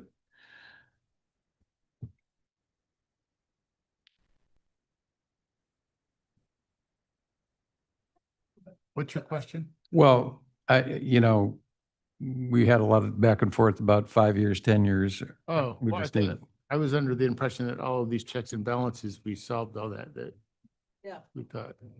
No? oh, well, Well, tell me. I mean, I think it helps. I think it helps, but again, we may just disagree on this one. I would still make the case for 5 and, anticipate renewing it at the end of 5, but maybe in a different fashion. But if the majority is for 10, then, we're going to move ahead with 10. The hotels created the 10-year package based on the commitment they were making and the investment they're making into the community. It would be a major disappointment to come back with less. And if I'm recalling correctly, on May 5th, the topic was brought up not once but twice, and 10 years was not an issue. They are liking that. It gives them the time to plan marketing. It gives the arts organizations the opportunity to forecast appropriately. 10 years is a magic number. Anything less than that is difficult. I really think at the end of the day, what's key here is to have the tools for us to be able to manage this and provide the proper oversight. And I think that with the things like the 25%, power on the board, with the ability to cooperate on performance audits, the ability, the biannual audits with our deep dive, the committee, which is going to be involved in things, I really feel like we can make, because I do like the idea of a reset. I think that's what I like about the idea of like a 5 and a 5 year. But I also feel like a reset's only as good as the tools that you have. And, between the previous 5 year or 2020 to 2025, nothing was really done in that reset. So I don't know that a 5-year loan creates a reset. I think what creates the right tools to really ensure this is advancing community interests are kind of what we just outlined. So I'm okay with the 10-year because I think that's ultimately we don't want to be in a position where we have to have the arts funding held hostage, and that's where we would be if we wanted to exercise the option of not moving forward with a 5 and a 5-year. So I'd rather have that certainty and allow us to make these long-term investments while still, I think what we have is really created an ability to provide oversight that, I mean, it sounds like you guys are already, I don't want to say uncomfortable, but it's unusual the amount of oversight that we're putting onto this. And I think that's a good thing because of all the issues. So I feel I'm okay with the 10 years. I'm interested to hear what my colleagues think. So I'm also reflecting back that we've been going through this for a while now, and just some things are starting to come back to me. So we've talked about, of course, artist space, artist housing properties, land trust, the advantage of a 10-year commitment for something like that. We've talked about working with the arts organizations for 10-year strategic plans. Yeah. There was just, now that I'm thinking about it, there was a lot of other ancillary things other than just what this entity is doing that we were hoping to have spread over to other groups too, as far as some outward planning. I think I'm on the same page. What do the rest of my colleagues think? I would be significantly more comfortable with a 5-year commitment. That said, I think that it's a good plan, and I'm really happy with the progress we've made tonight about the oversight. I think I'm significantly much more comfortable with that. I don't think that there's any chance we would want to back out of the deal after 5 years. Yeah. Which is what is making me think that we probably could do a 10-year. That's how I feel. I would be most happy. Well, keep in mind, you're going to control 25% of a board. Exactly. Yeah.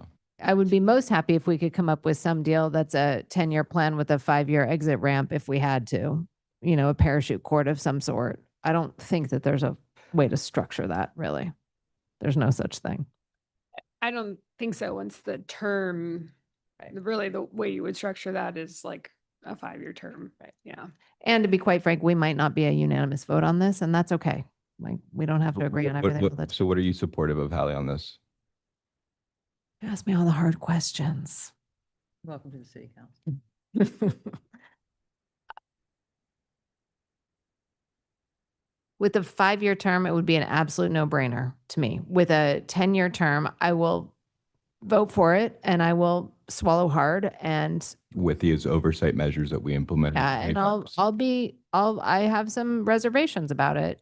But I think we've done a lot of work on this, and I'll try not to Yeah. wake up in the middle of the night in a cold sweat worrying about it. No, I agree with you. I'd rather have a 5 and 5-year.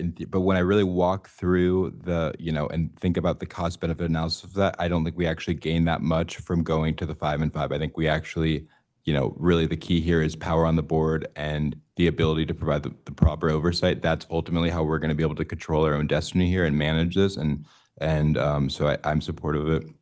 And yeah. And the reason that I feel that way is because I believe that the partnership with Visit Laguna is a great, strong partnership. I think we got a little off course. We're getting back on course now. I think that the partnership hasn't been the problem. I don't have concerns about the partnership. I have concerns about the work that was created, and we're on a much better path now. Okay, so sounds like there's consensus on the 10. Then on the, just so we can wrap this up, get on to the last item. So on the resolution, Gavin, I gave you 1 or 2 little corrections in there. Correct. Section 3. Section 8, right? Section 3 and Section 8. Section 3 will change today's date to the plan because we're making That'll be amendments to the dated plan. 10, right? And then Section 8, we will add with the approval of the city council in reference to if the rate's going to increase from 2% to 2.5%, the assessment is increased by the board with the approval of the city council, Right. which is already in the plan. So it's clarifying. Right. And then on the amendment, there was some edits there. Yeah, do you want me to run through Can this, you run council through members? those? I'm out of gas here. So No problem. On page 52 of the staff report, page 1 of the amendment, the third whereas, there's a typo. We need to correct how we spell Laguna. On page 52 to 53 of the staff report, which is page 1 to 2 of the amendment, the seventh whereas, we, the recommendation would be to, in the following the parenthetical number 2, put the 2025 MDP further provides that the agreement between, you know what, because we're leaving the yeah, we're- $500,000, we right, don't need to that make doesn't that change. change. So strike that. We won't be making that change. On page 53 of the staff report, page 2 of the amendment, under section 3A, there's a typo at the very end of that sentence. The word fund is missing. So it should say Cultural and Environmental Stewardship Special Revenue Fund. On page 54 of the staff report, page 3 of the amendment, under section 3C, the word double should be replaced with doubt. So for the avoidance of doubt. On page 54 of the staff report, page 3 of the amendment, under section 4, there's a couple clarifications with respect to item 2A. At the end of that sentence at the end of the third sentence of that subsection, it would say, so Visit Laguna Beach agrees to make a contribution of $260,000, comma, quarterly and aligned with the schedule for remitting LBTMD assessments to the city. So just clarifying the timing of the payment. And then in subsection 3B, there's a reference to a 10-year period. That should actually be a reference to a 9-year period because we've already accounted for in the previous paragraph the first payment. Okay. And those are all I the think changes. that's it. Thank you. Thank you. Yep. Okay. Could I'm sorry, Mayor, Go could I ahead. make just a couple more comments just to add to the city attorney's comments? So these are Bob's earlier comments. So in the terminology update, all through the plan, it's pages 11 through 29 of the staff report, pages 119 of the management plan. Anything that references destination development, we want to make sure that just changed to cultural environmental stewardship. We found And a just few Gavin, ways. are you summarizing all the changes? I'm just summarizing some in addition to what the city attorney. So I'm wondering if we just do the motion now, because I want to incorporate all these, and that might be the cleanest way to do that. Happy to do Do you that. agree that with way. that? Yep. Okay, so what I'm going to do is I'm going to close the public hearing on this item. Well, I guess I'm not going to, because I'm going to go back to staff, so I can't close the public hearing. You're going back to staff for purposes of making the motion. You can close the hearing. Okay, good. Look at that. Close the public hearing. And then what I would like to do is, unless there's more discussion. Do we need more discussion? No. Just have one more thing. Okay.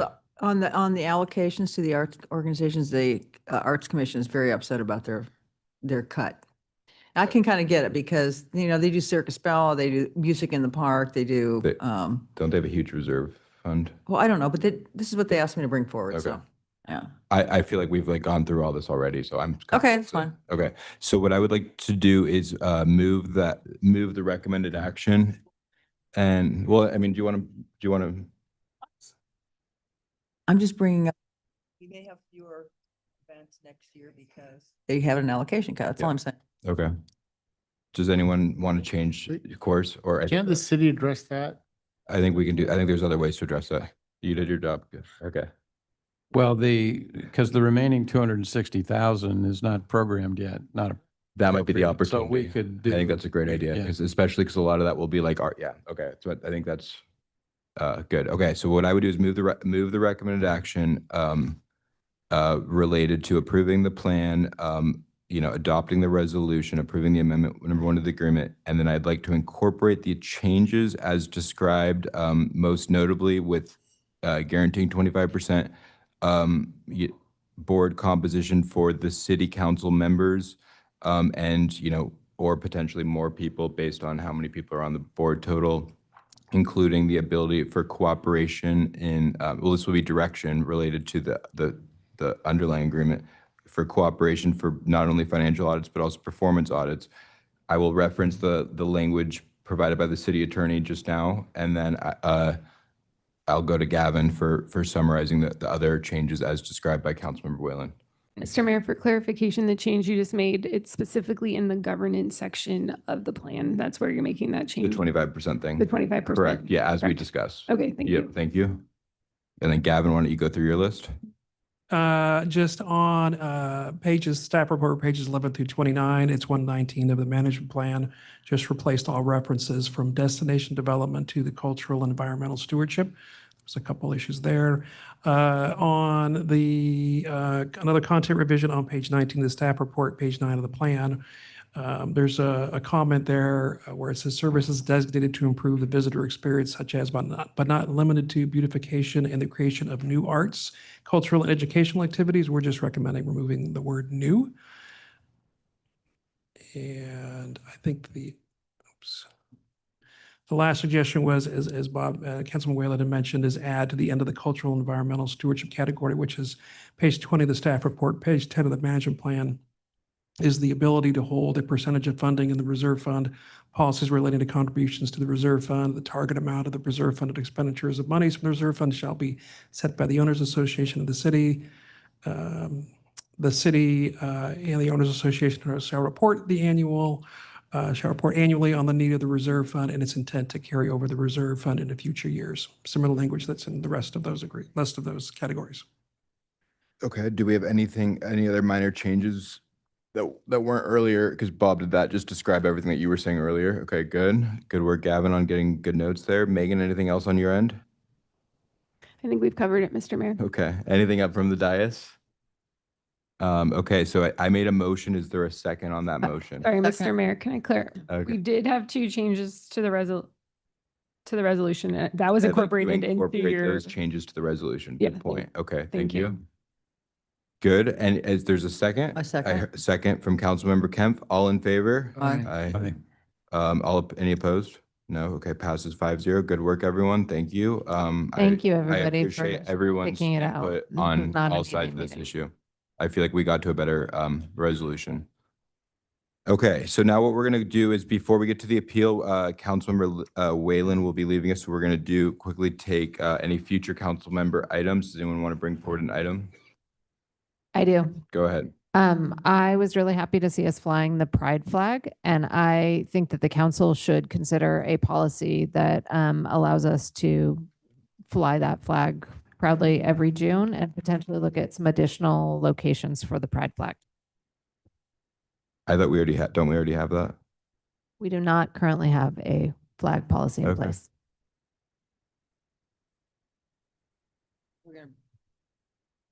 So what do you need, another council member to agree to that? Two to get it on for discussion, three to skip that and just bring back a staff report. I would join your efforts in that. Yeah, me too. Good. Thank you.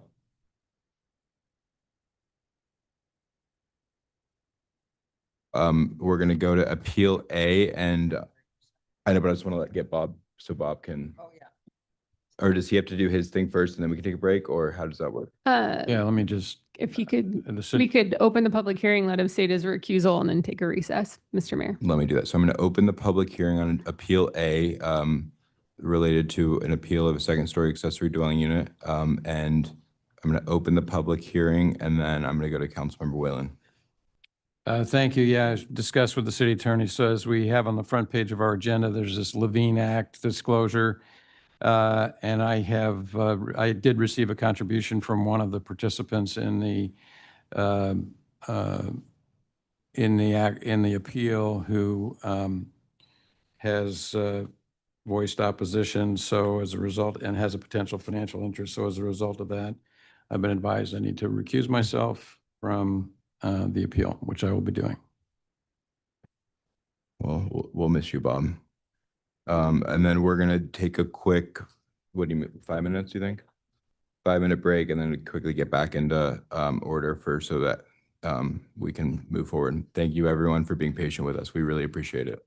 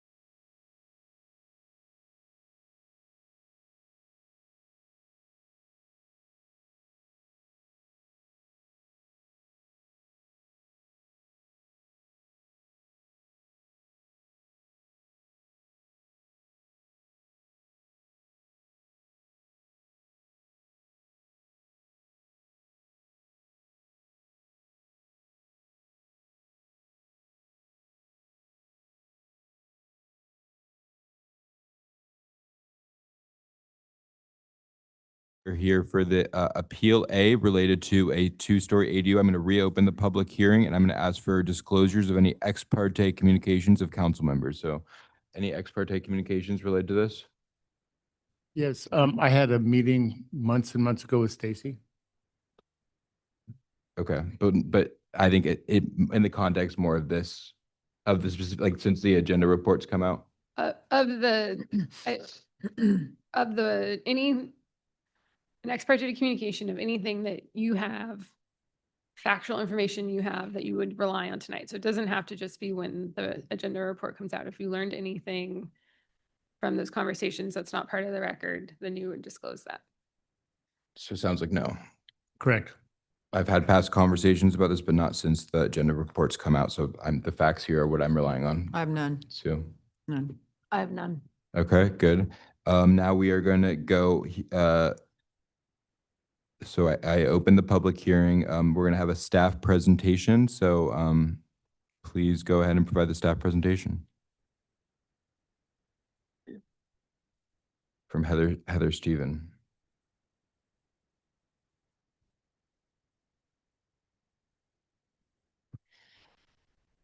Can I just do it?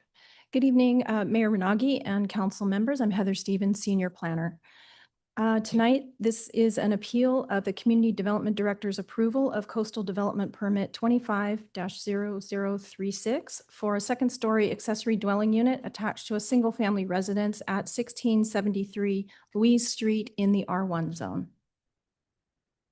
The project is located on a 5,953 square foot pie-shaped corner lot on Louise Street and has frontage along the Louise Street cul-de-sac. The lot is improved with a 1,625 square foot, one-story, single-family residence and 503 square foot attached two-car garage. The house currently measures 11.5 feet in height, where a maximum height of 20 feet is allowed pursuant to the municipal code. The project proposes an 810 square foot second-story ADU, which meets all the development standards, including setbacks, height, square footage, and parking. The ADU will result in an overall structure height of 20.166 feet, as measured from the lowest finished floor of the existing structure directly below to the ridge line of the proposed ADU, which is below the maximum height of 25 feet. The project requires a coastal development permit pursuant to Laguna Beach Municipal Code, Section 25.07.008A1A. In order to approve a coastal development permit, the reviewing body must find that the project is in conformity with all the applicable provisions of the Certified Local Coastal Program, and thereafter make the requisite findings in Laguna Beach Municipal Code, Section 25.07.012G. Amongst other things, this requires findings that the proposed development will not adversely affect coastal scenic resources and that the proposed development will be visually compatible with the character of the surrounding areas. At the April 9th, 2025 director meeting, city staff explained that accessory dwelling units are ministerial, but the coastal development permit, which is required for an ADU under the city's local coastal program, requires an analysis of the impacts on coastal resources along with other findings for coastal development permits generally. City staff also addressed public view impacts, fire safety, including compliance with the latest building code and fire code standards, parking, and CCNRs. 10 members of the public spoke with concerns regarding potential obstruction of coastal scenic views and hillside views, visual compatibility of the project, and the height of the existing vegetation on the site. This project qualifies for a categorical exemption under state CEQA guidelines section 15303, which is for new construction or conversion of small structures, in that the project consists of the construction and location of limited number of new small structures. On April 23rd, 2025, the property owners at 1655 Hillcrest Drive filed a notice of appeal of the director's approval. The appellant contends first that the director erred by not finding the visual impact as significant. Staff's response that the project has been sufficiently evaluated to protect natural resources, including public views, and is visually compatible with surrounding uses. There are no adverse impacts to local coastal scenic resources given other views of the hillsides from various locations within the rights of way. There's no impact to ocean views. The project is not of a scale that would significantly diminish the natural open space area in a manner out of character with the existing proportions and surrounding properties. In comparison with other residences in the neighborhood, the 810 square foot ADU as a second story addition is not out of scale and does not significantly diminish the views of the hillside. And the project's intrusion from one specific location does not create an adverse impact that would justify denying the project. Secondly, the second contention is that the proper analysis should consider the views without the presence of illegal vegetation. In response, the Laguna Beach Municipal Code allows hedges on corner lots to grow above the fence height of 3 feet unless a hedge height claim has been filed against the property, or if design review for a landscape plan has been approved at certain heights, in which case the hedge cannot exceed 3 feet at the corner cutback area and 2.5 feet within the intersection of the corner cutoff. There is no hedge height claim at this site. The third contention is the city should defer approval until a pending litigation is resolved. In response, the city has a duty under the state ADU law to consider a ministerial permit for an ADU within a certain time frame, and under the Permit Streamlining Act to consider a coastal development permit within a certain time frame. The city cannot refuse to act on a planning and zoning law application. It must either approve or deny the project based on required findings and submitted facts as applied to those findings.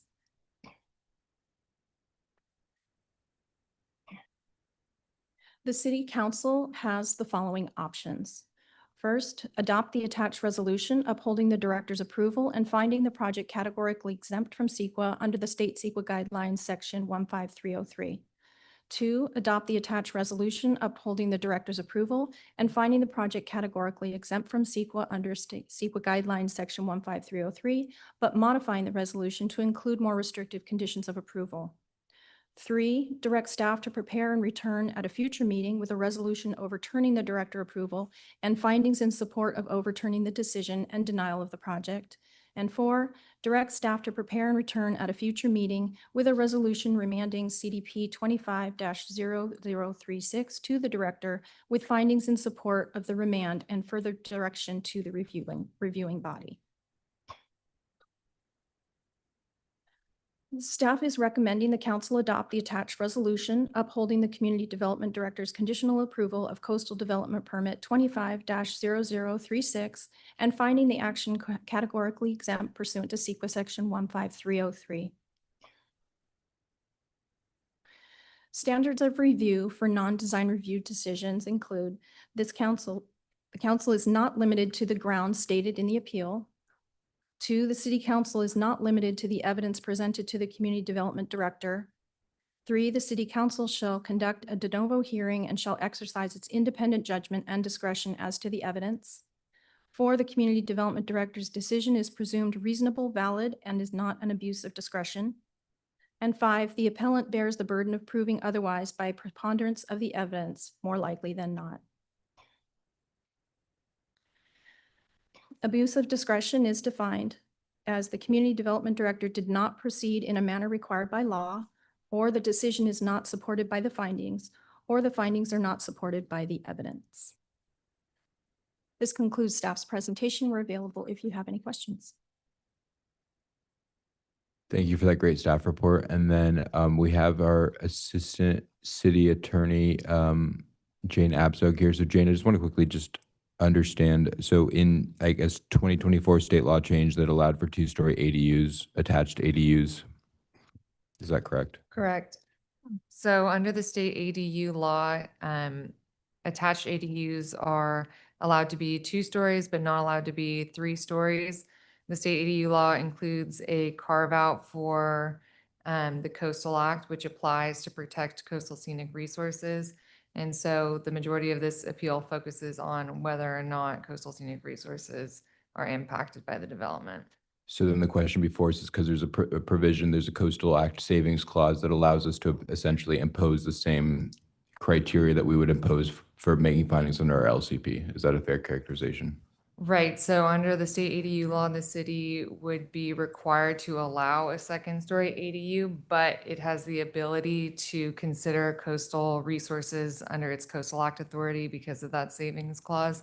And so could apply more restrictive standards to the development to protect coastal scenic resources, whether that's through a condition of approval or a denial potentially. Okay, and then sort of like tangential to all this, I mean, and this, the city attorney can talk about this as well, like this, when you got on, probably, I don't know, even want to know the amount of billable hours. Now you're in-house, so we don't have to pay billable hours, but the amount of time that we spent trying to like get involved with this issue and understand our powers as it relates to protecting coastal resources as required by law, while still understanding that this is totally disrupting the character of Laguna Beach to have, you know, view equity basically thrown out the window by the state of California. Yeah, exactly. We have spent a lot of time at the city attorney's office and looking at this issue, both and what the intersection is of the state ADU laws with our coastal authority, and then specifically the application of our LCP. And, you know, that process, what's clear from that process is that, or it's clear from the law is that the ADU law, state law is what it is. We have to comply with that. What, to the extent that our LCP is in conflict with those laws. So for example, our ADU ordinance walks back in certain ways the state ADU law because it has exceptions for it. But it's very, very narrow. It's only what the LCP says. Okay. And then the vehicle by which we do that is through the CDP. But the fact that the legislature they could have chosen to not create an exemption for the Coastal Act, but they did. That's part of the intent of this. It's very right? clear in the statute that that the ADU law is subject to the Coastal Act. And then when we looked at it from that perspective, we also even proposed our own legislation. Is that correct? We did try that. And we wrote a bill that basically would have said that if a city meets its very low and low income RHNA requirement, which would actually be incentivizing housing in places where we want it, where, you know, then you could be exempt from this. And then do you know the status of what happened with that? Mr. Mayor, our efforts were unsuccessful. We were killed in committee before we were supposed to go to Sacramento, but then the day before they basically, the lobbyists got involved and the bill was defeated. So I just want to make it clear from the beginning that this, I mean, it's a really important issue and I understand that all the feelings involved. And this has been a priority for the city. So I just want to set the context as we move forward. So are there other questions for staff? No questions from staff. Not at this time. Okay. So the way that we're going to do this public hearing is we have and I lost my, hold on. So what we're going to do is I'm going to open public testimony. First, we're going to hear 5 minutes from the appellant. And so you can designate, you know, yourself or an attorney or anyone, you'll have 5 minutes. And then anyone who is in support of the appeal, and I'm going to give, there's a lot of people here who want to speak. I'm going to give everyone, I think I'm going to do 3 minutes just because I want everyone to be able to, you know, say what they need to say. But I hope that I think we're all on the same page here that we don't need to say things that we don't need to say if it can be shorter. So I'm going to give everyone 3 minutes who's in support of the appeal, meaning that you're in opposition to the project. Then we're going to hear from the applicant, which would be they will have 5 minutes. And then anyone who would like to speak in support of the applicant and against the appeal has 3 minutes.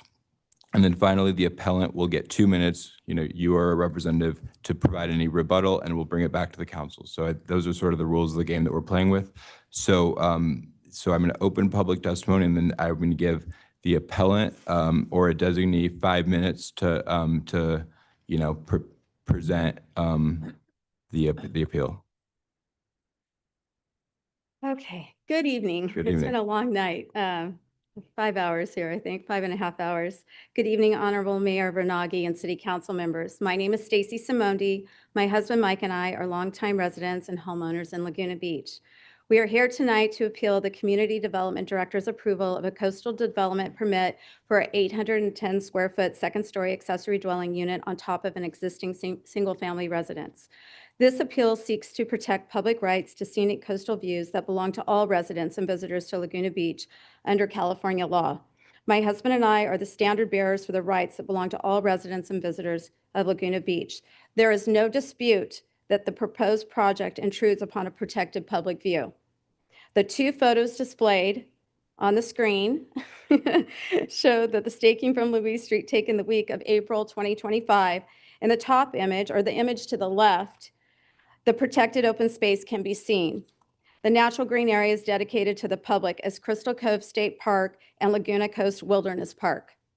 The image to the left, to the right, excuse me, I had to change this image, shows the extent that the public view is obstructed.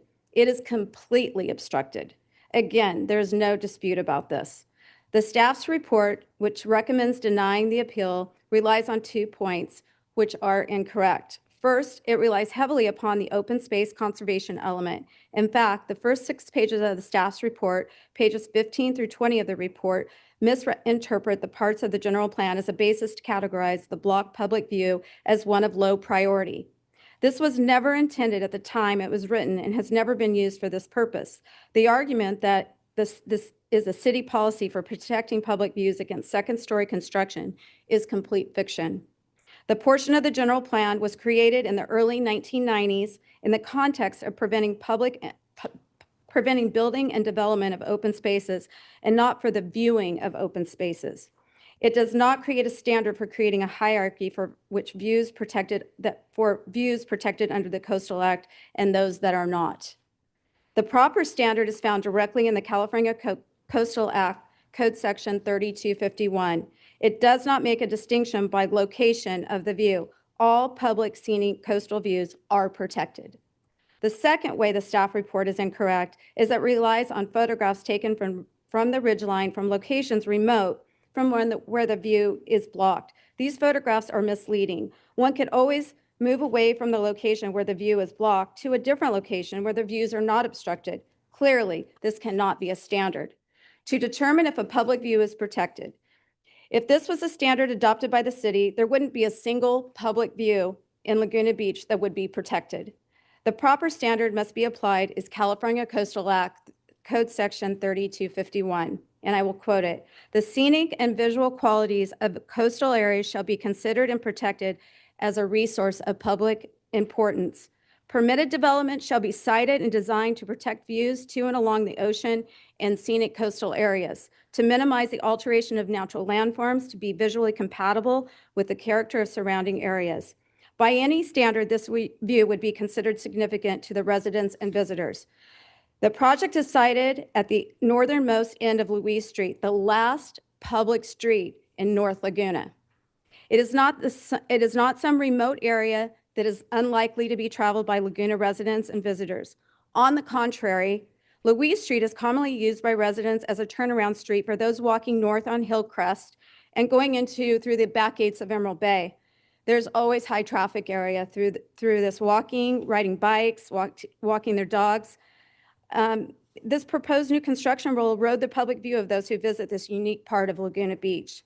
Allowing this project that obstructs public protected scenic views to move forward would be setting a troubling precedent to Laguna Beach. Under the local coastal plan, public view protections are not limited to wide panoramic vistas. Similar view corridors, particularly those showcasing scenic ridgelines, are equally protected. Given the public views from public spaces are protected by law, we urge the city to take appropriate action to ensure compliance with the Coastal Act and to preserve the integrity of this valuable public resource. I urge the council to uphold the public view protections afforded under the California Coastal Act, General Plan, and Local Coastal Plan, and reverse the approval of the coastal development permit for 1673 Louise Street. Thank you for your consideration. Thank you. Any questions for the appellant? No, okay, no questions. Thank you. Thank you. Okay, so now we will take three individuals in support of the appeal. Each of you will have 3 minutes each to provide public testimony. And again, you don't need to take the whole 3 minutes.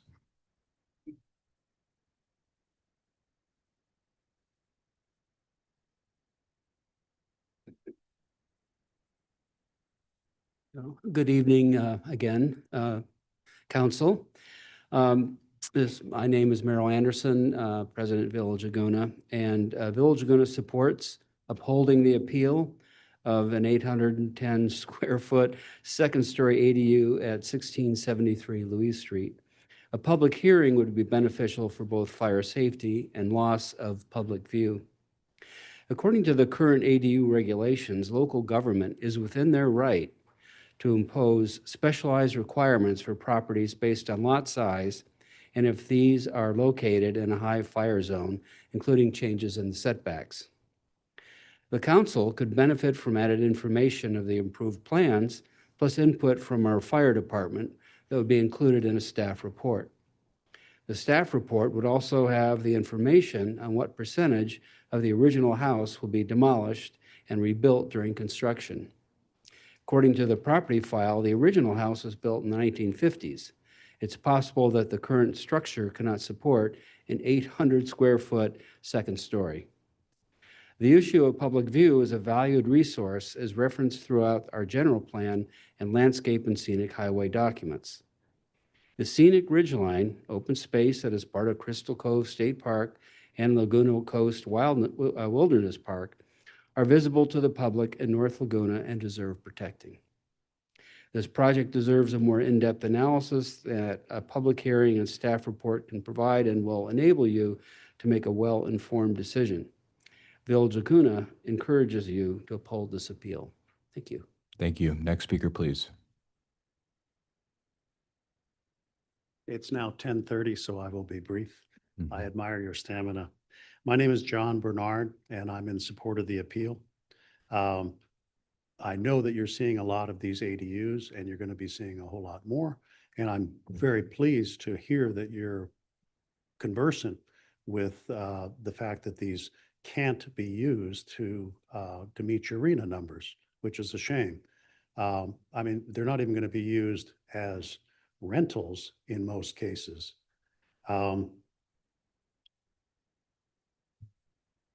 When they are contrary to the Coastal Act, I think you as environmentalists, as you said earlier, and I know you are environmentalists up there, I think it's important that you oppose these ADUs.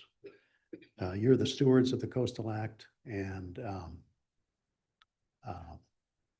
you need to stand up for it. Okay? Thank you very much. Appreciate it. Thank you. Next speaker, please. My name is Mike Simondi. I'm the husband of Stacy Simondi. I live at 1655 Hillcrest Drive in Laguna Beach. I've lived in that section, that house since 1992. I believe that the city staff used the wrong standard when they made their decision to approve the decision by the city at our previous hearing. They use a standard that was articulated on building on a scenic hillside, not viewing a scenic hillside. So the first, as my wife said, the first few pages of their report, I believe, is incorrect. They used the wrong standard. The standard they should have used is the Coastal Act, Section 3251, which my wife quoted, which requires that all scenic views be protected. As she put up on your screen. Because you can move around and reconstruct that view is immaterial.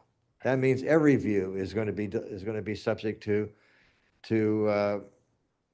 being obliterated.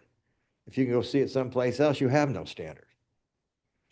As a compromise, I've suggest that the ADU be approved on the front yard of the subject property. There's room there for an 800 square foot ADU on the first level. They can satisfy their need for the applicant has said that they want to have room for their relatives and for caretakers as they grow older. This would provide them with that ability, that facility, and it would fit right there. And I've had a contractor measure it, and it fits in the front yard. So the city should adopt the least restrictive, the least impactful ADU placement, and the city can do this. The city has suggested in past meetings and past ADU applications to move it to a less obtrusive location. We suggest they move it to the front yard. Thank you. Thank you. Next speaker, please. Mr. Mayor and council, we've lived in Laguna for 60 years and own property here. And we have a rental over on Holly Street. In the back, it backs up to the house on the other street. And they put an ADU and it's right to the exact line of their property on both the side and the back. So that's been what's they've been allowing on ADUs. This two-story thing looks down on my daughter and son-in-law's house, right into their little backyard where they have a sauna. They have glass French doors going into the master bedroom and the other bedroom. The thing will just sit there and looking right down into there, and it's just obnoxious. And there's no need for it. The picture that you just had up there, I was going to comment on that. I've seen that it could be done at a single level. And that's just common sense. That's what I'm searching for, is not coming into something that blocks the view of the neighbors on all around it. Common sense says just allow them to build it down below. I don't know of any other ADUs that have been 2 stories. And there's no reason for this when it can be done one and everybody's happy in the neighborhood. Thank you. Thank you.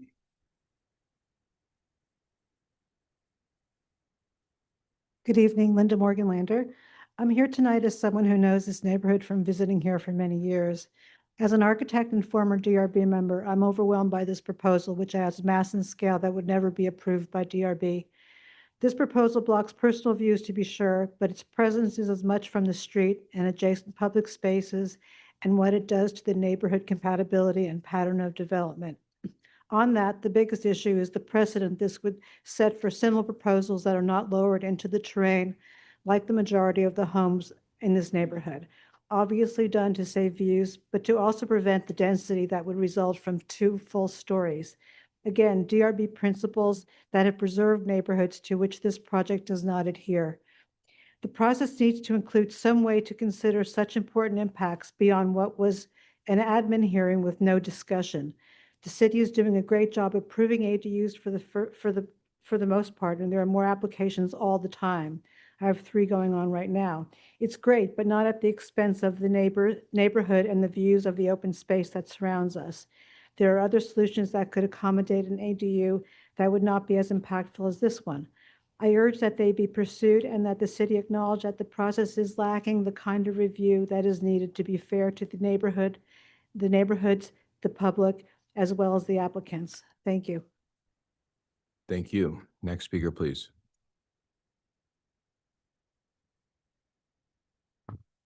Ann Christoph. I want to thank the council for your efforts and the city attorney also for your work on trying to implement the state requirements, which, as Linda just pointed out, void so much of our tradition in managing and protecting our neighborhoods. But the Coastal Act carve-out gives you a chance to make some headway in keeping these additions appropriate for our neighborhoods. And this is a significant view in that this open space is symbolic and in reality is the evidence of all that our community has done in preserving our green belt. And if we can't look at it anymore, that's a tragedy and that's a loss. And this opportunity, this provision that they have allowed to have you consider the coastal impact, coastal impacts means that you can protect at least that.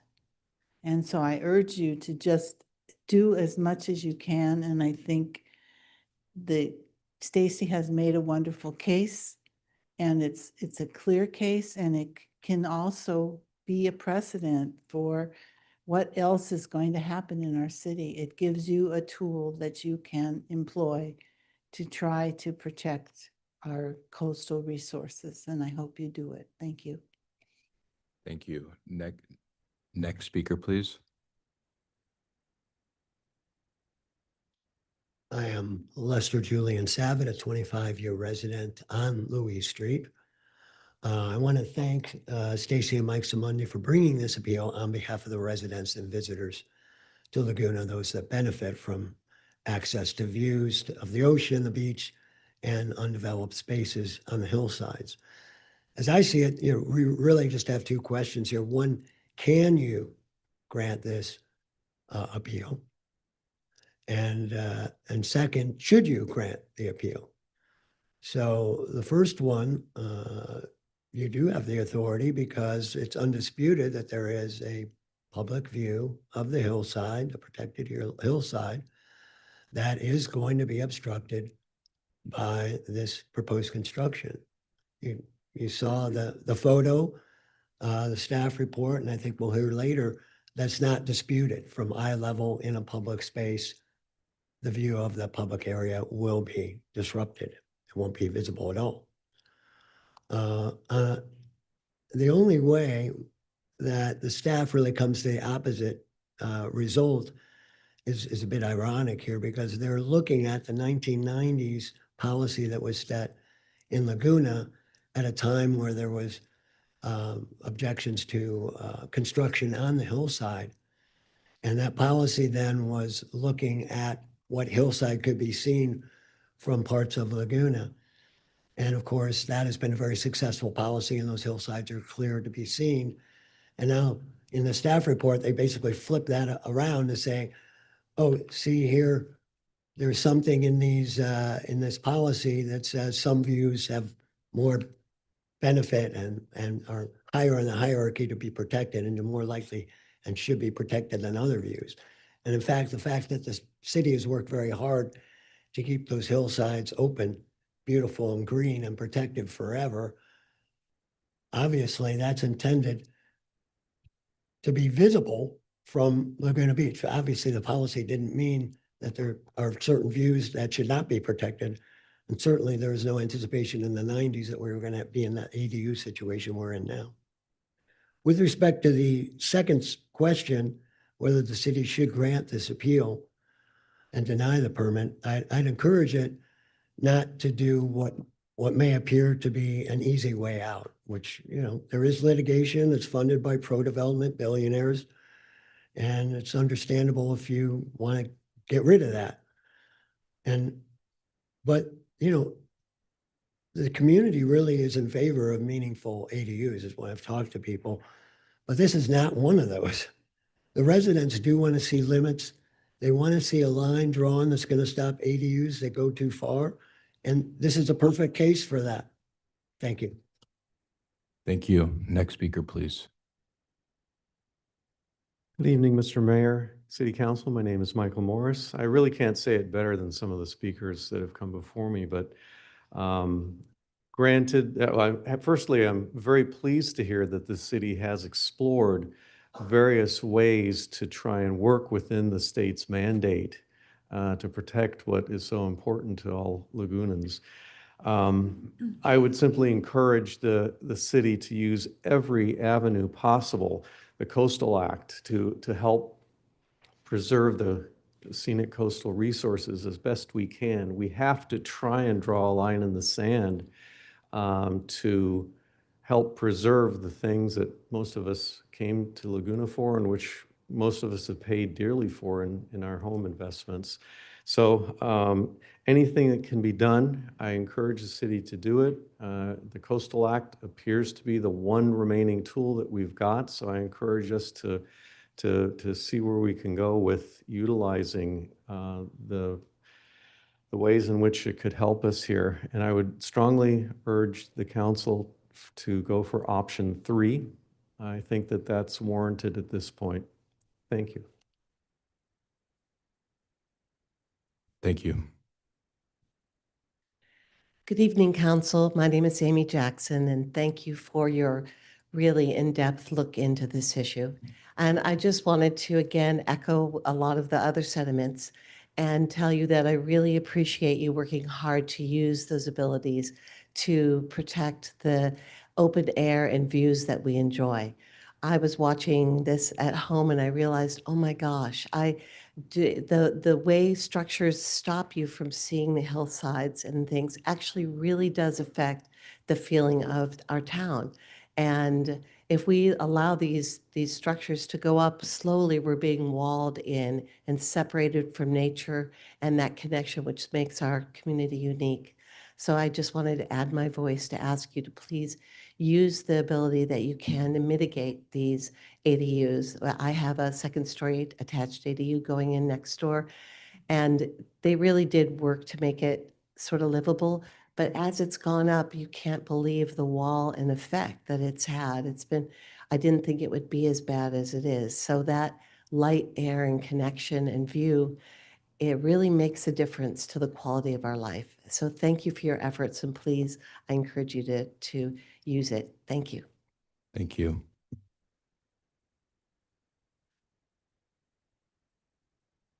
Good evening, Council. So everyone said a lot of great things, and the problem is that we are the one that are taking the brunt of the issue. So we live directly behind and we now have a movie screen that's as high as this ceiling, all the way down. It's massive, massive, with windows, I assume, and it looks straight into our backyard, my son's bathroom, his bedroom, our master bedroom, our bathroom. So it looks into 4 of our privacy areas. And not once did they even mention it. In fact, the only reason that we found out about it was because a smart broker checked on the public records and found out it was being built. And so my buddy Rob Smith goes over and says, "What's going on?" He says, "How'd you find out about it?" Well, so now all of a sudden I've got a problem if you guys approve this, and I've got a problem with a movie screen in our backyard. So if it was your house, yours, I think you would vote, and turn down the project. It starts a can of worms. And I understand that the state doesn't look at, I've talked to HCD 15 times, and I understand that they don't look at views or private views, all that stuff. The bottom line is we're the ones that are taking it in the shorts, and it's not cool. And no communication, no concern. My guess is they're probably selling. I mean, my wife and I talked about it. It's a great move. You build it for $800 a foot and you sell it for $2,500 a foot. Why not? So it's really pretty sad. So thank you. Thank you. Hi, thank you. I know it's been a long night. My name is Cheryl Osborne, and I actually live across the street from the proposed ADU. And basically, my concern is I'm deathly afraid that we're interpreting this California law to be completely decimating all of what Laguna stands for. I bought in Laguna and spent a lot of money because of the Coastal Commission. I just felt protected because nobody was really able to build anything. At my old house, we had a neighbor that was in years in design review board because she wanted to put this monstrosity up. And so I felt like the city would actually protect me and my family. And right now I feel like there's no precedence. I get that. But I think if we don't fight this particular ADU law at this particular juncture, we're going to become Tokyo. And how are you going to stop anyone from maximizing ADUs that don't block private views that are 25 feet high? I can see them happening all the way down because it would just block a coastal view. It wouldn't of residents. It wouldn't block anything from public streets. So I think you have to be really careful what you approve at this point and what you don't, because it does establish a precedence. And there's also a safety factor as well. I have not been able to actually review the plans, or I don't know if that's even something that happens, but I do know that we are now a very high fire area, and the street is less than 20 feet. So the code says, the fire code, Orange County Fire Authority says that you can only park on one side of the street if the street is more than 20 feet. And so now I'm wondering if we are going to be completely compromised based on this structure, because it obviously opens up parking issues, even though ADUs are exempt from parking issues, structures are not. And when you do build, that's the only time you can actually look at safety. So there's no possible way you can have 2 cars on either side and, place for the fire department to come in. So I believe it's going to change the entire street, and we're going to have to paint one of the sides of the curbs red. Otherwise, it's not going to work. I do have an elderly mother that lives with me, and I worry that the fire department won't be able to get to her. But I think it's a really important consideration, because it's not just, it's everything about building. And I do believe that there could be an ADU. I'm for ADUs, 100%. I think that that California has a housing crisis. I get that. I just don't think they should be, I don't think they should maximize everything. I think our city should be able to say that, what Laguna should, what does Laguna deserve? Thank you. Thank you. Next speaker, please. Council, Honorable Mayor, my name is Daniel. I'm a 45-year resident of Laguna Beach. Real estate's my vocation, but photography is my passion. I've produced a calendar of North Laguna for the last 27 years. I've been the primary photographer of that calendar that is beloved in North Laguna Beach.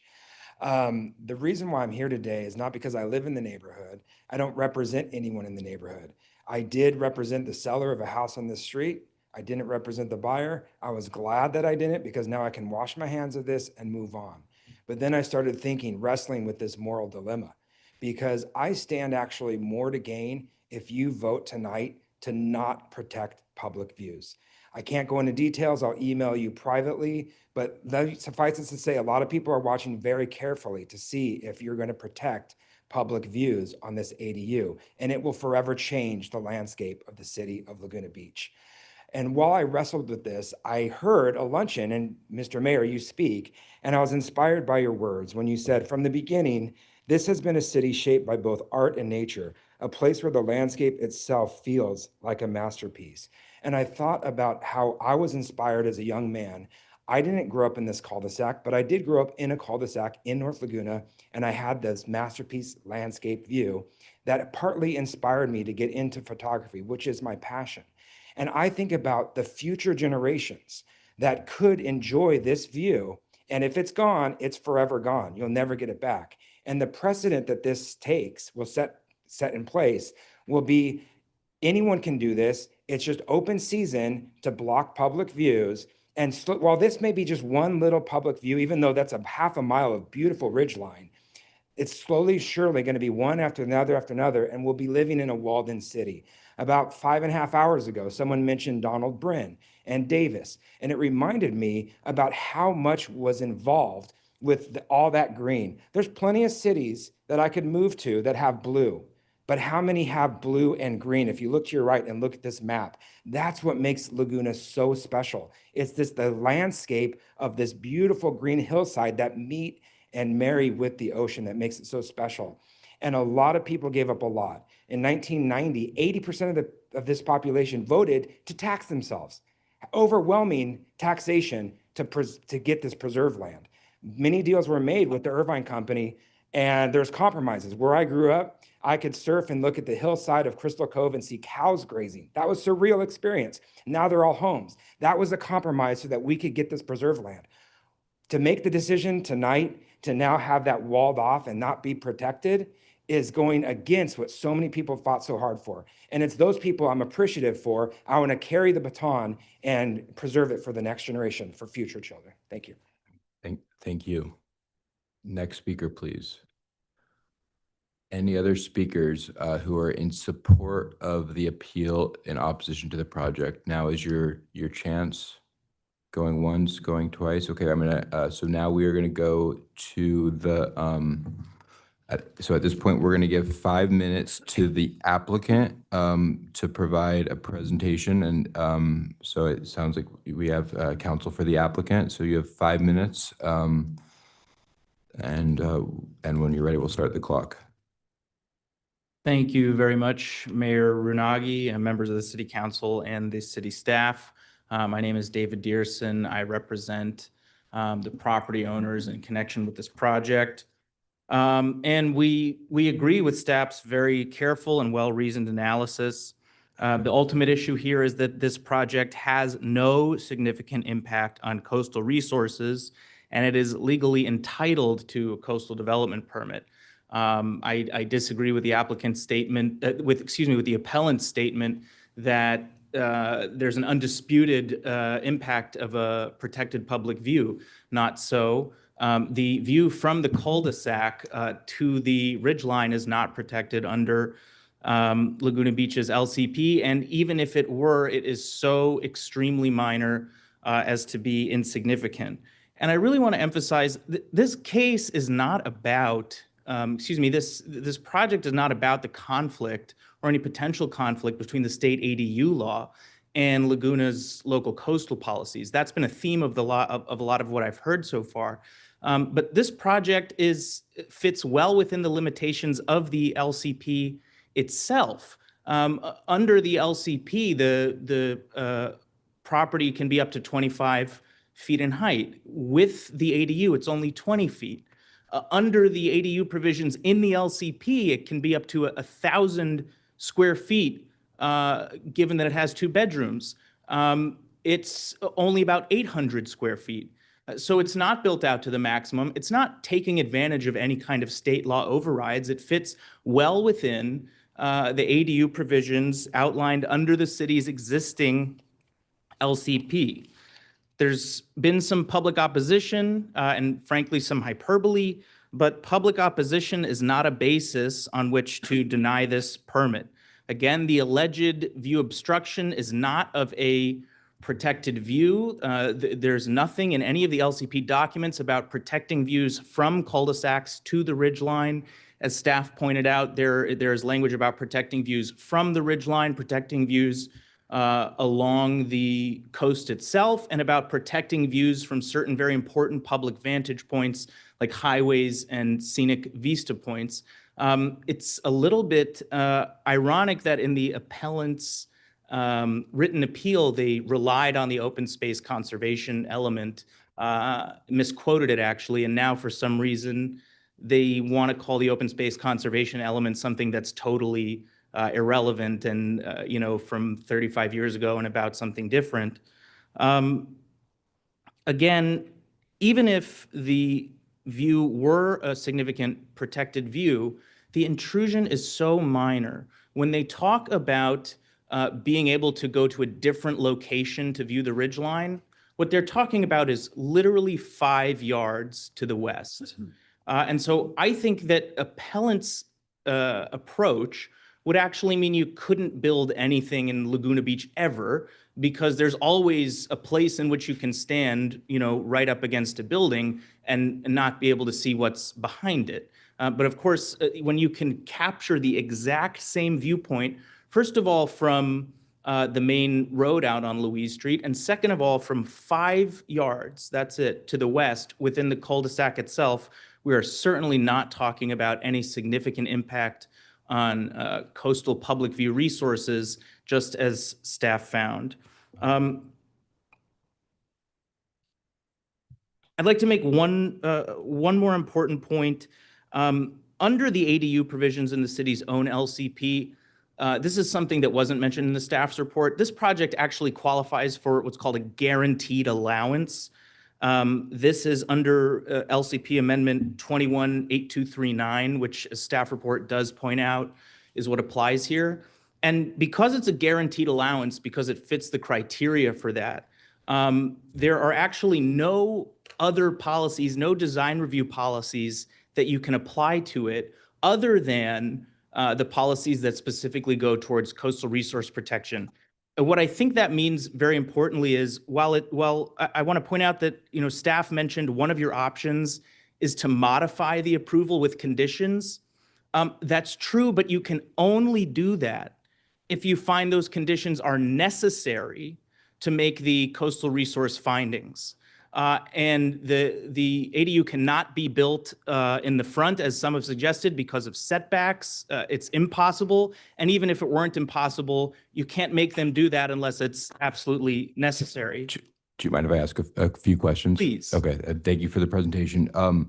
So it sounds like we're on the same page in agreeing that the LCP applies here, that that you can't build in the city of Laguna Beach or in this area, you can't build an ADU without, that would impact coastal resources. Is that a fair characterization of what you're saying? Yes, that an ADU has to comply with the LCP. With the LCP. Right.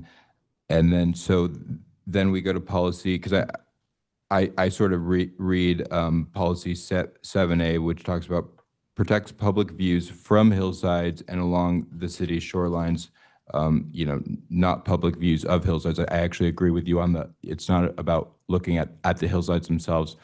But then when you look at it, so I mean, and this is gonna, we probably need more analysis of the from hillsides, but where, so you talk about how it's like a minor impact. Where in the LCP do you define what a minor impact is, and how does the LCP define that? Because why isn't a minor impact worth protecting? That's my question. So, I mean, I think the way that the LCP documents treat this question is that they're focused on the context of the vantage point. And so, you know, a major impact to a vantage point would be about impacting a vantage point that is along the Pacific Coast Highway, or that is at a scenic vista point, or on some major public road. I think the very fact that we're talking about a cul-de-sac view here, which nobody would ever visit in order to see the ridgeline, suggests that under the LCP, it's not exactly the kind of important public scenic vista that it had in mind.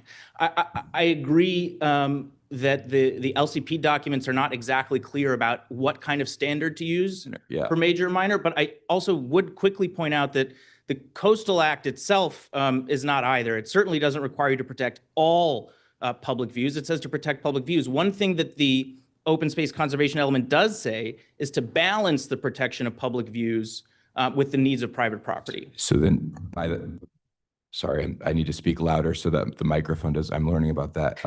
So I think what you just said is right on. Why couldn't you do the proposed one-story front yard house that balance? Because that's the whole point of the Coastal Act. There's a lot of irrationality in the Coastal Act, I would argue, right? Where there's total discretion, and I won't disagree there. But that's what the legislature, in making the determination to not create an exemption for the Coastal Act, what they basically did is they subjected us to apply that. And what the Coastal Act says is it's, as you just noted, balancing private property rights with the right to develop. So why couldn't you, as you know, there's this on the screen doing the one-story ADU, why wouldn't that be the appropriate? Because again, if the legislature, if they wanted to say that the discretion, which I agree can get out of control sometimes in the coastal, didn't take place, they would have removed the Coastal Act savings clause. They didn't.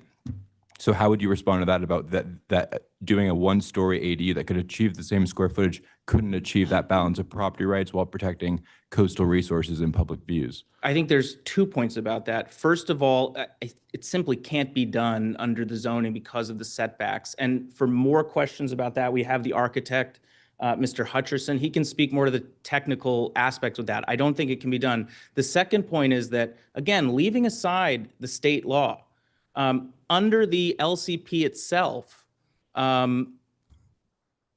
this is a guaranteed allowance, meaning that you can't, you know, it's not an issue of discretion unless you find, in order to even try and force them to put the ADU on the ground floor, you would have to find that doing so is necessary to get to those coastal findings.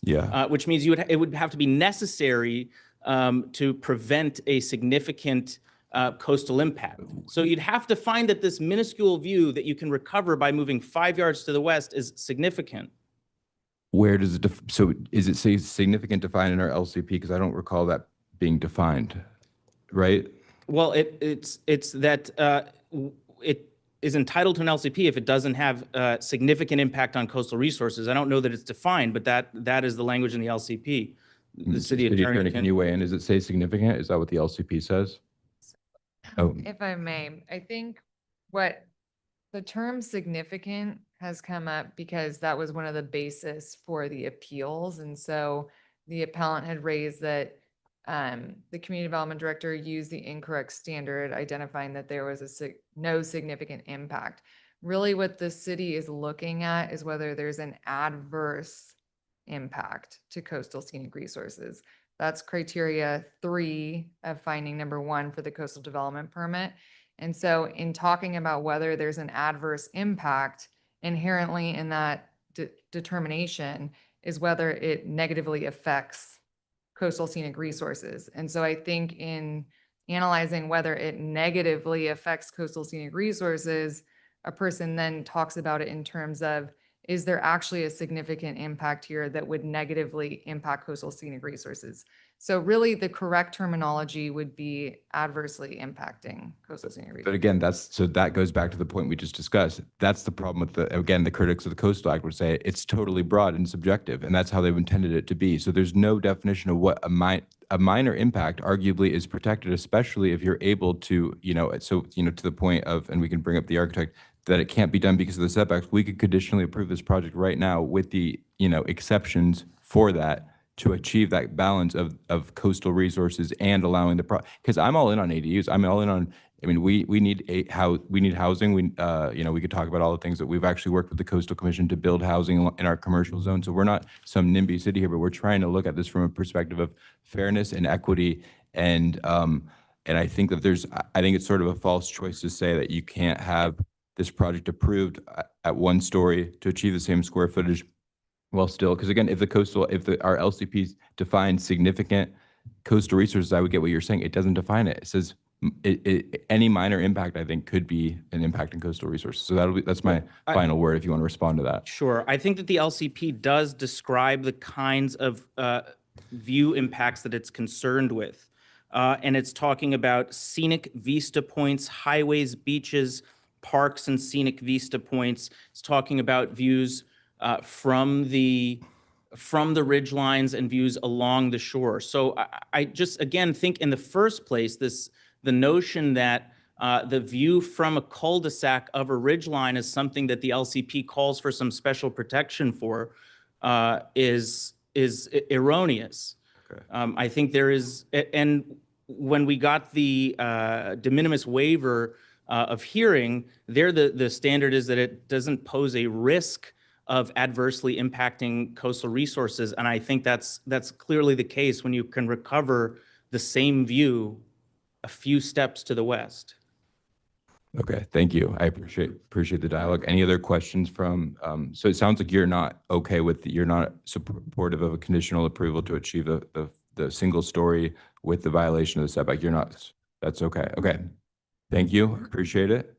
So now we will take public testimony from individuals who are in support or in opposition to the appeal in support of the project. You have 3 minutes each. There's no off-season in Laguna anymore, by the way. No off-season in Laguna. You were talking about that earlier. Oh, good. I forgot all about tourist impacts. Okay, I'm so all in on state housing law and LCPs. Right. I sent to you a letter. I'm Julie Paddock. I've lived in North Laguna for my whole life, 57 years. I will speak on 50 of those years. This peekaboo postage view of the hillside would not even be an issue if the tree that used to be there hadn't died. These residents decades ago could have planted a tree and this little piece of hillside would not be seen. This would be a non-issue. In addition, in all my years, I've walked down Louise, driven down Louise 10,000 times plus times. I never went into the cul-de-sac. Had no reason to go into cul-de-sac. It's not a destination. You can stand at the beginning of the cul-de-sac, the mouth of this cul-de-sac. I think it's in front of 1645 Louise, and you have a beautiful unobstructed view from the Emerald Bay Irvine Ridge line above above Emerald Bay to the bench up above Dartmoor where the water tower is. So if we're going to get really picky about this little tiny postage view, sure, we can do that. The people here are upset because they don't want ADUs. I understand. They don't want their private views blocked, but this is about a public view. And we're going to get really technical about it. And, maybe you'll go against these people. But the truth is that if the city had adhered to the California PSA Act and they hadn't dragged their feet for a very, very long time while they were waiting for the Coastal Commission to figure out what they're going to do about ADUs and what the city was going to do about ADUs, and moved in a prompt manner. If people hadn't quit at the city who were planners, projects hadn't been lost or deleted by city employees, people weren't given incorrect information only after to spend more time kicking the can down the road, this would have been approved because there is a exclusionary map for North Laguna that would apply to this house if they wanted to tear down their house and build a new one. They would not have to get a CDP. And the Coastal Commission, for whatever reason, decided that everyone was going to have to get a CDP if they wanted to do an ADU. Maybe they were worried about somebody had some other map. This map that I talk about was not on the LCP. You couldn't find it if you went on the city website. The city, in fact, used it to build the playground at Riddle Field, so you had access to it, but the residents, like 90% of Laguna, don't have to get CDPs if they're tearing down their houses. So the fact that they have to get a CDP to put the ADU in, yeah, I get it. Somebody's in some office or something did this, but these people have spent lots of money and lots of time, and all it is sour grapes with these neighbors. I understand. And that's it. Thanks. Thank you. Okay, next speaker, please.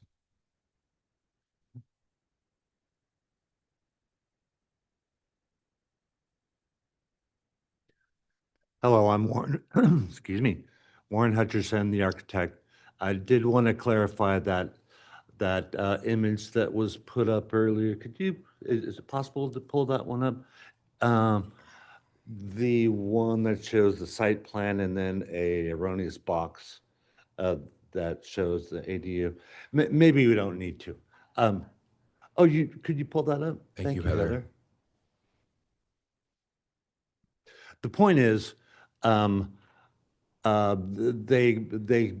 took the site plan, drew a box without taking into consideration not only the setbacks, but lot coverage and what that sort of mass would do to the lot and the enjoyable use of that lot itself.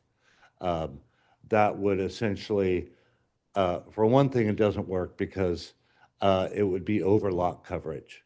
Whether you go outside the setbacks or not, it's over lot coverage, not allowed. Also, an ADU is supposed to be subservient to the main structure. What happens here is you go in the front yard and the first thing you see and the first doorbell you ring is the ADU. That's not what an ADU is supposed to be. It's supposed to be the main house. So they've drawn a box. Again, okay, it's outside of the setbacks, but it's way over lot coverage. Now, what you're doing is you're taking a nice courtyard, you're taking enjoyable front, really the only yard space they have because of the situation of the existing house, and you're throwing a big structure there.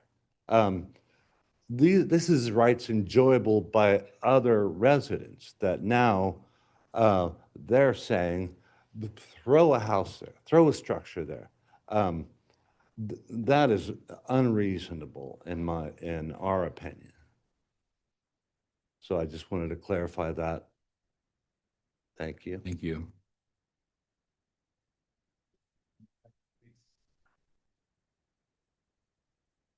This is Stephen Ronicky, and I just want to comment about, if you could put that image back up, please.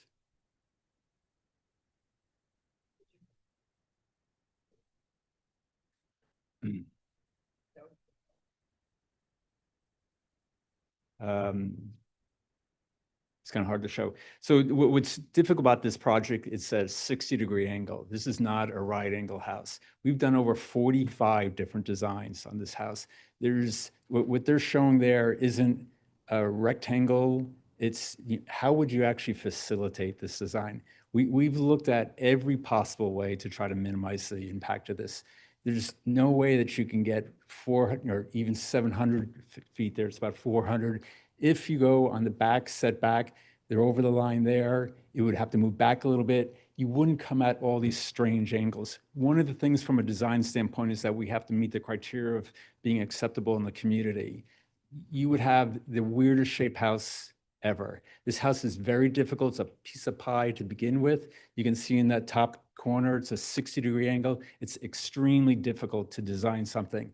We spent a lot of time trying to make something that was aesthetically pleasing. We're only at 20 feet. We're trying to minimize the impact on the community. And I would also support that. I hope that each of you have gone to the site and actually looked at it. We're really talking about completely incidental block of view here. So I appreciate your support in supporting this project. Thanks.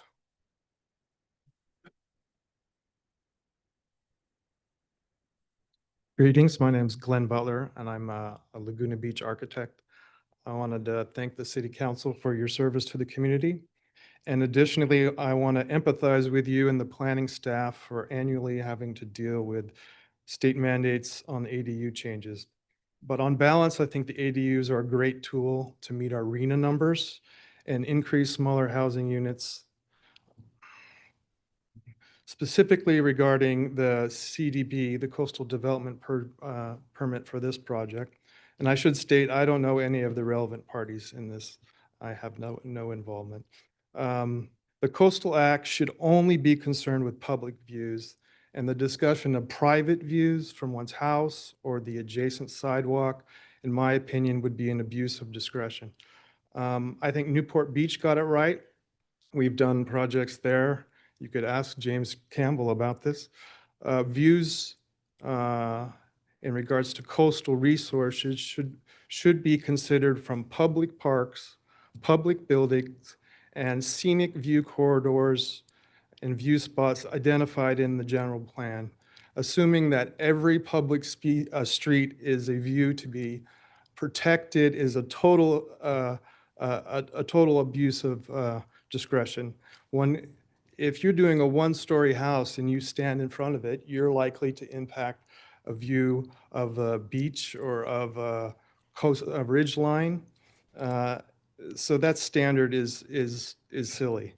In my opinion, this project should never have been staked or even have a hearing, and I should not be speaking here.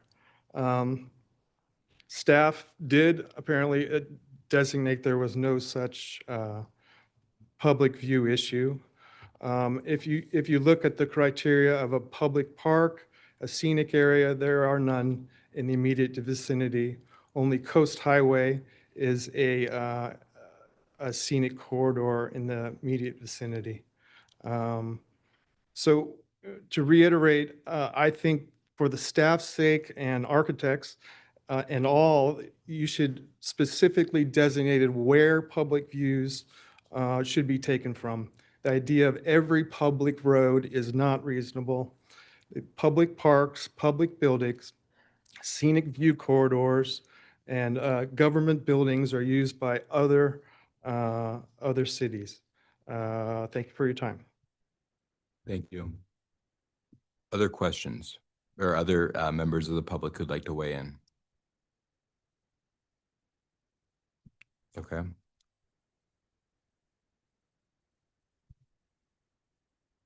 Hi. Good evening. Good evening. Thank you, Mayor and council members. It's been a really long evening. But I would like to address a few of the comments that have been made this evening. Sorry, I don't have any water. Our project has clearly been under a spotlight for over 2 years, more than 2 years. I think many of you here are well aware, and we have at all junctures tried to be honest and work with the city.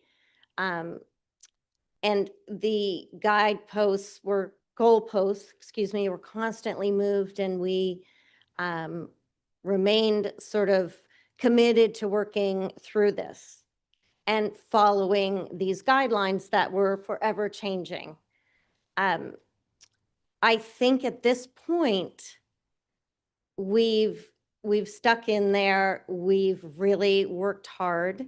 And I understand this is a difficult situation for neighbors, and I can appreciate it. But we are also residents of Laguna Beach. We also have the right to enjoy our home and what our needs are for our family under the law, under all of the municipal codes that Laguna Beach has set out, and under all Coastal Commission directives, which we have done. And let me quickly talk about people who have suggested that we're just going to sell our residents. We are not. We have spent a lot of time designing this so that we can age in place. We love this city as much as everyone else does. Secondly, we do plan to rent this ADU, unlike what many people have suggested, that this is just, a grab for land and square footage. It is not. And I think you will find that that will be the case. Privacy issues. Totally understand concerns with privacy issues. If I invited you into our home today, what you would see is that we look directly into a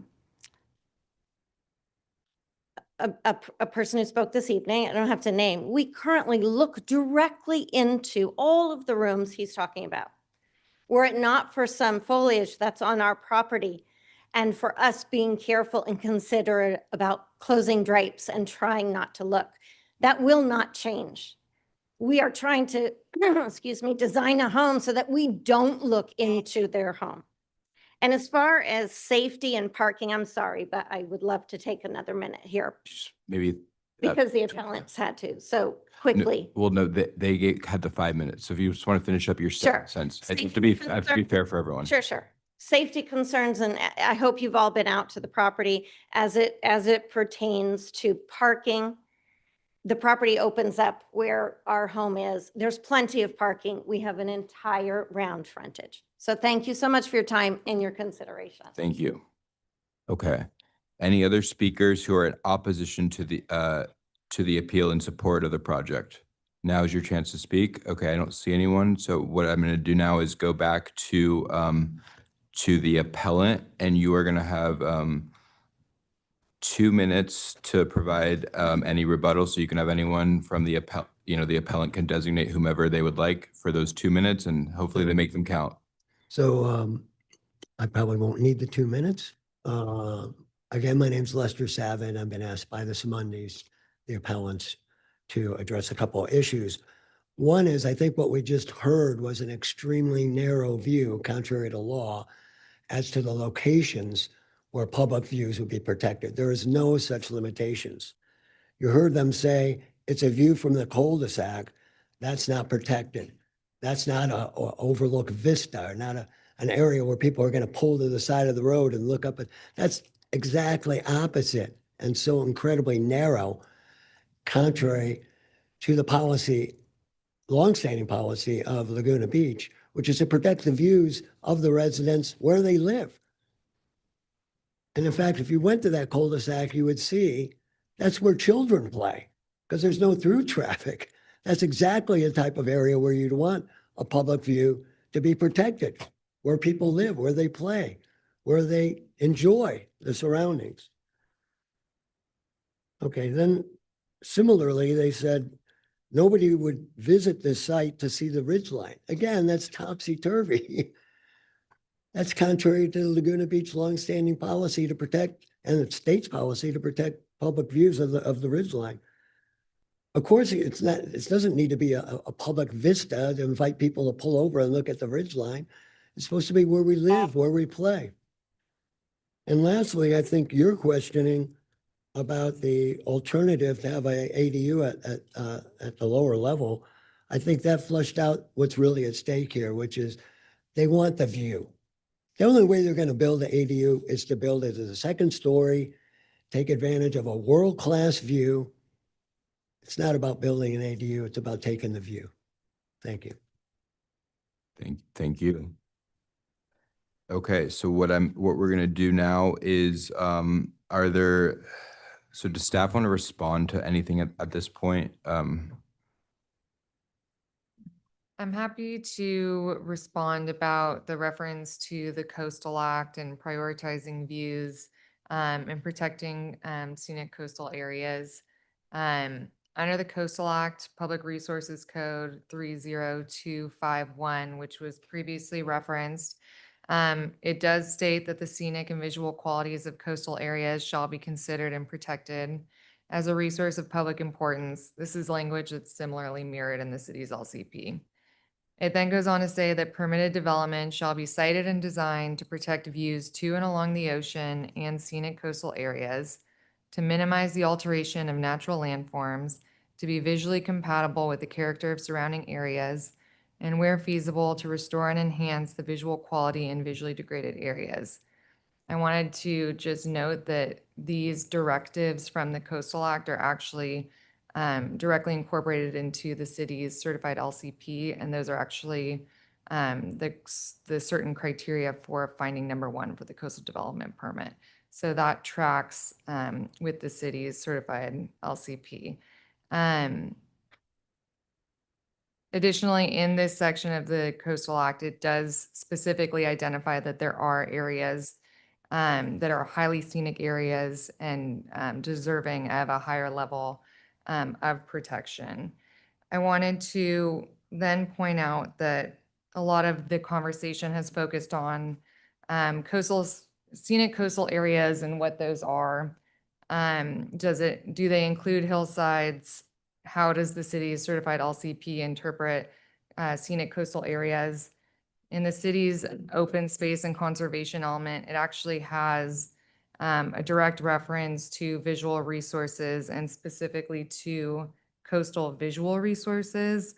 And while coastal visual resources is not an exact same phrase as coastal scenic resources, they are very similar. And coastal visual resources within the city's open space and conservation element, which is part of the city certified LCP, states specifically, with a few exceptions, such as Main Beach Park, the city's 4.2 miles of shoreline is characterized by prominent headlands, pocket beaches or coves, wave-cut cliffs, and associated sea arches, caves, and blowholes.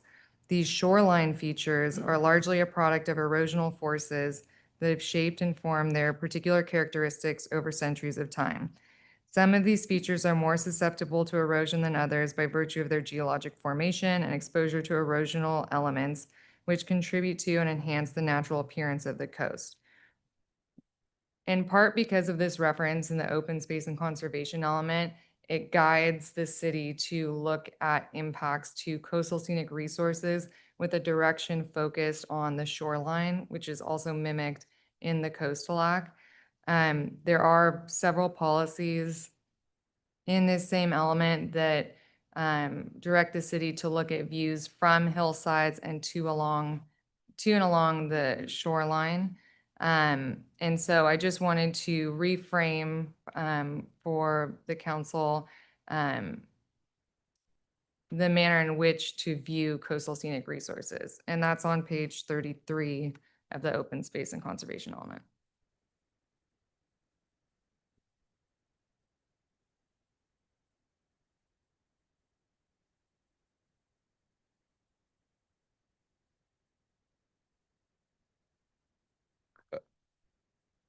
Any questions? So I guess maybe let me ask the same question I asked to the applicant's counsel. How do you define, there's nothing about defining what minor, I mean, what's to stop it from being a minor impact? I think this is something that staff tried to address in the appeal report, which is that it seems like the focus of coastal scenic resources is addressing shoreline views, but to the extent it applies to the hillside, and that is part of the consideration, then you can look to the open space and conservation element, which also talks about hillside visual resources. And again, that's focused on uncluttered hillsides and development in the hillsides, protecting unique topographic forms, unique vegetative forms, natural water courses, and associated canyon bottoms, special land features such as prominent ridge lines, escarpments and rock outcroppings, and visual edges or boundaries. So I think in kind of analyzing what the hillside visual resources are concerned with, it's about the actual natural resource of the hillside and protecting the actual hillside as opposed to views of the hillside. And then I think that's carried forward by the policy that discusses views from the hillsides. So then based on kind of the conversation that applicants council and I had, do we have analysis on this question of whether there are minor view impacts of presuming that the LCP does protect views from the hillside? So there's nothing in the city's certified LCP that talks about a minor infringement, let's say. But it doesn't define what's not minor, Right. right? It's really whether it's adversely affecting it. Which And is not so- defined. Which is not defined. And so I think that there is a little bit of a lack of guidance. But if something is, I mean, just logically speaking, if something is minor, I don't know. Is it an So adverse effect? there's a lot of illogical things, Right. and that's sort of my whole point here, is that the legislature chose to not create an exemption here, and so they didn't, and our LCP does not, creates a lot of subjectivity, and that's why, you know, there's a lot of issues in how we do things in the coastal zone, right? I'm not here to be a defender of that right now, but what I'm saying is that those are the rules of the game. The rules of the game are such that it is very subjective. It is intentionally designed to be subjective, where there's no definition of what an adverse impact is. So if we haven't done that analysis of a minor view impact, especially in the context of the ability to have a feasible project where you could build, and I get that the applicants would rather build a, 2-story ADU.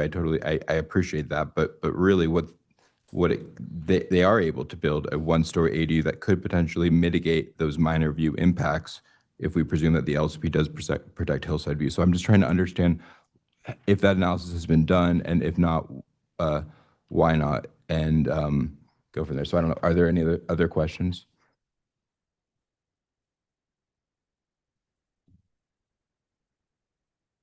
Jane, what's your take on what Alex just said?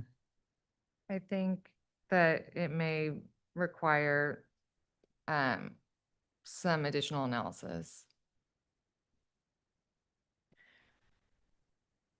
Mr. Mayor, I think that there is some, as with many of our planning documents, there is room for interpretation. Yeah. However, I think the point about minor impacts and and adverse impacts and what that means, there has to be some logical application to our documents. And so if we interpret it in such a way to mean that this one view is not allowed, from one vantage point, there is a potential view impact to an uncluttered hillside. Yeah. It would be difficult in many ways to allow development in the city. However, that being said, I think if you would like more research on this specific question, we certainly can dig into and see if we can find anything greater than what we've already brought forward. Well, and I think it's a relevant question. If this was the only way that you could build an ADU, I think it becomes more of a moot point. But the fact that you're able to build an ADU without potentially having any adverse impact on coastal resources. And again, I didn't write the LCP. It was, that's sort of the business that you get into when you want to try to develop an ADU in the coastal zone, is that it's subject to coastal policies. And so our job is to apply those policies here. And so I just don't see how we would be able to approve this, without having that analysis of that question, given that there is a way to build this project without, potentially impacting coastal resources. Sue? Oh, Hallie? I agree with that. And I think it's especially important because this is precedent setting, right? I mean, if everybody in this town decided to build a second story ADU, we would have a very different community. So I think we need to be really careful how we move forward. And I'd certainly appreciate a little bit of additional analysis. Yeah. I agree with that. Megan, are there provisions, the architect brought up a couple of points regarding the ADU being placed on the ground level in the, what he referred to as the courtyard area in the front yard. Aren't there provisions with this, within the ADU laws that allow people to extend into a front yard setback? I thought there was. Mayor Pro Tem, yes. So the state law has allowed for development of ADUs in the front yard and into the front yard setback. I'm going to look to Jane to answer the question of how our LCP has applied that in our ADU ordinance to, I don't know if that was pulled back at all with the crossover with the LCP provisions. I'd have to pull it with respect to this particular project, I would need to pull up the formerly existing LCP amendment that was in place at the time the application was. And I'm not sure if that diagram that we saw actually had it encroaching into that. It didn't look like it did, but it was just a question. If the council's direction is going to be for us to do further analysis, that's something that we can also look at. Hallie, go ahead. If we were to request that, what would the legal ramifications of, I guess, requesting a continuance? Are we able to do that? That's a good question. Council member, yes, you can request a continuance in order to have further analysis done in order to make your decision based on the evidence that's in front of you. So we can do that. I think we want to do that timely and as quickly as possible. But that's something you're certainly entitled to do as the fact finder. And then, in that, because I also want to say from the context of, putting the city's interest first, we have to follow our local coastal plan, right? We want to do that, but we also have to follow state law. I think that's very important. And, it was covered in Stu News that the city had to pay out $2.5 million because of a duplex where, this is before I was on the council, but where we applied, this was not really the issue, it was not the LCP, it was about the principles of view equity, where we applied subjective criteria when we're not allowed to under the Housing Accountability Act for a 2 or more unit. So we don't want to be putting ourselves in a position where we're dealing with that. So concurrent to, and we also, I think the worst thing in the world would be to have a decertified housing element. And again, here we're not in, I don't see how we would even become close to that because our goal here is to just look at our LCP as, the legislature intended was to apply the LCP here because that's why they created the savings clause for this legislation. So maybe concurrent to that, could city staff, as they're doing the research on the minor impact analysis in the context of feasibility by doing this, other one-story unit, could city staff also, speak with HCD and just ensure that as we're doing this analysis on concurrent paths to make sure we don't have any risk of legal risk going forward. Mr. Mayor, just to confirm, you just want information relating to the risk to the city in terms of non-compliance with ADU laws? In the context of this analysis that we're having done, I want to have all the options in front of us so that we're able to make a really good decision that respects the California Coastal Act, right, and our LCP, and respects California state law and does not put us in a legal situation that we don't want to be in that puts all of our residents at risk. Understood. Yeah, we need to get this right now because we're going to have more of this. We need to get it straight. Understood. We certainly can have those conversations and include an analysis as part of when we come back as to the potential ramifications. I'm not saying that this is the case, but if you were to be deemed to not comply with ADU laws, what happens then? What do we think the timeline is on this? Realistically, I don't think we can come back on the June 24th meeting because we already have 2 appeals that night, I believe. So it would either need to be the July 8th or the July 24th meeting. Okay. And I don't know if, Matt, you happen to know if we're already fully booked on the 8th yet. I know we have at least 1 appeal that night. Yeah, I think we have 1 item on the 8th. And I was gonna say, if we could get some kind of clarification too on the analysis. What I'm hearing is feasibility of a one-story ADU. Are there parameters on that in terms of the square footage that's proposed in the current program, or is it just to see what that would look like? Again, I think it just goes back to the plain language of the LCP, right? What does feasibility mean there and how do you interpret it? And again, that goes back to the issue here that is the problem with developing in the coast is when you're subject to the coastal policies like this, it's hard, right? Because there's not clear definitions. And that's what the applicant, when in deciding to make this, which is their right to try to do, leverage state law, that's like the Coastal Act applies. And so that's why we have to make sure that we're following all state laws, including the Coastal Act, which is part of state law. So would it be fair to say, in order to answer your question, Matt, what the potentials are on the single on grade?